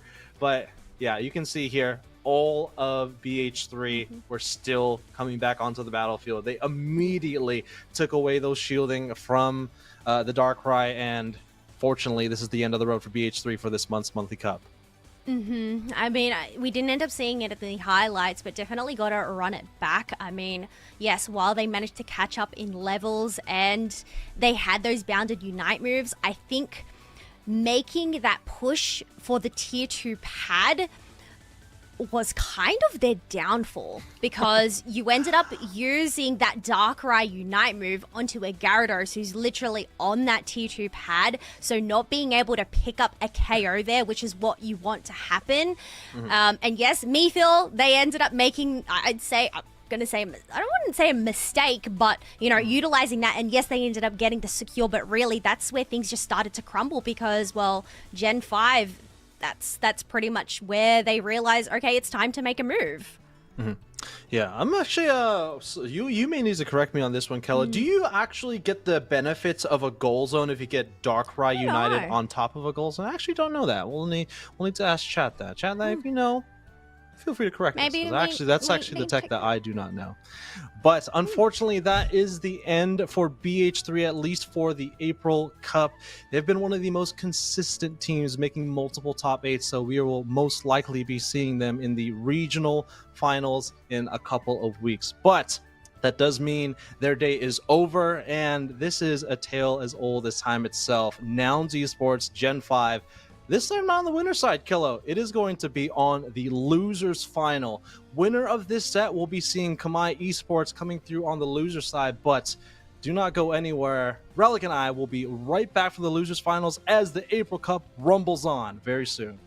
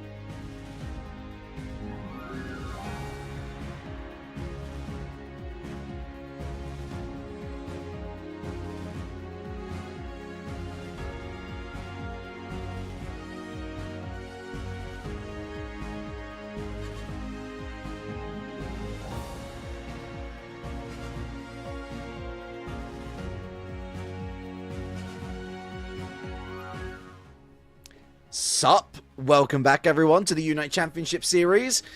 Hey, you know that whole Nouns esports versus Gen 5 rivalry that we usually get in the grand finals? Well, guess what? One step earlier, that's where we find ourselves today. Losers final. We got a real good story here, Draku. For Nouns esports, they have made the grand finals every single event this online season. They got a record to keep intact. Gen 5, they've got every incentive in front of them to try and disrupt that record, and it's all settled here in this best of 3, a final one for one of these two teams. I think the story that we can go with for a lot of today's broadcast is the idea of an underdog story, right? You were talking about Isoli earlier and Tralalero Tralala having their first top 8 appearance, but I think some other underdog stories that we can highlight here is Nouns Esports being the top dog, has always been the top dog for the EU, has always made every single grand final like you just said, but seeing a Kamai Esports and Gen 5 grand final would be a pretty poetic ending for the online portion of the UCS season, in my opinion. Honestly, we got two very passionate fan bases here. Two very passionate fan bases. I am going to sit on the fence. I'm happy for whatever team makes it through to the grands. And to be fair, I'm sure from a Gen 5 perspective, they won't be too disheartened to see Nouns Esports prioritizing the Talonflame. Of course, they themselves will be looking to probably pick up the Absol. For Snow, never mind. The impossible has happened. Gen 5 embracing the Electro Cat. Maybe Relic in that last set, you jumped into Gen 5's VC and said, hey, you should probably, if you play Nouns Esports in this losers finals, you should probably either ban the Zera Aura or pick the Zera Aura. And while they at least took one of those advices, Mewtwo Y with the EXP share going to be the other supporter on that team. Megu going back to the Zacian. I was having a conversation with Kella. What are your thoughts on Zacian in this metagame? I thought that Zacian kind of struggles to lock down some of these faster, highly mobile Pokemon, but there's not that many on the side of Nouns Esports. I mean, one Speedster is already a lot in my opinion, but just one. Yeah, Zacian is always good. I don't think there has ever been a point where it's ever been not good. But I definitely think that it does, especially, Sacred Sword is the primary moveset that we see from this Pokemon all too often. I know that there are some Metal Claw aficionados out there, and I would certainly back that move as well. I do enjoy a bit of Metal Claw for close down, but historically speaking, you've seen a lot more value out of Sacred Sword with the damage reduction, of course. You've got the slight stun, which enables teammates to really, like, hop on the train of let's bully this individual and make sure that we get a KO out of it. We got that Excel bracer on this particular Meguzation, and so they're going to look to try and inflate these stats really early on. Big early game domination from the Sword Doggo Draku, but really we're looking at that late game influence, and so that for me means we've got to see Megu kind of go counterintuitive to how we see Gen 5 play usually. They like to go top path, stay there, and kind of play on their own as a free roamer. With that Excel bracer, it'll pay so much dividends for them to be a part of the action each and every time. Losers finals, Nouns Esports on our purple side, Gen 5 on our orange side. Once again, Gen 5 on the loser side of the bracket. Nouns Esports in a very uncharacteristic position here. Don't recall the last time they were in the loser side of the bracket. I think it was the February final, so it's been some time, but the pressure is on now for Nouns Esports. They got to take down Gen 5. They have done so in the past, but so has Gen 5. Excited to see how this one turns out with you, Relic. It's a big one, folks. Game 1, potentially, of 3 in this losers final. It feels very harsh to call them losers, but that's what the bracket says. Purple side Nouns, orange side Gen 5, and immediately the harassment begins on this Magikarp. A long way to go before Gyarados is achieved. Early score for Inder, and that Magikarp is actually going to turn things around. Doesn't quite get the KO onto the Mewtwo. Why? But it's already evolved in 50 seconds, not even. Oh, Megu. You were Gyarados at 9 minutes before. I think Gatlu just beat your time at 9:17. I think was on the clock there. Talonflame, or at least the Fletchling, had a level 4 rotation to the top path. Not the best rotation, nothing as powerful like a Leafeon, but get too greedy with the Gyarados and it will come back in full force. In the bottom path here we have a Fletchinder and the Zero Aura online as well. Conservative start here in the bottom path, but more importantly Megu struggling in the top path against the Zacian, who is now behind relative to the Gyarados. The GOAT Coach Explain in chat, and he's got to be pretty happy with what he has seen so far. Nouns so bold as to go for central area invades and run away, popping the X-Speed with the orange buff in pocket. Gen 5 kind of stunned at this moment. Megu hasn't really gotten going. No scores either across the board for Gen 5. In fact, the KOs and the scores continue to roll in for Nouns Esports. Sacred Sword goes down. Maybe Megu gets one. No! Clutch up for Toon. Acrobatics, the tool of choice to get 2 KOs in the top path.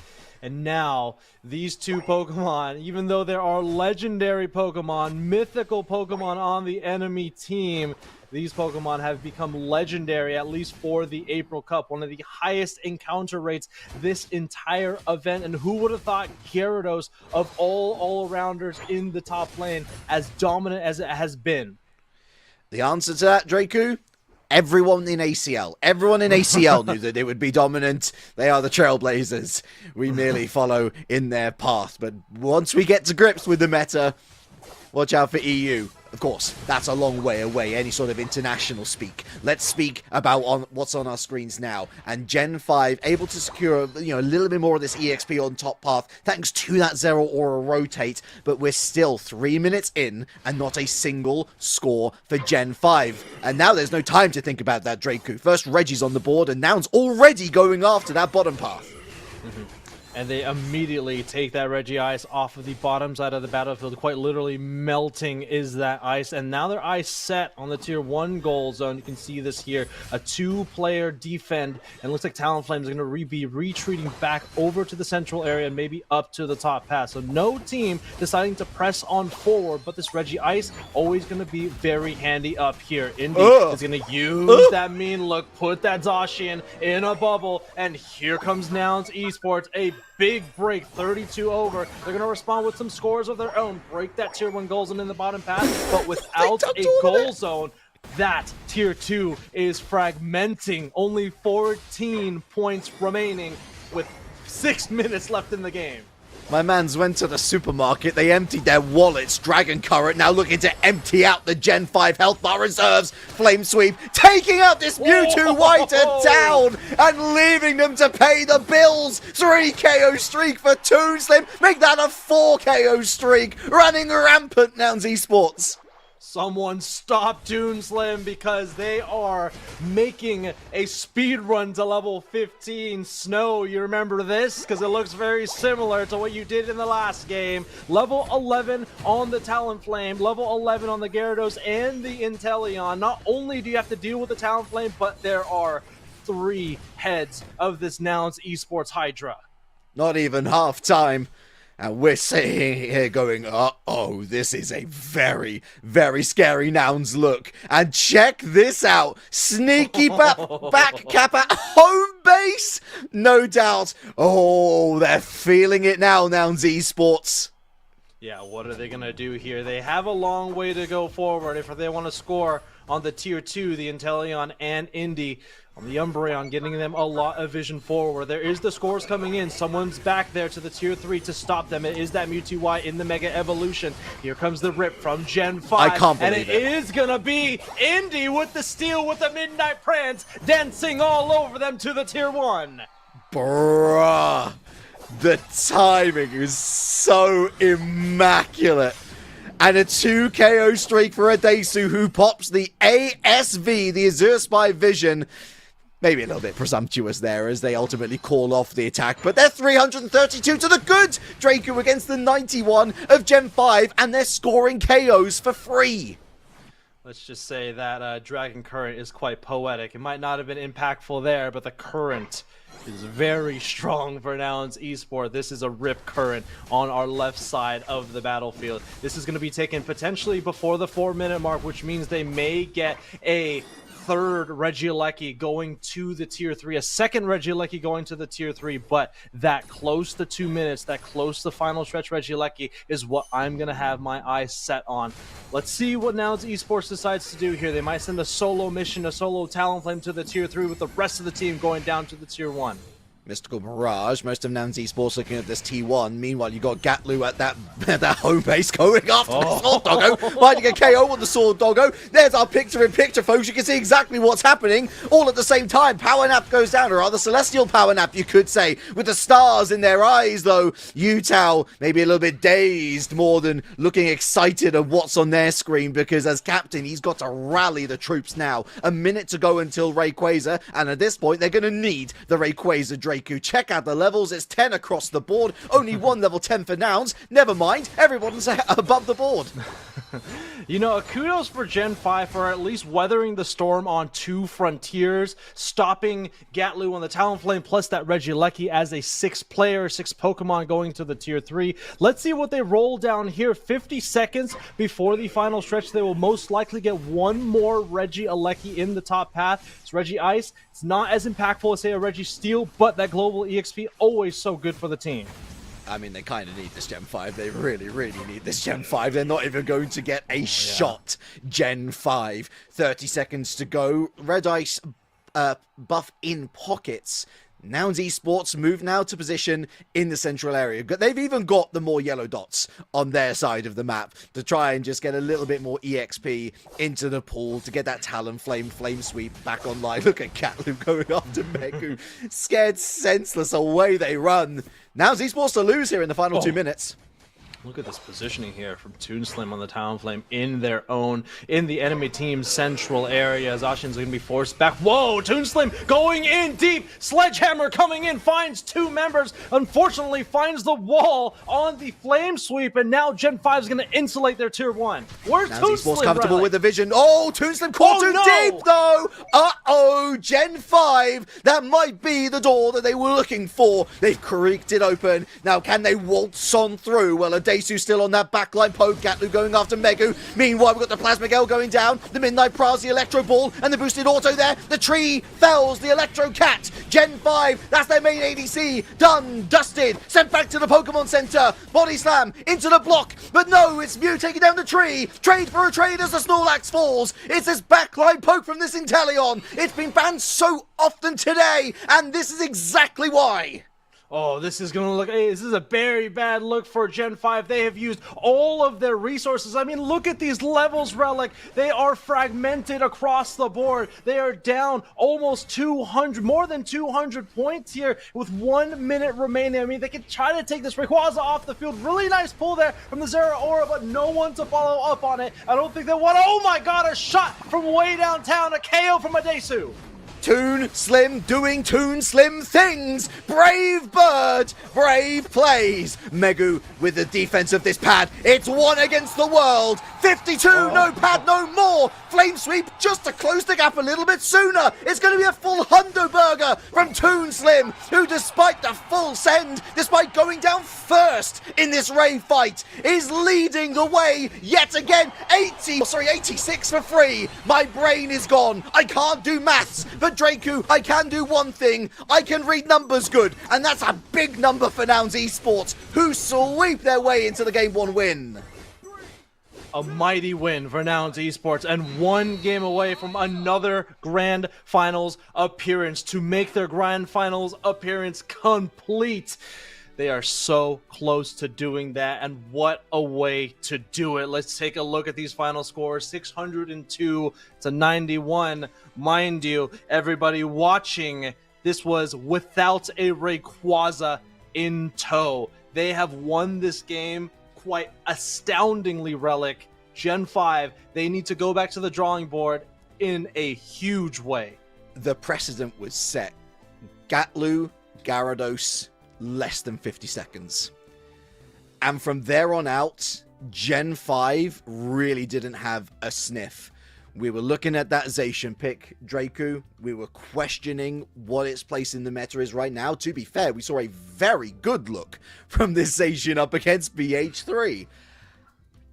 But 0-0 for Megu, completely zoned out the game. A knock-on effect of that early Gyarados Evo. Toon Slim prowling the premises and choosing the perfect opportunities to flank and find those big KOs that never gave Gen 5 a stable foundation to work from. I mean, clearly Talonflame is no Leafeon, right? It's not going to get that evolution to stage 2 or even its final evolution like Leafeon does at level 4. But it's still a pretty risky thing to move forward onto a Magikarp with a jungler potentially in the wings. I mean, they should have known that too, right? They were able to get Megu online at level or to become a Gyarados before the 9-minute mark in their previous game. So this is kind of giving them a taste of their own medicine, and well, that's going to be a tough pill to swallow. Swallow it, they must though. Gen 5 sent right back to the drawing board. The big send from Toon Slim, huge mystical mirage, by the way, to just shrug off the flame sweep. And then we're thinking, well, surely Toon Slim's going to find a way back in, or maybe they're going to reset back to base. No, they keep on going, but they pay the price. We see Megu going after the Ray in the meanwhile, but then caught in this narrow corridor, we see a big Midnight Prance from Inda, and Bruv with some huge CC forcing out that power nap from the Snorlax. Adesu with the backline pressure whittling down the health bars. We see the tree eventually fall to the Mew, but this huge presence from Adesu scaring off Gen 5, giving Toon Slim all the time in the world to head back into the fight. And once he did rejoin Draku, there was no going back, only forward. Yeah, I mean, they built a wall, quite literally, around Atesu, right? That wall, that castle, was quite literally all of the Rayquaza pit in the central area, with the Trevenant and the Umbreon holding that corridor and just raining those snipe shots from distance. I think it was the Zacian, it was Megu that was able to get onto the Rayquaza very quickly, but unfortunately the rest of the team just could not break through the wall of Bruv and Ender in that choke point. So just a little bit of miscommunication there, but it's a difficult call to make, especially when you're at such low level. I mean, they went for a second refight and their entire team, all their carries were below level 13. Well, the response is immediate. Talonflame first ban. No hesitation. Nouns sticking with the Suicune.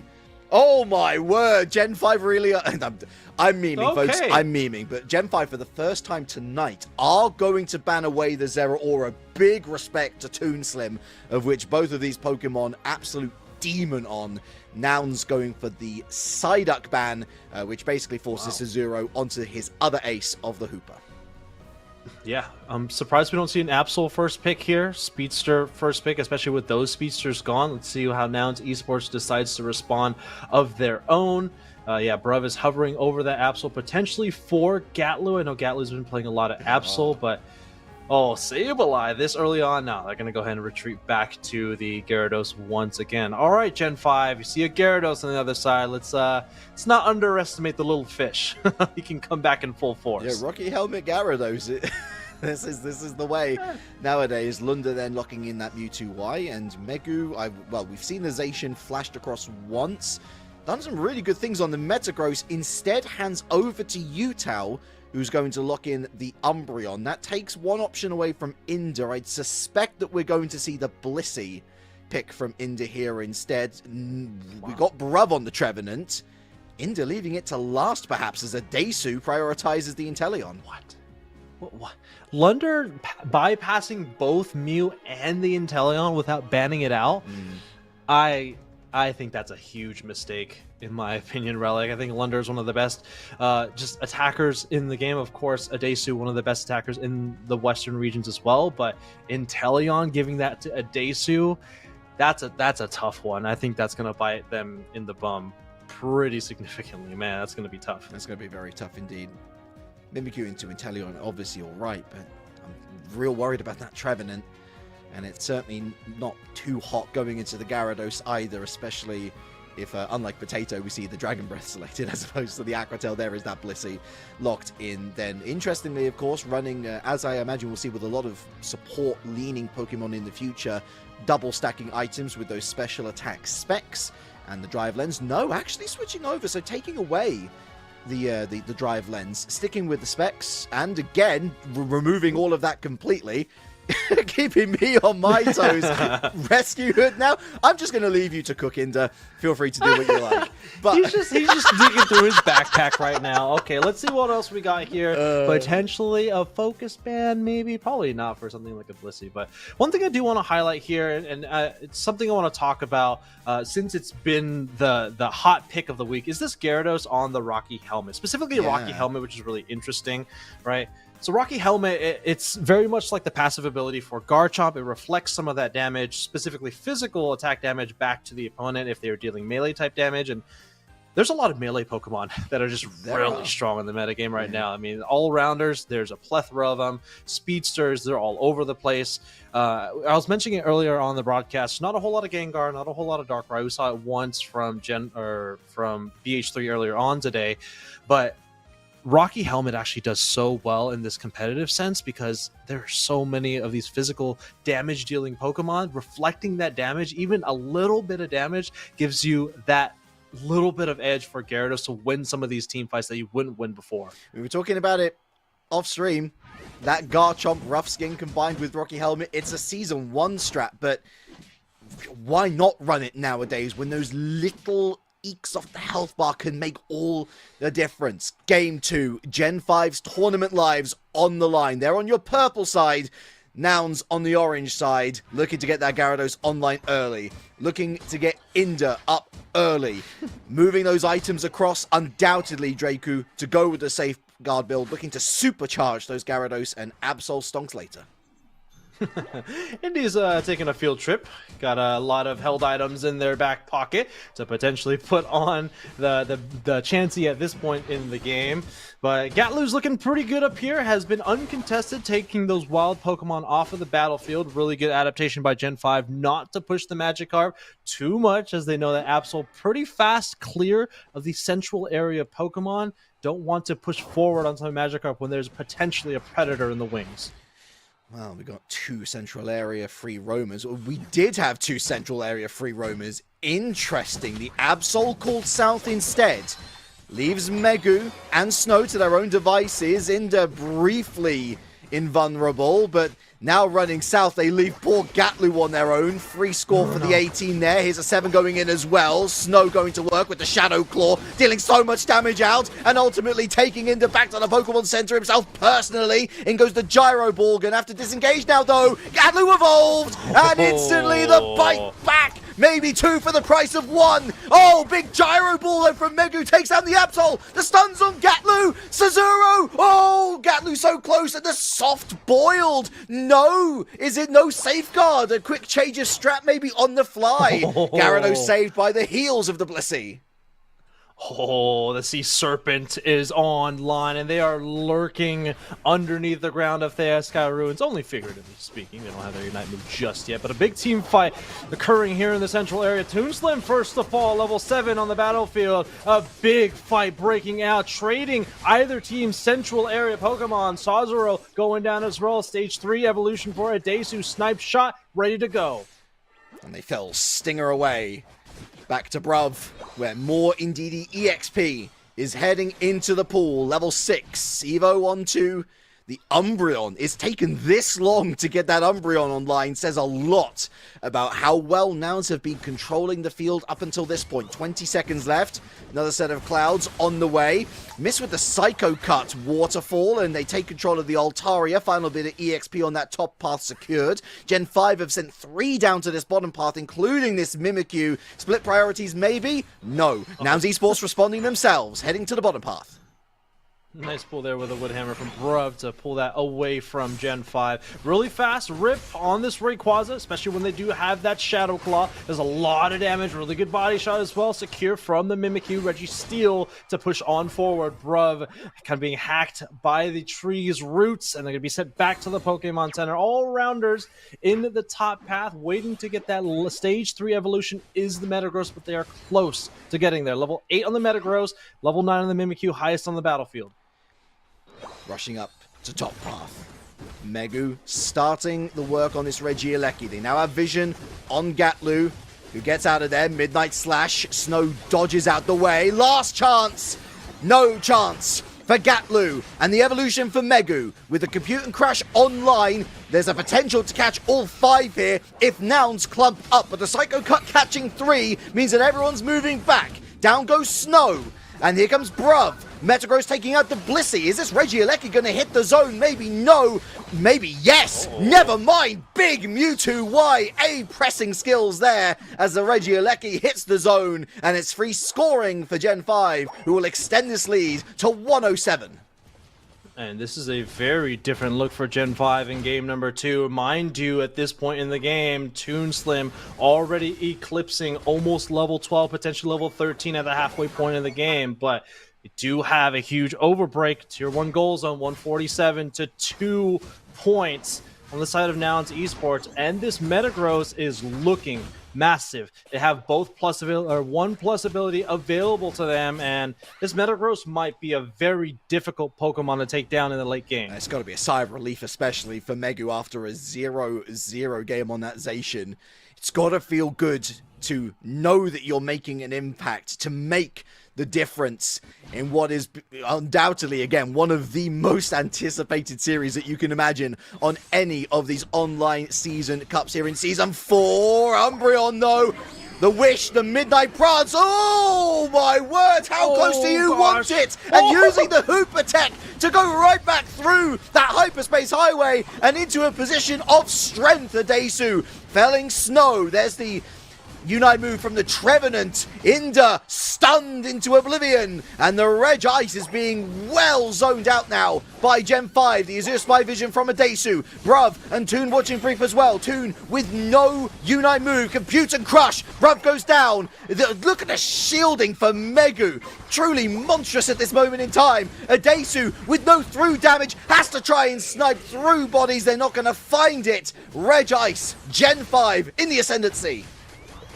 Gen 5 really picking up the momentum here in game number 2.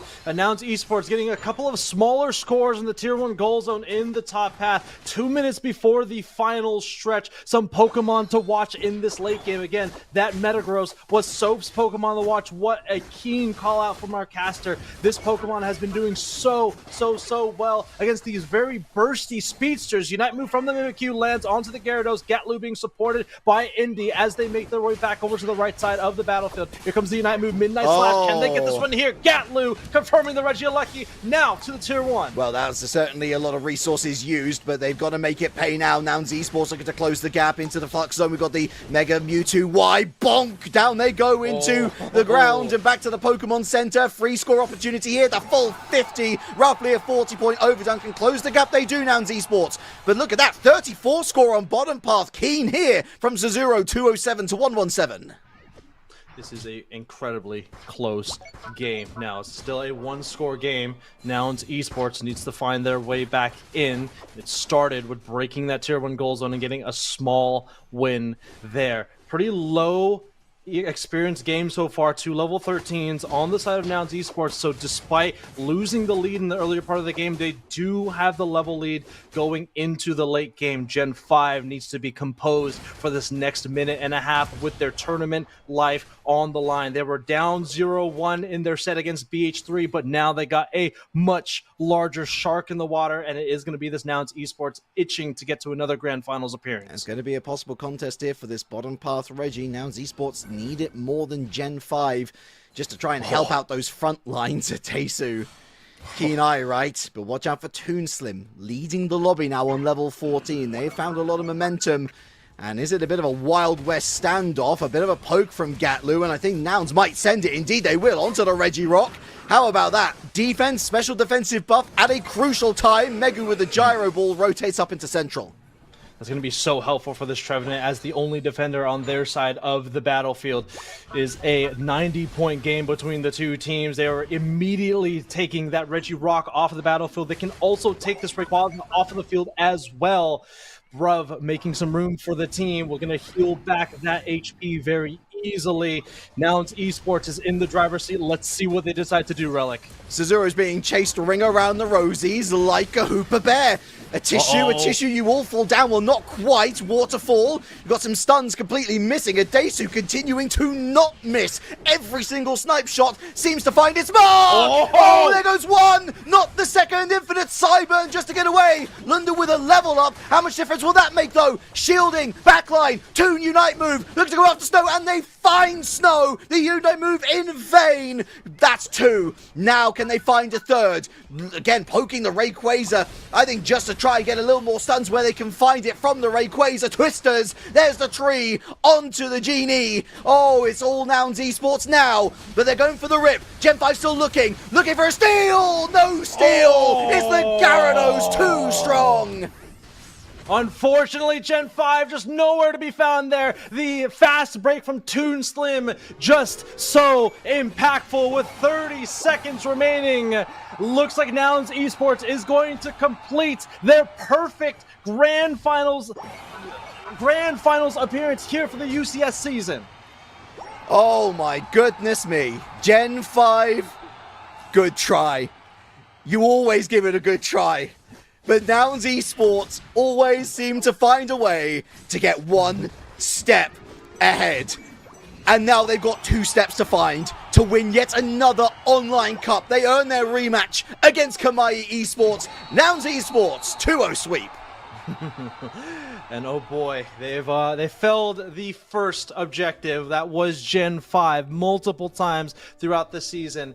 And now Kamai Esports is probably waiting nervously in the grand finals, as they are once again in another rematch against the best team in the European region. This is going to be the most pivotal game that Kamai Esports has played all season long at the end of the season. This is a real scary look. This is a really scary look.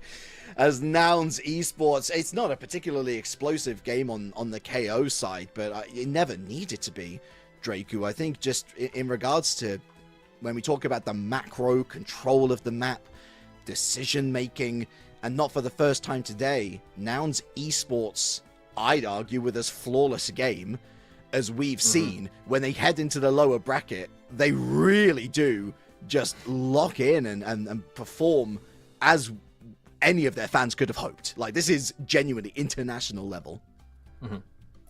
Again, this is probably the best Nouns Esports has looked the entire season, and one thing to really hone in on is when Toon Slim is in that fast break mindset, regardless of whatever Pokemon he is piloting, he has been incredible. Whether it be the Talonflame, in this game it was the Absol, weathering a Mimikyu Unite move, getting the reverse Uno, getting the KO on the Mimikyu in response. It was chef's kiss.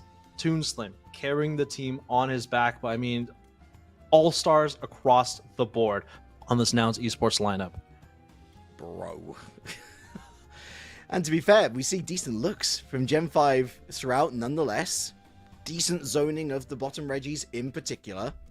But Nouns Esports with great patience. Just a moment to wait. Moments like this where Utam not given a moment's notice to sit back, relax, catch their breath. Shout out to Adesu, by the way. Twice on this Inteleon, making a huge difference. I'm honestly, their last 2 minutes were nuts. The amount of shots they were able to find. Yeah. I honestly thought it was a mistake to give Adesu this Pokemon here. Like, I know Adesu as being one of the best year 1/year 1.5 Decidueye players. I think he was one of the players right next to Yeet Fan who was really piloting Decidueye to the best of their ability. Well, this is another sniper, and this sniper right now is taking over the attacker category. And this is exactly why such long range. I remember when Inteleon was first released, liquidation was the flavor of the literally month or two because snipe shot was just so difficult to hit, but it's a very high learning curve. But when you do hit these snipe shots, they can quite literally sway the entire fight in your team's way. He's one of my favorite players to watch, Toonslim, and how he leads from the front. And Adesu, I mean, I've already given him plenty of lavish praise. He's one of the most adaptable, flexible players. He's just a comforting blanket when you're playing alongside him, because whatever you need him to do as a team, he's going to be able to nail it 10 times out of 10. I'm just delighted to see this roster clicking so successfully. Gen 5 commiserations, of course. Never nice to drop out the tournament, especially after a sweep. I think you've come up against the best looking EU team that we've seen up until this point. And I believe we might have an interview straight off the rip. Excellent, right, let's get him in here then. Let's have a little chat, shall we? To Gatlu, the legend, the GOAT. You are back in the grand finals. That is every single cup you've been in. A grand finals appearance has been confirmed. Now you got a bracket reset, though. You know what you're facing in Kamai. What do you have to do differently this time around to go and get that final dub of the season? First of all, it's nice to be back in the grand finals. Now from the loser bracket, we are warmed up. I think they have interesting strategies like playing Ho. No other team is playing Ho. And they have a lot of things up their sleeve, but I think we're going to be prepared for it this time around. Because now we know a little bit about the draft, but obviously they have the bracket reset, so they're going to have more preparation against us. Congratulations, Gatlu, on your unbroken grand finals appearance, by the way, for the EU region. We were kind of theory crafting it between the casters and I, but Gyarados, Rocky Helmet, Waterfall, could you maybe talk us a little bit about that? Like where... Obion was like the innovator of that from the ACL, but is there more than that? Some of your thoughts on that? I mean, USA Kazu was playing in Zumia, the Gyarados, and it's pretty much just, like, it's a great Pokemon. The Rocky Helmet, my team is like, we are arguing about if it even has a value, like if you should play Resonant Guard, but I feel like a lot of inspiration that comes from Asia, specifically, or Japan, goes to EU. I think Gen 5 is one of the teams that takes what Japan has to offer to their sleeve and try to adapt to it. But obviously, they have more time to practice and more thoughts on the composition. So it's pretty much just learning from other regions. I know you'll probably be looking more short-term at the upcoming grand finals first and foremost. But I got to pick your mind on looking ahead to potentially the international stage. I mean, you got the whole regionals to run through as well, but you've been to these world championships so many times with, if not the best EU roster each season around, then the second best roster each season around. Do you think that the roster that you are with now is going to give you the best chance of a potential world championship run? Yeah, I think so. I'm pretty confident with the roster. We had some of our doubts in the beginning, but I think everyone is very mature and confident to play Unite and just like play for winning. Everyone has the same goal, and I think this is what matters the most, right? Everyone having the same goal and just playing to their strength. Love it. Love to hear it. Right, Gatlu, go prepare. Go enjoy, my friend, as we have a grand final appearance yet again for you up against Kamai Draku. For us too, that's a wrap in terms of casting. Chat gets their wish. They get their Sofchan and Kelosaurus back. But for us, I think looking at this Nouns esports roster, there is just so much to enjoy from every angle you look at it, from the individuals to the team play. Kamai's got a storm coming their way, and as much as we know that Nouns are going to be adapting to what Kamai can bring, what can Kamai do to try and settle things down, and from their perspective, of course, try to finish it off in the one series?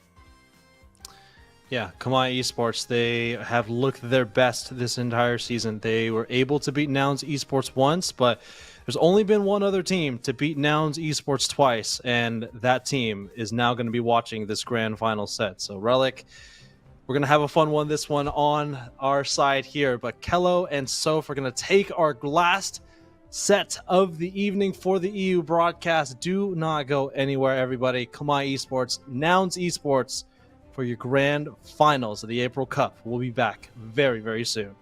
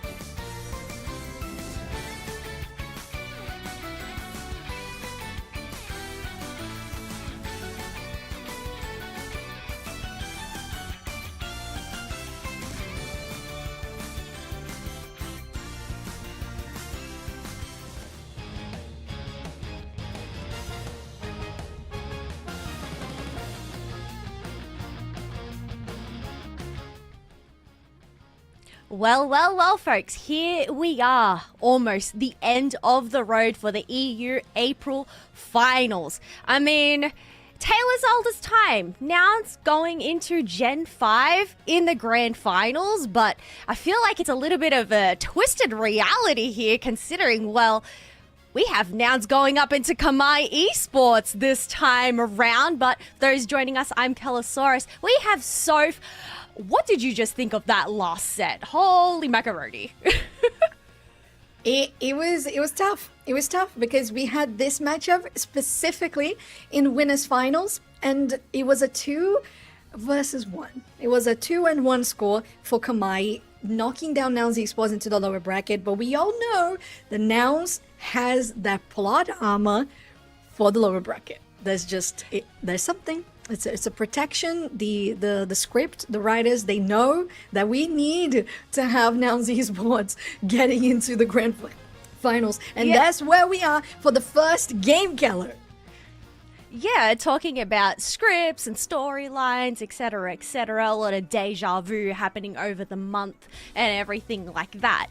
One of the storylines that's been consistent with Nouns and Kamai Esports is every time they have gone to verse each other this season, it's gone to a round 3. So obviously heading into a grand finals, Nouns Esports, they need to try and take this match in order to set it to a bracket reset. We saw it earlier on in the day in the OCE finals, actually going the distance. Are we actually going to see the distance here for Nouns and Kamai?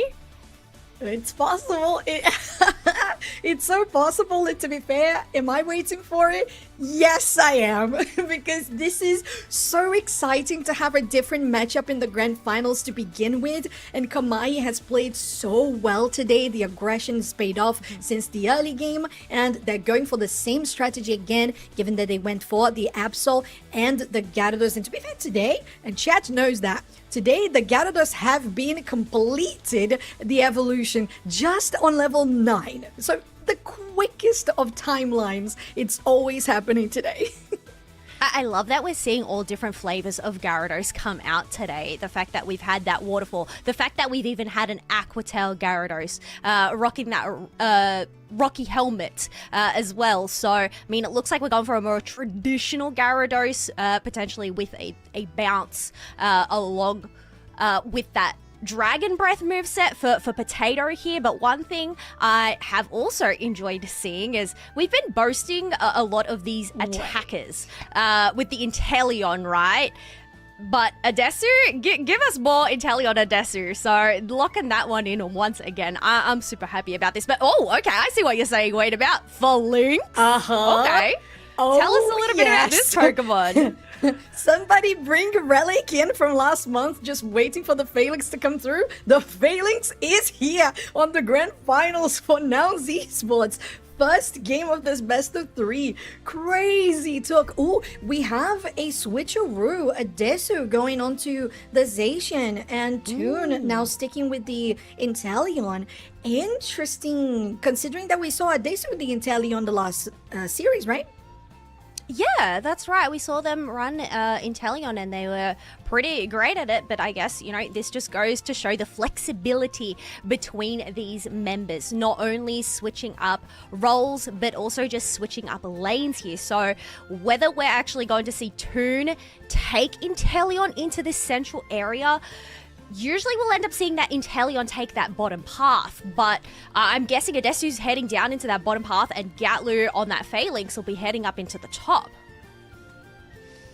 And Kelly, this is the moment where we start getting ready, us, the audience and the players, to play the grand finals of April Cup. Nouns Esports on your purple side, Kamai Esport on the orange, where they are facing this revenge match from the winner finals, where Kamai won on a 2-1 fashion. So we'll see if Nouns Esports, coming from the loser side, can actually make it the whole distance like OC did today, as we get into the first game of this best of 3. Oh, there we go. Storylines have just been warped once again. We actually have the Phalanx Gatlu taking on that central area, and Toon has headed into that bottom path with Bruv on that Phantom. Yeah, and so far, I don't think we've seen any failings. Like, I don't know, even if yesterday when you were covering open qualifiers, if we had any failings, did. Gallo? It was Gatlu. Gatlu played Felix yesterday in It the open was him? qualifiers. Yeah. They did actually end up winning that match. So, hey, we'll have to see if they can make it 100% win rate Phalanx, just like we've had 100% win rate on Decidueye here on today's broadcast.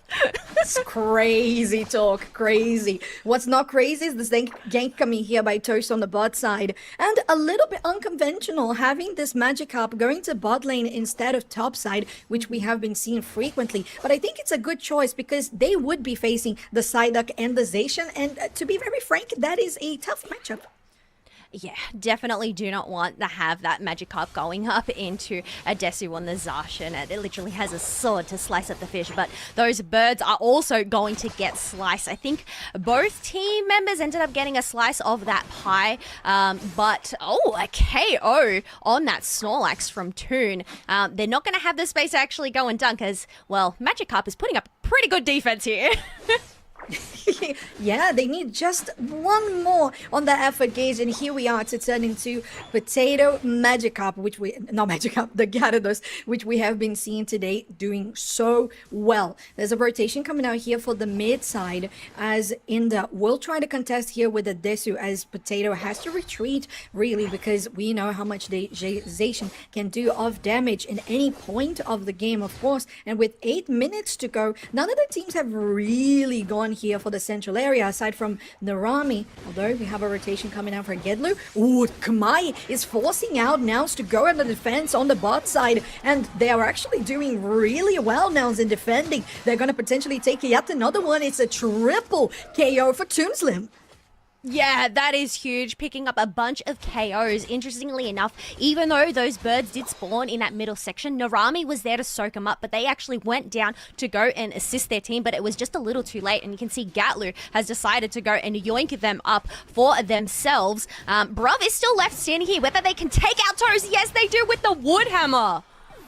Ooh, and it's a Trevenant and a Snorlax that get knocked out at the same time, as Nouns Esports is pushing here with the Phalanx, and Godlu does pretty well at that. The Psychic will connect as well onto Narami, and that's a Ho-Oh sent to the Pokemon Center with a double for Godlu. Double for Gatlo. This goal is left on 40 points. It's 40-2 right now. You still have a 1v1 up in that top path, but looks like Kamai are here to go and assist this Gyarados and put some pressure on Desu. It does feel like Kamai has tried to answer the pressure that was done on the bot side now at the top. And because they could potentially get this goal down and get Regieleki as well, it would be the best case scenario. So Narami going for a rotation here to the goal themselves, trying to score that 19, while the rest of their squad, excuse me, in the stole the Regieleki. There's no way. They are going to use the full power Sayayai, and they are able to escape. Bruv now is going to pay the price, but Inda with the steal, what a play! Yeah, with that Psychic. And he scores! It's kind of comedic seeing the Sayai coming on out of that Toon, being able to pick up a KO onto that Absol, dunk in some Eos energy. It is left on 52 points. How it's is just a matter Toon standing? of whether Nouns have enough points to break it, but it doesn't look like it. Not yet. Not yet. I agree with you. But I have to say, it was such an effort that I'm just still very happy for Nouns because that was successful. And although Kamai did break the tier 1 zone on their side, they really had to push for it. So I think it's understandable that they went all in. Yeah, sometimes it's just all in or nothing, really. I mean, they did end up getting something, picking up those KOs, but, I mean, we're looking at that scoreboard. It's 196 to 97 here, but we already have 2 level 11s on the side of Nouns, but Kamai Esports, they're not too far behind. One thing they definitely need to try and focus on is getting this Ho-Oh Unite move before the next big engage.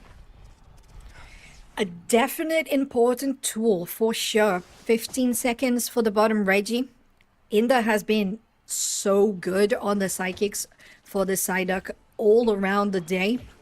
A good chunk of HP goes down here on Marv by that side shock, connecting as well. Ho-Oh still just baiting out. Godlu takes some damage from the Mewtwo Y as they are going to start this one in the Absol. Almost get knocked out themselves. Godlu will guarantee it as well. And with a full power Sai, you're just getting people in a better position for Nouns to continue pushing as well. And they're gonna go with the Surf Disruption with a Wood Hammer and a Horn Leech. Looking so good, but where's the damage now? It's kind of lacking. Kamai has brought it though. Potato, ooh, gets knocked out by a Desu, and it's gonna be Nouns Esports to confirm this bottom Reggie. Although it was so close for Kamai to try to steal it, Nouns come out on top, and they take the fight on a sweep. It was an ace.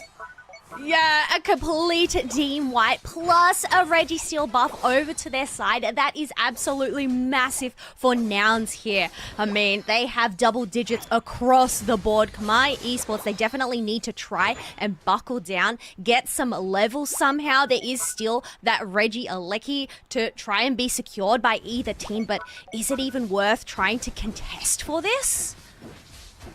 Well, at this point, they have some good vision there. Inder, gotta be careful. You're still a Psyduck against an Absol, so the odds are not on your favor. But, ooh, Gatlu's gonna try to steal this one, trying to get there. They managed to do it! That is absolutely insane. This criminal. You should be in jail, Gatlu. How can you do it? This Phalanx is just doing too well. Yeah, Phalanx has been just at the bottom in terms of the pick rate, win rate, across the board for the longest time. So to actually see it doing well here today is bananas. But Gatlu has 52 points on hand. I guess that is a benefit of Phalanx having all those extra troops to hold up to 60 points. Nonetheless, 3 KOs for Toon on the Inteleon, and that is just going to skyrocket Nouns Esports to 268 to 97 currently. And it's level 14 for Godlu as well on this Phalanx. 2 level 13s and a 12 on the side of Nouns. This game is just getting out of hand at this point, and Kamai is just trying their best to get as much EXP as possible, but the wild Pokemon feel like they don't spawn quickly as they should. 10 seconds for bottom Reggie.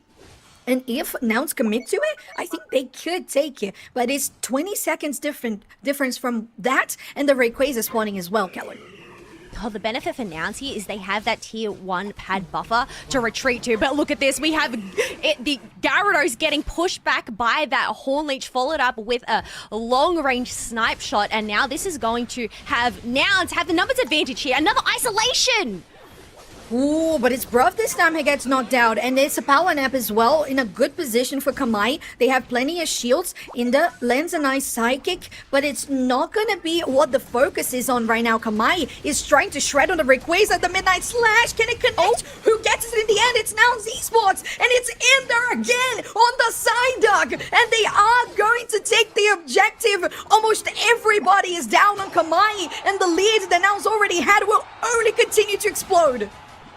This duck is quackers. The fact that Ida was able to steal not just one objective, but 2 objectives, and being that the Rayquaza, that is huge for Nouns Esports, taking away one of the biggest win conditions for Kamai Esports. I mean, there's still a minute 15 left on the clock here, but still some Rayquaza shields are remaining for Nouns here.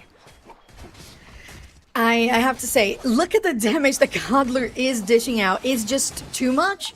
It's too much. Like, how have we arrived to this moment where we have Phalanx doing so well? Look at them guarding the entrance. Look at them little guys. They're just doing their best, and their best is pretty good. So many little guys. You have that plus the little guy being Psyduck. I mean, there's some pretty menacing defenders there at the home base. It is. And the full power Sai, they know they win. They're just fumbling at this point, just waiting for the timer to go off. And that's valid. I respect that. That's okay. Kamai, with 20 seconds to go, cannot score. So they'll just get the KOs as much as they have them. As you say, pad the stats. You know, you gotta get the KOs. Try to at least look impressive when we go and look at that. But I mean, look, the thing is, Kamai Esports, they are coming from the winner's side here, so obviously have a bit of that safety net. But as we heard in that interview, I mean, Nouns Esports, they have the momentum coming behind them from that losers bracket. They didn't have that break, I guess, that they've usually had, even though that didn't really stop them in the previous months, did it? It did not. And it never does. It never did. I remember back in 2023 and myself and Rally casting February finals, Nouns was on a lower bracket run and they won. And that's what they did in 2022 as well. That's what they continue to do in 2025. So this is basically a well-known territory for them, which is grand finals and coming from the lower bracket. So they're pretty much at home. Yeah, we mentioned it. Taylor's oldest time to see Nouns in the grand finals here. Obviously a different angle, but you look at this graph. Every single objective Nouns were able to secure. I mean, obviously, 2 of them weren't exactly for free. They're needing to go and contest and get a little bit of a duck steal there. But yeah, going on into this next match here. One thing I have to say is I think we might end up seeing a side-up ban. Well, wow. I think the flashier plays came from Godlu and Inda, of course, on their Psyduck, but the 108,000 damage was Toon Slim on the Inteleon. Yeah. But that's the thing, it's hard, right? Do you ban Inteleon? Do you ban Psyduck? Also, 100% win rate, Phalanx on broadcast here today. Let's go! It's just like the Decidueye. And I mean, is Nouns gonna play it again? It felt really good. Godlu definitely felt like he was fully in control of that wheel, and it didn't stray away at any point whatsoever. The little guys were on point, like every single time. So I don't know, just play it again if it's available. To be very honest, it was incredibly strong. Level 14 so early on as well. I feel like it's like one of those Pokemon where you play it once, but you don't run it back a second time, right? You just got to take that 100% win rate and run. I mean, it's the same with the Decidueye pick, you know? We got to see it on broadcast and likely to never see it again here. But yeah, I mean, it's just so surprising to see. I mean, Phalanx has just been at the bottom of the meta. For the longest time, hasn't received any buffs or anything like that, but just coming in and rising in popularity ever since ACL. I absolutely love to see picks like this. I guess it's kind of similar to how we saw Mamoswine rise on up back in 2024, really. Yeah, it feels like a niche pick, but when people can go about playing that Pokemon, it works really well. Now, draft of the second game is on your screen, with now still on the purple side with a ban on Hoopa and Umbreon, while Kamai Esport is going for their Suicune and the Absol. Okay, so both Psyduck and Inteleon are available for the pickings, and it looks like Inter is going to lock that one straight away. Question is, I mean, Zante, they can play the Inteleon. Are they going to lock that one in and take that for potentially a Desu or Toon playing it this time round? Well, there is your answer. It's the Inteleon pick with the Talonflame as well. I think that makes quite a lot of sense, and Kamai has been doing well in regards to being aggressive in the early game with Talonflames, so I feel like if they can do it again, that would be really good, because Nouns is famous for building a good lead in points and just being so comfortable that sometimes they don't need to get Rayquaza. So I think that would be a wise strategy. Now Nouns will go for a Snorlax and a Gyarados again, and we know the power of these Pokemon, and they have been constantly played today as well. Can I just ask you to say Gyarados once again? Gyarados. We absolutely love the way you say Gyarados. Some folks are saying, Oh, they love the way you say Gyarados. It's the of the tongue there. Makes it sound so exotic. And I guess this is kind of an exotic build with the potion and the rocky helmet. Oh, yeah, you're right. Okay, very interesting. So we'll see how that's going to go. A dark ionization. All right. Now Esports experimenting a little bit in the second draft here. Well, Kamai going for the Metagross, which I have been hyping pretty much all day. So I think it's a great choice, especially in the late game. It's a great hyper carry. We have been seeing a lot of good setups from Marv on the Trevenant as well with the Woodhammer and the Hornleech. And are we really going to have Narami here on an attacker? We're not running any supporters on Kamai. Interesting. No, instead we do have that supportive Espeon this time round. So I guess it's not unusual to bang a experience share on one of those attackers, whether it be Espeon, Pikachu, Mew, or even a Mewtwo Y. I mean, I'm actually really surprised we have no Mewtwo Y this time round. Yeah, it's so powerful and has been constantly picked too, with very good win rate. So interesting for sure, but I am kind of worried about the fact that they don't have any supporters on the side of Kamai, because Umbreon was banned, and usually the alternative for not having any supporters is having an Umbreon with Wish sometimes, if you don't have any, or just for the control, of course. So I wonder how this is gonna pan out. Oh, I guess that's a thing. Looking at their team composition, they don't need to worry about healing. They're just going to try and knock out Nouns Esports with the amount of burst damage that they have. I mean, Inteleon chipping away, Talonflame going and finishing the job of whatever Zante can pick off, Narami on the Espeon as well. So, and you know, Metagross, it is so tanky in that self, providing itself some shielding. It's true, it's a very self-reliable Pokemon, I would say. And it's funny that that's the case, considering that's a 3-tier evolution. So nice to see that we have an alternative like that in the game at the moment that has been doing so well in the meta. Now here bot side, Zante is really damaged, having to retreat, and on the top side, Inda might be the first one to be KO'd here in this game. Gadlu is the one on the Gyarados this time around. Yeah, so another switch up in terms of the lane pathings there. You have Toon taking that central area this time around, Gatlu up in top, and Adesu down in the bot side. So it's just a completely different look for Nouns Esports. But this isn't a different look because we saw this last time, going and getting in those earlier dunks before those birds spawn in that bottom path.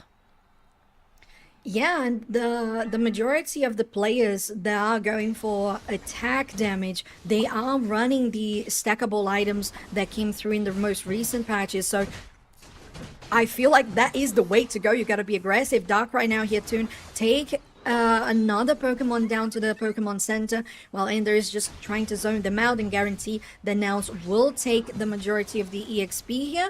But it's, you see that Swabble had to go to the top lane to help, and they are very behind on EXP.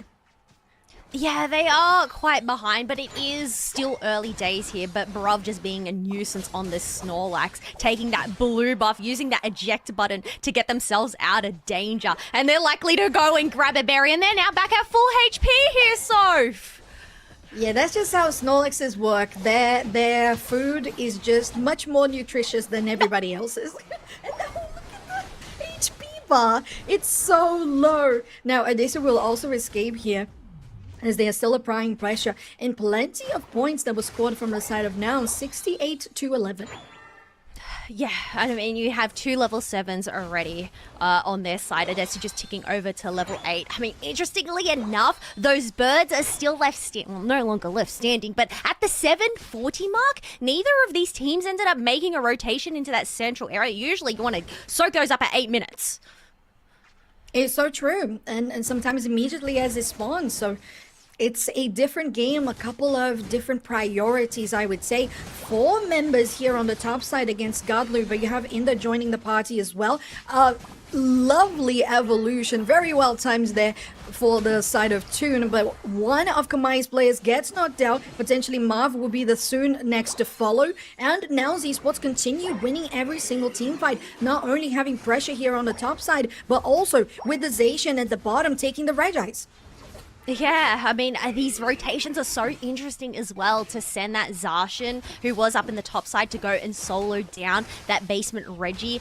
Since they have that blue buff, it was that Reg Ice, and now they're priority is on that Reggie Alecki as well. So 2 objectives earlier on, plus quite a hefty level lead and point lead. Nouns Esports, I mean, they're making it difficult for Kamai Esports right now. And Bruv at this moment is just dragging the attention of 3 members of Kamai into the central area, while Nouns is happily scoring in the tier 2 already. Blocked into the wall, Marv will get fallen asleep. Oh, and another one with the Heavy Slam to connect the next KO for Toon. Just looking so good for Nouns on 211 to 28. And wow, popping a full power CII just to stay safe and continue getting away. With the Surf, you have that maneuverability for sure, and they still have so many wild Pokemon on the side of Nouns to farm. They are pretty much golden. I don't know who is more of a nuisance, Bruv on this Snorlax or Indy on this Psyduck. Both of them just going in for the invades and getting out without getting KO'd. Like, how is Kamai letting them get away with this? Yeah, and to be fair, I think it's just because they're so behind in levels, Keller.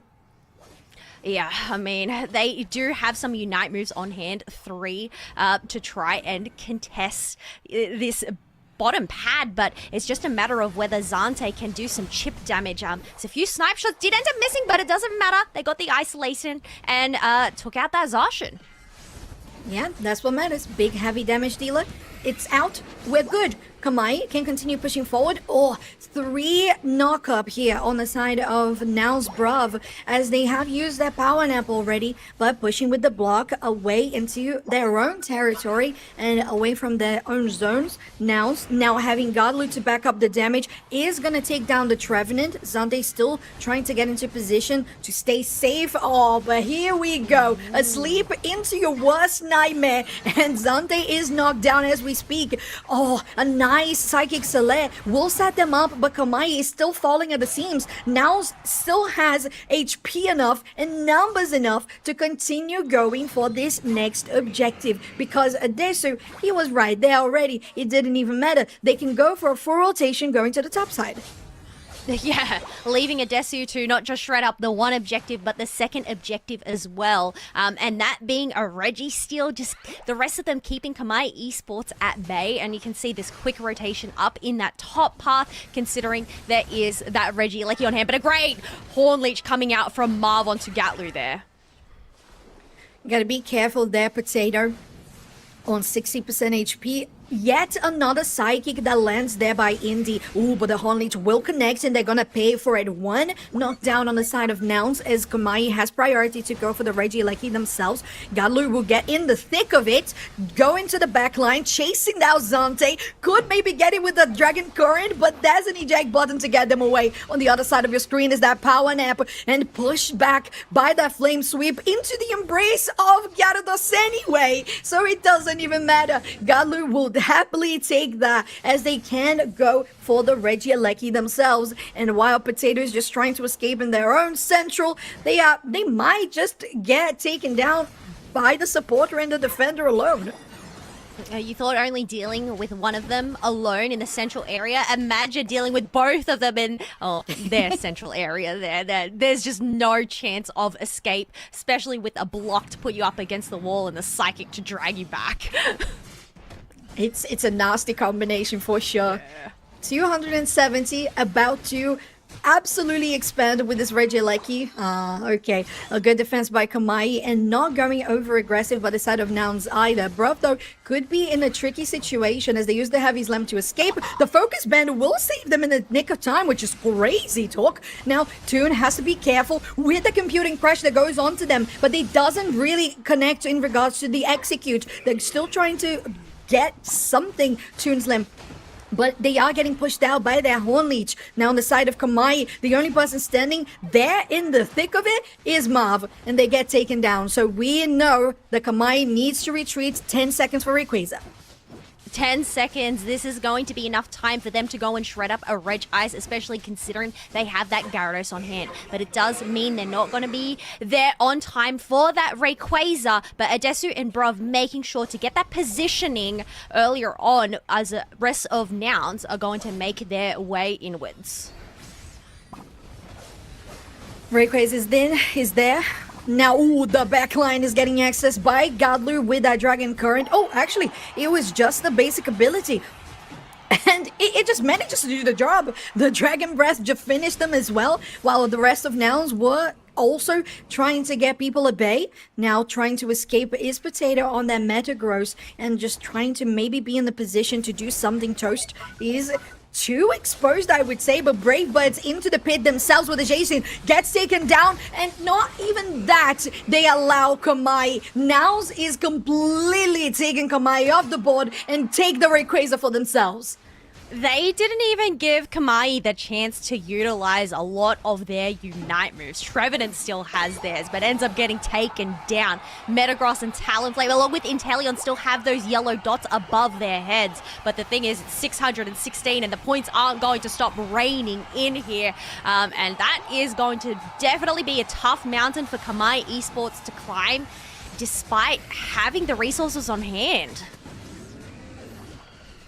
It's a difficult position, but now, because Kamai was on the upper bracket, they have the opportunity to reset this, do it again, because Nouns is looking to get another crown and a three-peat. So we know Kamai has the tools to deal with this, but this game here is over. A 2-0 with 10 seconds to go, Callow, is where Nouns Esports find themselves looking for that beautiful bracket reset, because the lower bracket is where they lock in, and indeed they are, as we go into the second half of a bracket reset.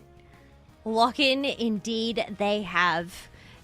Making their way through that losers bracket there, defeating Gen 5, and now they've managed to defeat Kamai Esports, well, one so far in the grand finals, but kind of just showing how they are the kings of the castle of the EU region right now.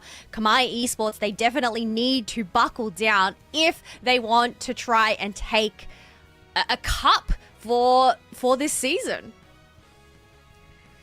It's a new opportunity that they will have for sure, but it's a scary prospect considering how dominantly Nouns have won these two games. But we saw Kamai also beat Nouns and put them in the lower bracket themselves in a 2-1 fashion, so we know it's possible. So Kamai going back to the drawing board, trying to see how and what they should be changing around. Personally, I would prefer to see a proper supporter in this composition. Maybe the Espeon wasn't really... Maybe they were trying to do kind of a similar job as a Psyduck.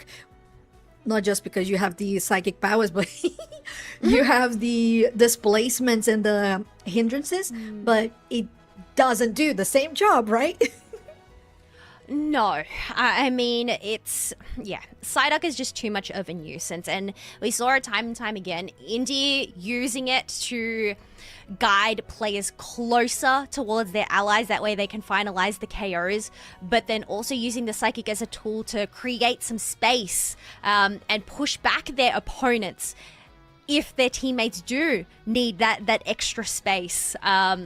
To go and retreat, and I think it requires so much skill, and it's so much fun. I mean, not just because, it's Psyduck waddling around, but it's also, it isn't really that easy to aim those type of moves. Yeah, and Inda has been doing so well on the Psyduck. Like, every time the Psychic lands, it just helps massively. And the majority of those setups were always followed up by such great damage. The amount of nuisances and annoyances that they have been able to get as well through Bruv on the Snorlax and Indy on the Psyduck themselves. it's looking really good, and I will say this does look like the type of Nouns esports that we expect to see at this point in the season, basically. Yeah, well, they've been together, for the longest time here. So, I mean, that's the thing. It's, the previous set, yes, they ended up getting put down into that losers bracket, but, the thing is, I think it's their ability to go and bounce back when things don't end up, going their way, which we've just seen them. I mean, it's no easy feat to do a 2-0 in the grand finals and do a reset. I feel like we've barely seen many resets at all this season, have we, Soph? Yeah, at the beginning of the season, it felt like there were more resets, but now, aside from O's, I don't feel like we've had that many. But it is on your screen right now. Grand Finals of EU April Cup. It's Nouns Esports trying to take this back, and Kamai trying to steal away the crown that has been on Nouns' head for so long this season. So stay tuned. We're going to be right back for you with Unite action.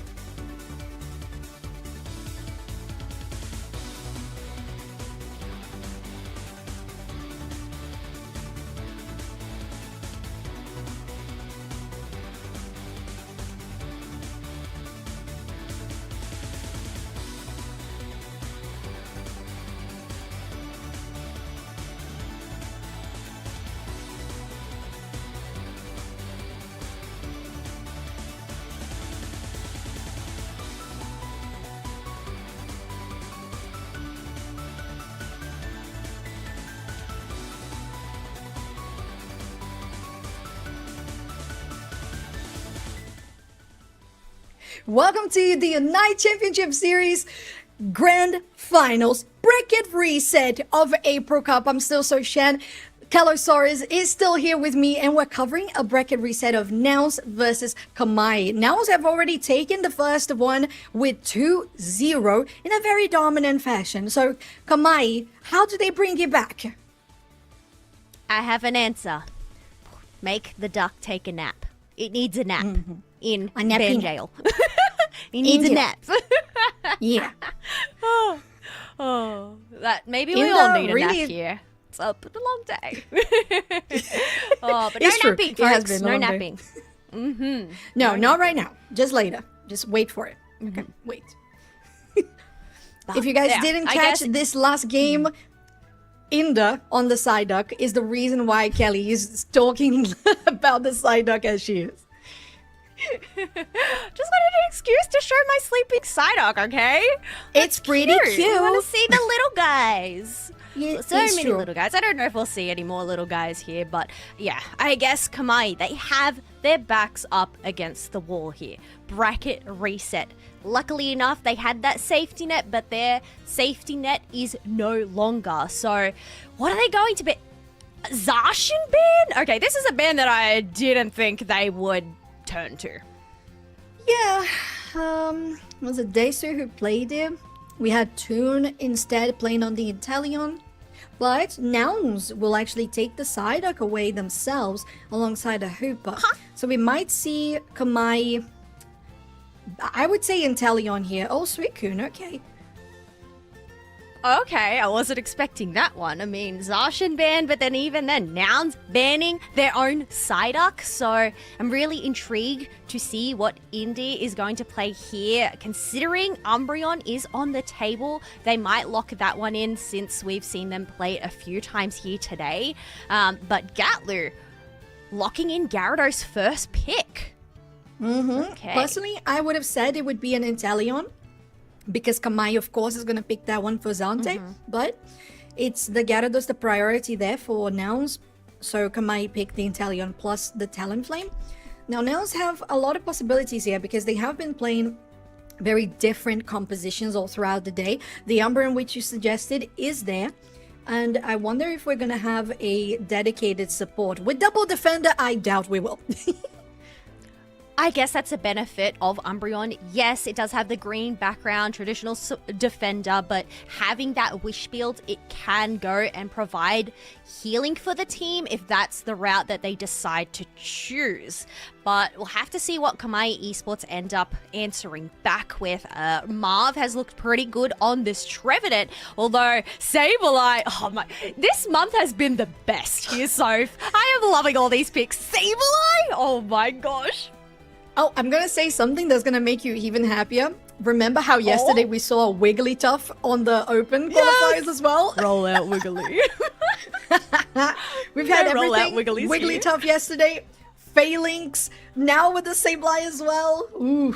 Nows will finish their composition with the Absol and a Mewtwo Y, but not going for anything dedicated as a supporter, more so going for their Wish Umbreon, which you suggested. Now, Kamai still taking a different approach to supporters as well, because the Sableye is more of the nuisance and kind of trying to control areas and gain vision, much kind of like the Psyduck also was. And now Potato, this pick for them is also a staple. It's Garchomp and the Buzzwole, isn't it?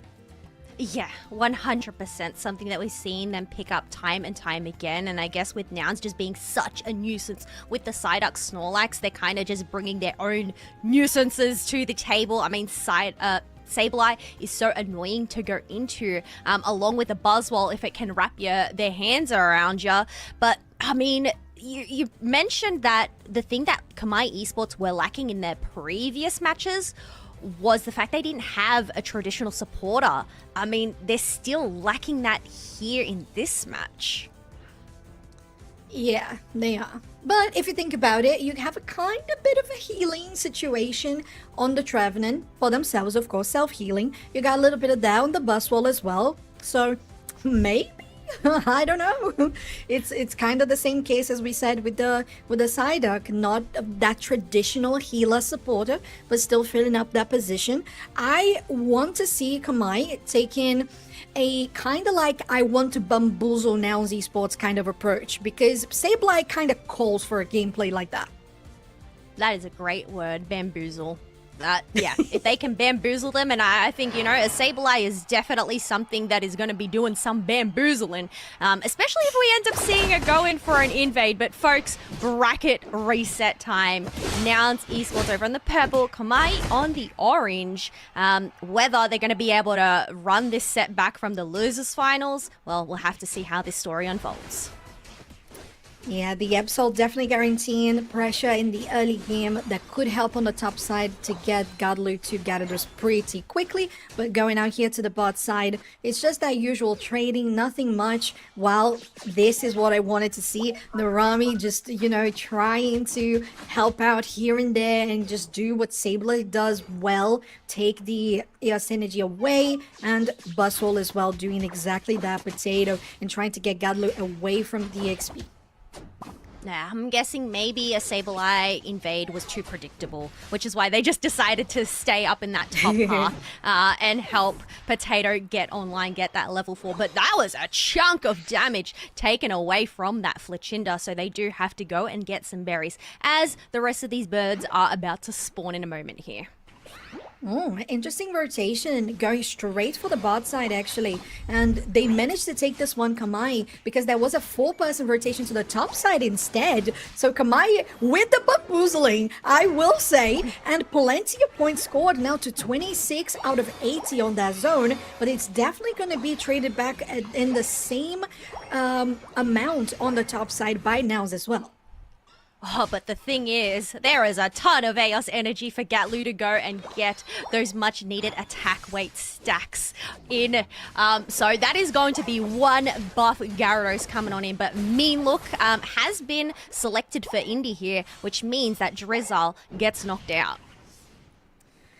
And they could continue pushing as well because they have the numbers. Ooh, they take the first, take the second, and now's looking as assertive as they did in the previous best of 3. Now, trying to defend here with the Drizzle, but it's not going to be enough when Sableye also gets knocked out. Although the amount of points have been very close in both sides of the map, we are still seeing at least a little bit more dominance in the team fight from the side of Nouns Esports, as exemplified on your screen. Yeah, and 20 points is going to go in from that Gyarados, leaving that top pad on 4 points. But it's just a matter of gathering whatever wild Pokemon is spawning. And you know what? We may have not seen the Sableye invade a little bit earlier on, but you can see right there putting some pressure on Toon. But they have their Unite move on hand. But, I mean, they make quick work of a level 6 Sableye there. So no need to use it. Absolutely not, especially on level 9, like the Absol is. 5 seconds for this bottom Reggie, and we have first presence from Kamai trying to get that dominance. Look at the Heavy Slam plus eject button. Great work there by Bruv, but they are not actually going to have any follow-up damage at this point, so Bruv might be too exposed. Gets knocked down themselves, but the Midnight Slash doesn't really connect onto Zante, which is definitely the main target, so they're going to get kited out. There is a 2 KO streak that goes to the side of Nouns though, but it also is traded back by 2 KOs. Dragon Current coming in as well by Godlu. Straight onto Zante, but a beautiful dispositioning there. Look at it. The suplex on Potato to get them away from Zante, and Inteleon survives. Potato being a top-tier security guard here to just ward off Gatlu away from that Inteleon. Definitely a job well done, but thing is, do they have enough shred here to try and get the Reg Ice? Adesu tries to lock on in, but you just cannot go wrong with a snipe shot Inteleon. A nice teleport there by the Mewtwo Y as well from Adesu to get away from that Wood Hammer, because we know if there is a setup, the snipe shot will take you back to the Pokemon Center. So Kamai trying to get it back, and to be honest, been doing pretty well at that now with 2 level 10s. So that bottom Reggie was definitely enough and needed experience. Infinite Sideburn used. Boy, am I confused? No, it was. As Nouns is actually committing to a full push here on the bot side. Narami is the only person really close to it, but there's Toast coming in as well. The Midnight Slash is just crazy damage. And when you lock them in place as well with that Mean Look, it's okay if you get knocked down if you take down the zone. That is double mean right there. Having the Mean Look along with that mean Midnight Slash, like there's just no escape. But I mean, look, they did, Kamai Esports did create some space down in that bottom path. The Infinite Sideburn was not able to stop that Sableye dunk. But next thing is going to be this Reggie Elec here. We can see Narami doing what Sableye does, getting that vision on wherever Nouns is lurking about. And it's such good information for Kamai. Absolutely well played as a Sableye. Oh, look at that. It was close to getting them back to base, but it's going to be Narami who gets knocked out in that play.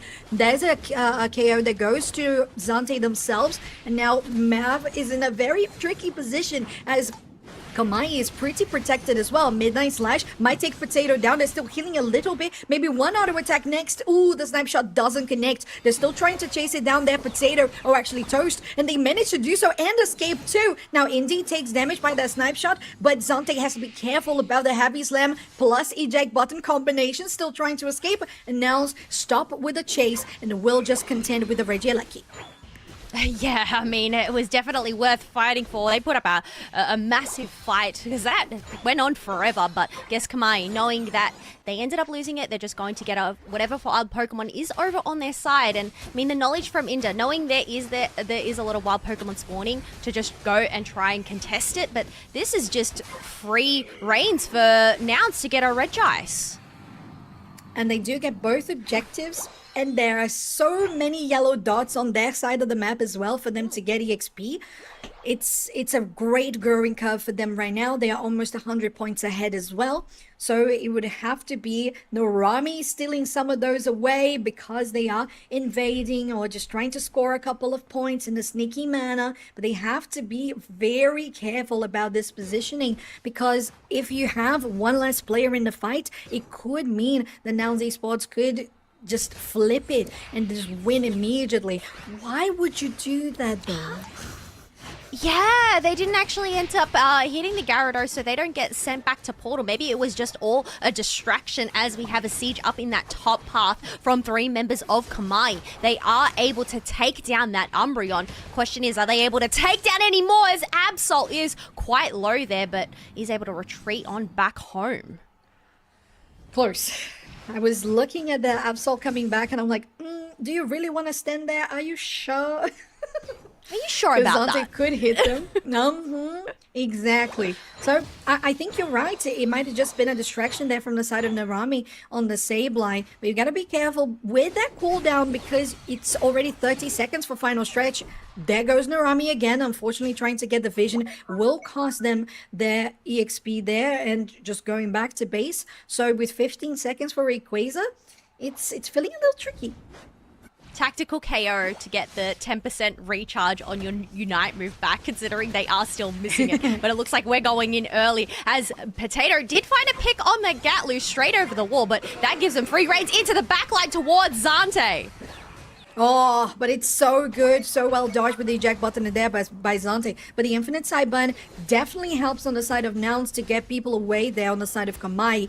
Still trying to potentially get close to this bit, but Kamai doesn't really have access to it. Midnight Slash, here he goes. Nouns takes the objective, and they're looking to get even more. Narami is in trouble once again. Marv is going to get caught out there by Godlu, but Godlu knows that it might just be better to go for the goal, because 50 points is definitely necessary for your team. Although 96 there for Kamai just feels a little behind. Yeah, we saw this last match. Kamai just weren't even given the breathing space to go and utilize their Unite moves. They still have Talonflame and Inteleons available here. Yes, Marv ended up getting 80 points into that goal, but it's 524 to 176. So once again, a very tough mountain for Kamai to climb if they are to make a comeback this match. But, well, more points rain on in. 614, and Zante is very close to being downed as well, even by the defender, but they will remain healthy for a little bit. So is Narami, with the attempt to score backcaps with Sableye is always a good option, but Nouns can definitely read what's going on and what are the possibilities for Kamai to come back, and they're denying it at every turn. Yeah. Knowing that they still have some shields, getting some extra dunks, but then also having some members to go and defend those pads. Definitely a great call there. Not wanting to overstay their welcome or overextend. I mean, after all, it's, well, after this one more match, and they would have locked in that crown once again for the EU region. It's 1-0, 1-0 up for Nouns Esports in the bracket reset, potentially making it a match point if they can lock this one down. Still, it's the best that Kamai has looked, and the amount of games well played that they did today is something to be proud of. To be getting top 2 is something to be proud of, but it's not over. They need to continue doing it because they need to aim for that game 3 to try and take that crown from Nouns Esports. Yeah, one thing's for certain that I want to credit Kamai Esports during this match is while they fell quite behind in levels early game, we saw towards that final stretch, they were pretty much on parity in terms of leveling. So, but after all, it's, you know, this game isn't about who can have the highest levels, even though that's very important come that final stretch. It's a game about who can get the most points, and what better way to get in points is to secure that Rayquaza for the shields. It is. And to be fair, I respect the attempt from Kamai in trying to get energy away on the top side from the early Magikarp on Godlu.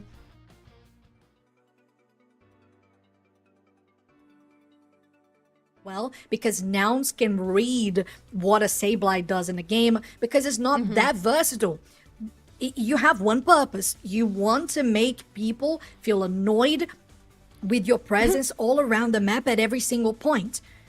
But Nouns were definitely with the nerves of steel because they didn't budge at all. No, I think even then we saw Narami utilize their Unite move more towards the end of the match, and it didn't actually end up hitting Gatlu head on. So yeah, if your whole purpose is to be annoying, you don't even get the stun, you don't even get the send back home, you're not really achieving your purpose here. So while it's always exciting to see a Sableye come out on the field because it's a supporter we don't see very often, I'm predicting we're not going to end up seeing it in this next match.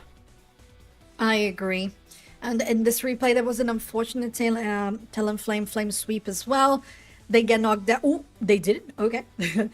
They almost got knocked out. They did right there. So it's been a couple of unfortunate situations for Kamai in this game that didn't really connect for them.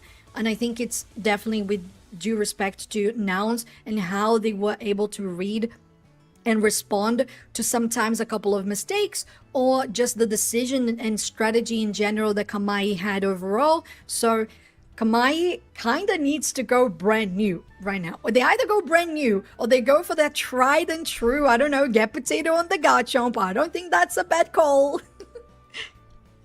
Maybe. I mean, we did see the Garchomp come out earlier on in the day, so whether they're actually going to bring that one out. I mean, one thing for certain that I am liking in terms of the combination is locking in Inteleon Talonflame first pick for them. So Zante, I mean, they have absolutely been rocking these snipe shots, but the thing is that yes, they're doing this chip damage, but not being able to finalize those KOs. So we saw, I believe it was the Fly coming out from Toast on the Talonflame. I mean, Brave Bird, that's not unheard of. Maybe just go full fury, Brave Bird in and catch Nouns off guard here. Yeah, personally, I would like, although Zante, of course, is a great player on Inteleon, I think you would have more utility coming with a Mew instead. You have the same type of secure with the Solar Beam. You have now with the stacking items, guarantees of having even more damage in the late game. You have utility with the Mystical Mirage, which you kind of don't with the UAV on the Inteleon. So it's something that could help. And as you said, the Brave Bird is also a great option. Going into Game 2, Draft Keller, Kamai now on the purple side and Nouns on the orange. Interesting that they decided to go for first pick this round. That means that they're not going to be able to lock in that Inteleon Talonflame first pick like we've seen before, but bans are coming on in. We have Umbreon taken out this match, so once again taking that away from Indy and a Hooper ban as well, but Suicune and Psyduck. Okay. I get that, and to be fair, if I was Kamai, I would have enjoyed to see a Psyduck as well, because I feel like today Psyducks have been doing pretty well, but they decide to go for the Gyarados themselves, and I think it's a very good call. It's not everybody that I think has been doing that great on the Psyduck but Indy is one of them, so it could have been a good deny because it was banned. You don't even have to deal with that possibility. Nouns potentially locking 2 speeds is here with the Talonflame already secured and the Absol as well. Oh, okay. So taking away Talonflame away from Toast, this does free up the Inteleon for Zante here. So I guess we've seen a few different supporters being rocked by Narami there. I saw them hovering over a Comfey, but Eldegoss, oh no, they're actually going to save that one for later and lock in the Snorlax, which I think is quite a good pick to lock in and take that away from Bruv. Agreed. Brev has been doing really well with the power naps and the blocks all around. So Marv being such a good defender player, that would be really good. I was going to suggest getting a Zero Aura on the field ASAP.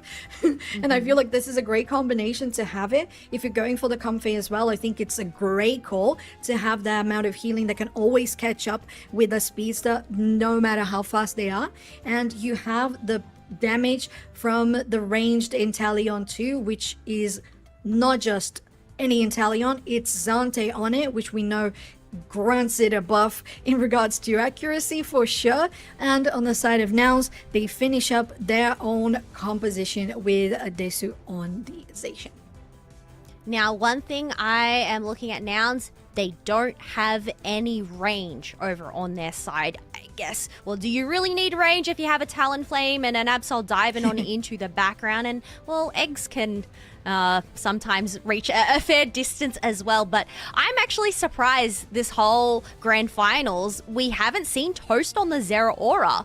They've just been sleeping on it. So to see it come on out here and you pair it with that Pocket Comfey as well. I mean, both of these Pokemon were the ones that we ended up highlighting during that pre-show. So seeing them together is quite exciting. Really is. I think it's one of the best choices that Kamai could have had in this roster, in this composition right now. The first half, it was something already expected for them, with the Inteleon and the Gyarados being such a good pick, and taking that away from Godlu as well. But the Pocket Comfey on the Zero Aura is always a great choice. We know how powerful the Zero Aura is at this moment in the meta, and how absolutely satisfying it is to go with the discharge, volt switch, bring it back. It's so good.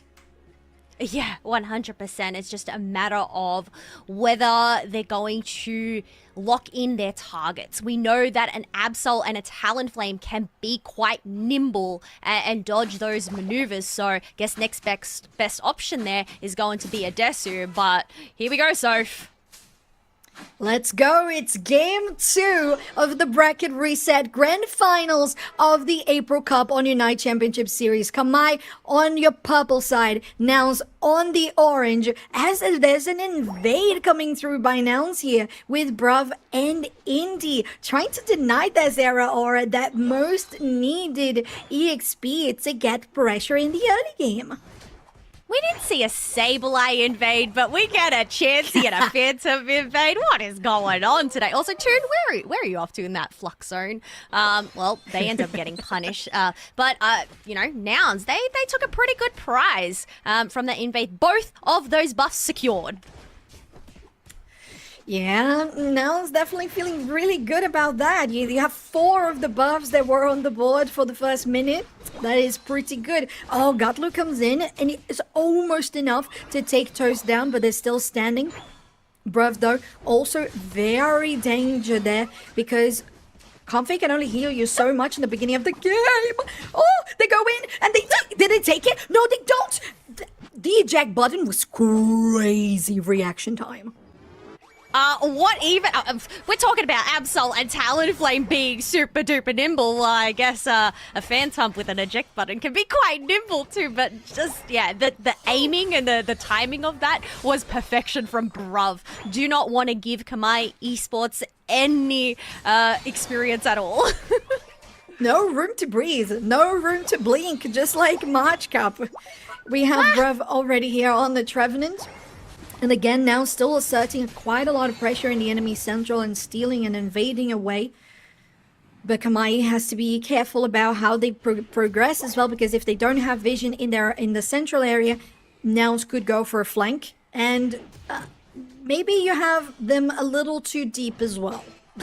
What's up with these team members going into the flux zone? I Way don't too far know. from Marv. Obviously, take the easy way back home to the Pokemon Center by getting KO'd. But I mean, I'm looking at the levels. We already have a level 8 Talonflame, 2 level 7s on Nouns. The highest level on Kamai so far is those 2 level 6s, being Gyarados and Zeraora. So they are quite behind so far.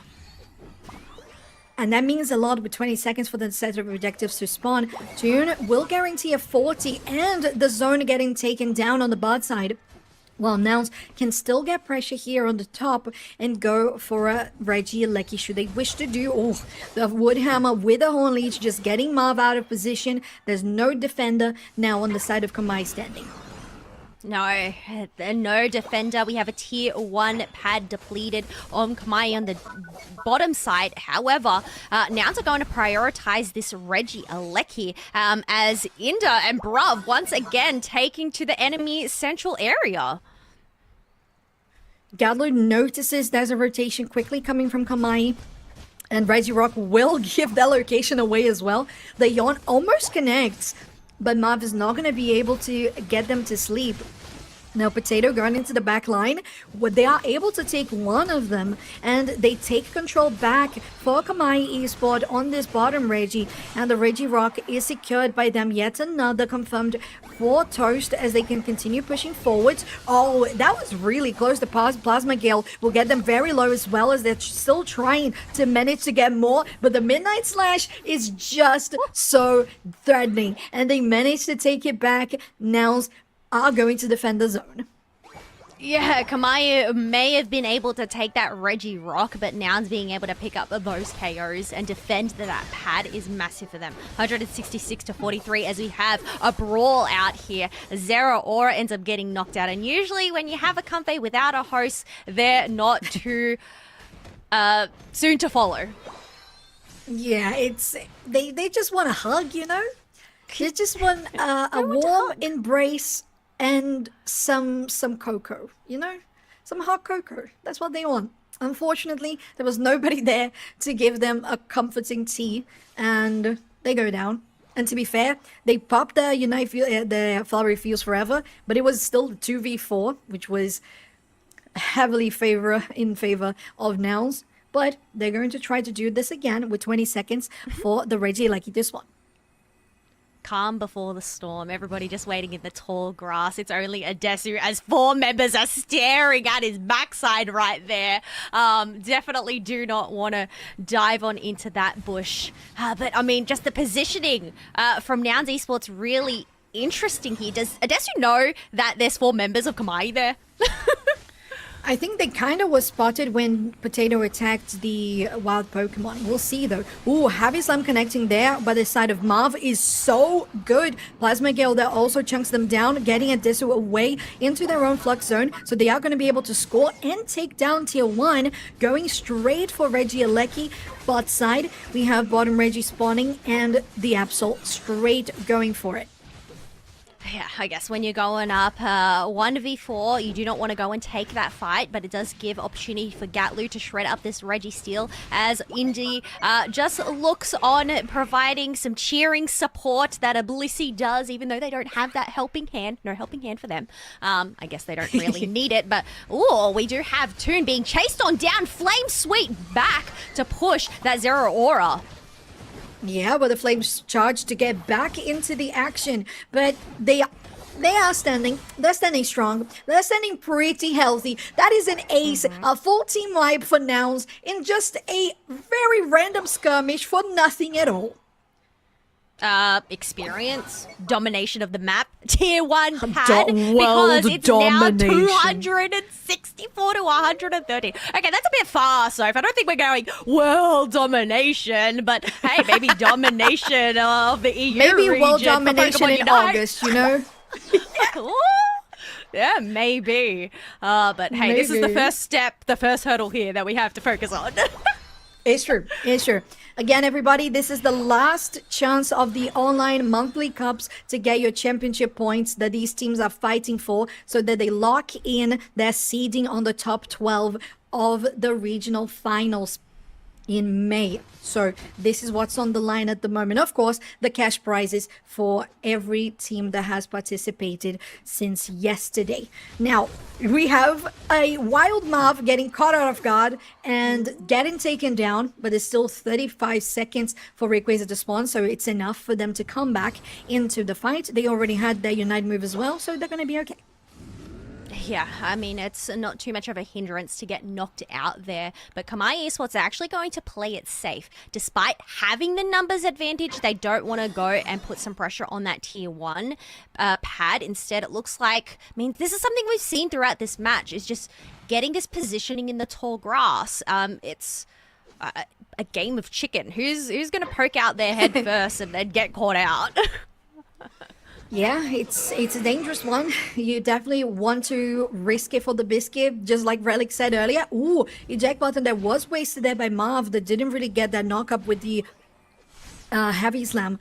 So there's not that option or tool for the next team fight. Now Rayquaza is getting attacked by Zante, still just trying to initiate it, force it out, maybe bait it. Midnight Slash that doesn't really connect on everybody, but definitely chunks it down for the Talonflame to come through as well. And that's why you have double speeds. The Nouns will continue to chip them down, going out for the Snorlax as they are pushing for Zante too. Just one more hit and then the Inteleon is gonna get taken down. Yet another going for Marv and the Blissey that takes the objective, even though we had... Wait, hold on. Am I... Okay, I was so confused for a moment. This is Nouns Esports locking themselves with a 5-man takedown, a full team wipe, and ace to get them into a 2-0, but there's still 1 minute to go.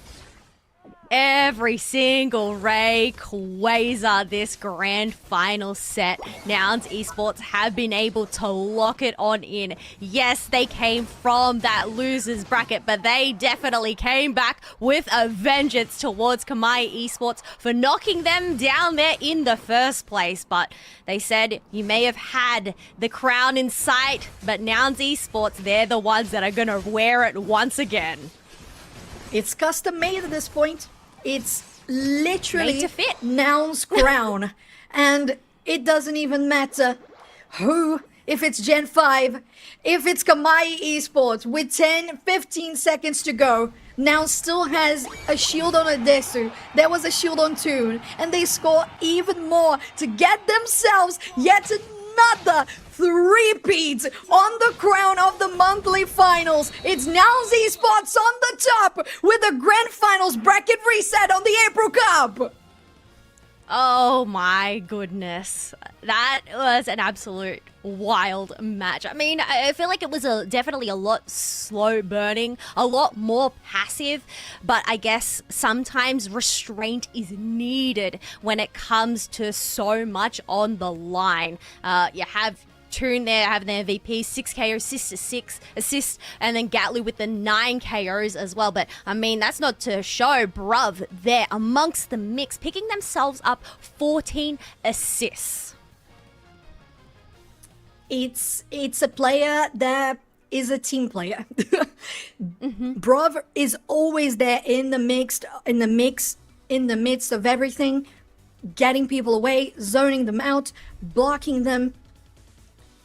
And in this case, it wasn't even the Snorlax, it was the Trevenant, and to the same effect, making sure that the enemies couldn't really get to the objective, couldn't really get to the fight, because when Nouns decided to chase them down, Kamai was in trouble. And it was no hurdle for Nouns. When they saw the moment to go in, they did it. It was a wipe. And it's just how powerful they are. And maybe just answering what Relic asked me in the beginning of the broadcast on the pre-show, how is Nouns looking? Are they the best in the region? Yes, they are the best in the region. Well, yeah, this isn't their first monthly cup. They have secured every single one, bar one, which was during that February cup, which went to Gen 5. So they are the #1 seeded team.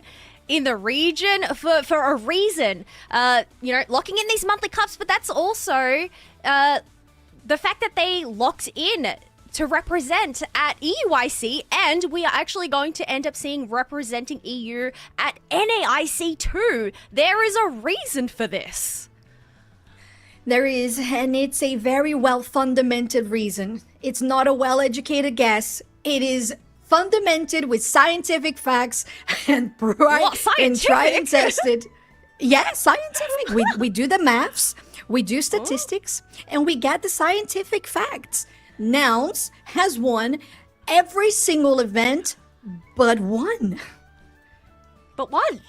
I guess that one doesn't really matter, hey, because, I mean, all of the rest, they got all of the rest plus this one. So, once again, securing the top seed, going on into the regional finals.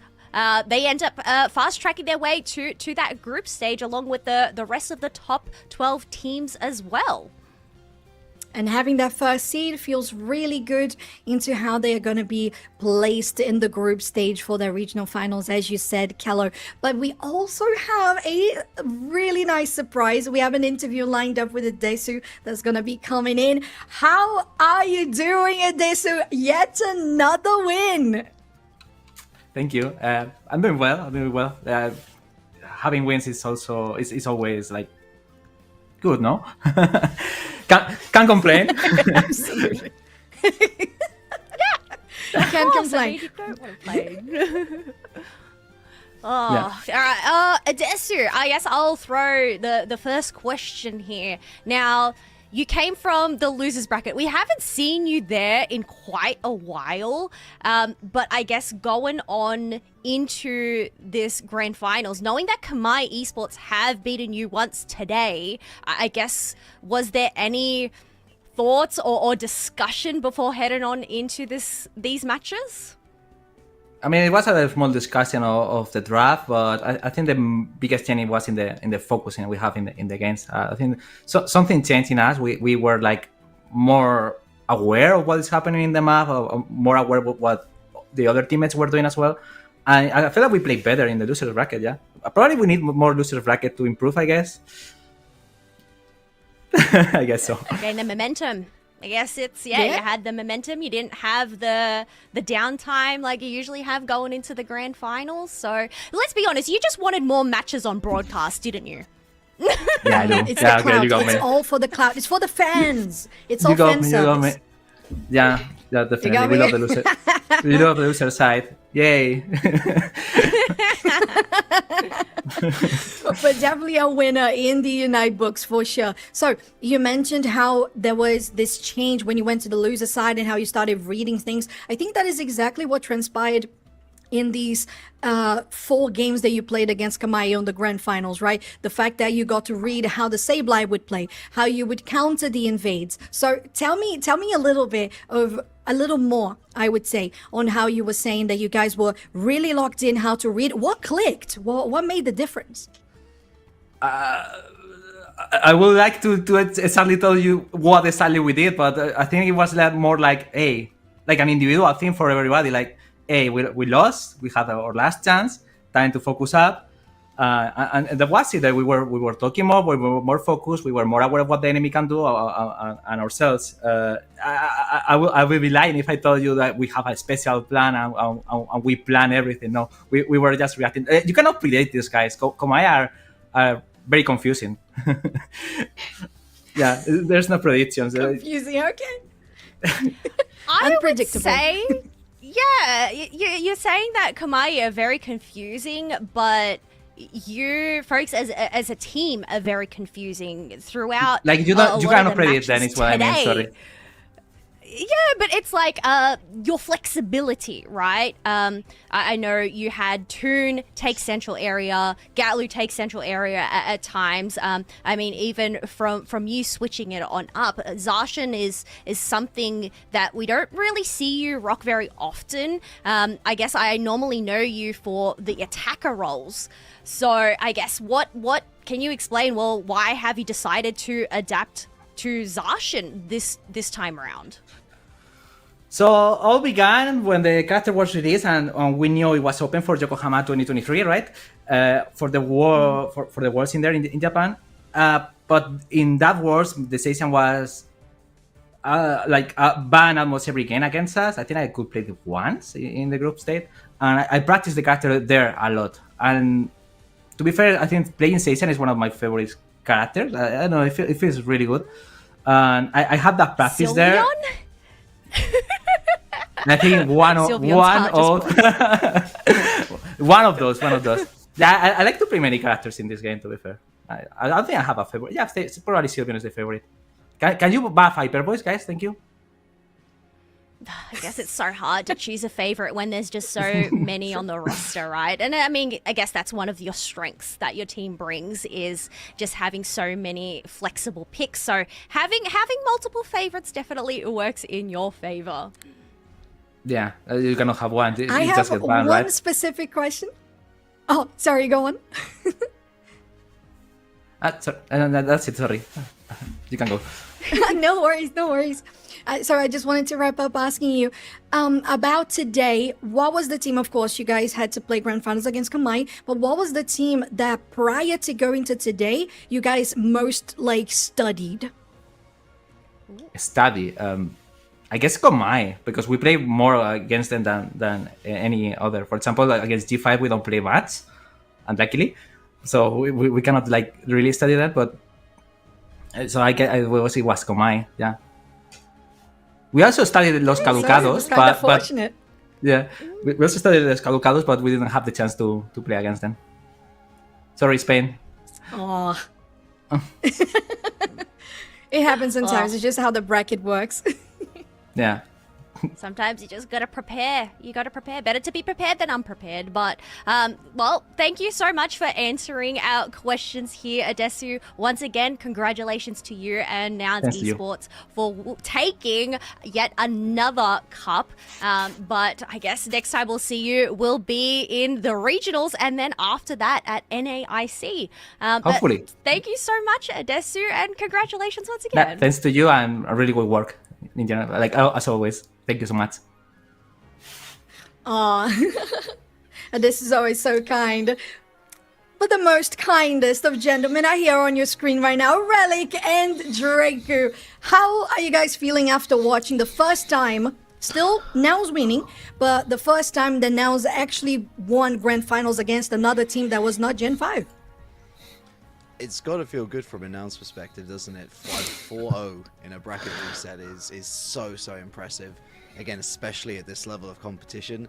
Got to say, in a Desu interview, you never know quite what you're going to get, but it always makes you smile. And on this occasion, we got a national apology for Spain. So he's a lovable guy. Again, just showing so much range and class in what he plays, and truly showing why Soph they are the most dominant team in EU once again, and why I think a lot of international teams should be pretty fearful. Of course, let's not assume, but should they make it through the regionals. Yeah.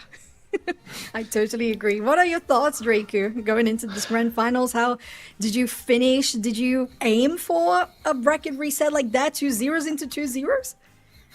2 zeros into 2 zeros. Well, clearly, maybe Nouns Esports needs to be put in more uncomfortable positions, because that was an incredible run by Nouns Esports. I mean, not only were they coming from the loser side of the bracket, but they also reset the bracket in a complete 4-0 sweep. That's what we want to see from this team. That was incredible performance by Nouns Esports, truly.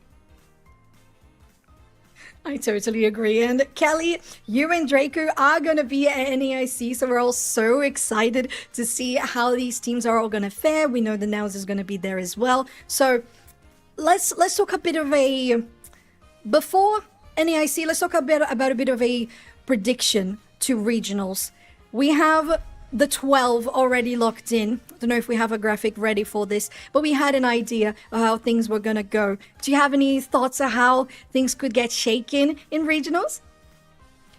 Truly, anything can happen. It is the final stretch, that final way to actually make it into the World Championships, especially if you're unable to lock in your spot during the regionals. EU, they do have the 3 spots available to them, so whether we'll end up seeing EU lock in a final spot at the final stretch, we'll have to wait and see. But I mean, after all, they're no longer going to be in their territory. They're going to have to fly across the lands there to NA. So I mean, NA, they're the ones that are going to be playing on their home turf. Sometimes it's the home turf buff that comes in clutch. I don't know. I just think really anything can happen. It might not even end up being EU or NA. It could be one of the other regions. That would be so fun. And Draco, you're going to be there. What are your thoughts coming from the final moment here of online season on April Cup? What are your expectations? There are going to be some pretty big hitters at NAIC. You think about, of course, all of the teams from North America. Luminosity Gaming has looked incredible.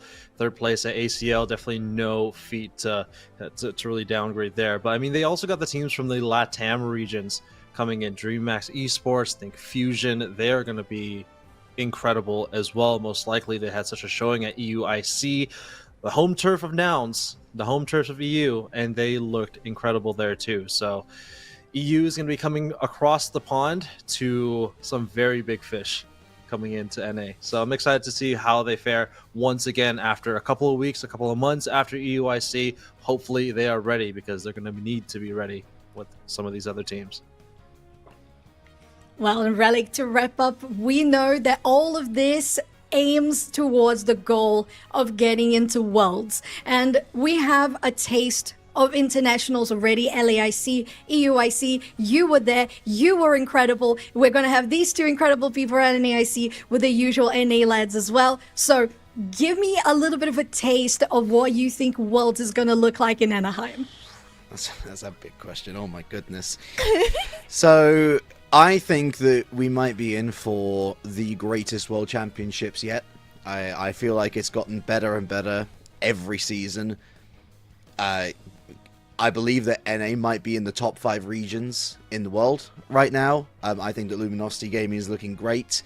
But I think with performances like today, EU can be really proud, and EU can be really excited about what they can bring to the table themselves. Of course, it's worth mentioning that regionals, guys, is in roughly 2 weeks time, so be sure to tune in for that. It's going to be a really exciting moment to tune in and see which teams do make it into the World Championships in the first place. Of course, don't go anywhere just yet, because just over the other side of, I guess, the hour, we've also got the lads. They're back from Japan. They're going to be covering the North American side for your final April Cup. So there is a lot to look forward to still in the Unite season, even if the main part of the online season for EU is done and dusted. But it's time to wrap up and pack away our things, and it's time to put the feet up. So thank you so much to all of you out there. Thank you so much to our wonderful production crew behind the scenes. A big thank you to Draku, Kello, and Soph. I've just been Relic. And from all of us here, it is a very warm goodbye.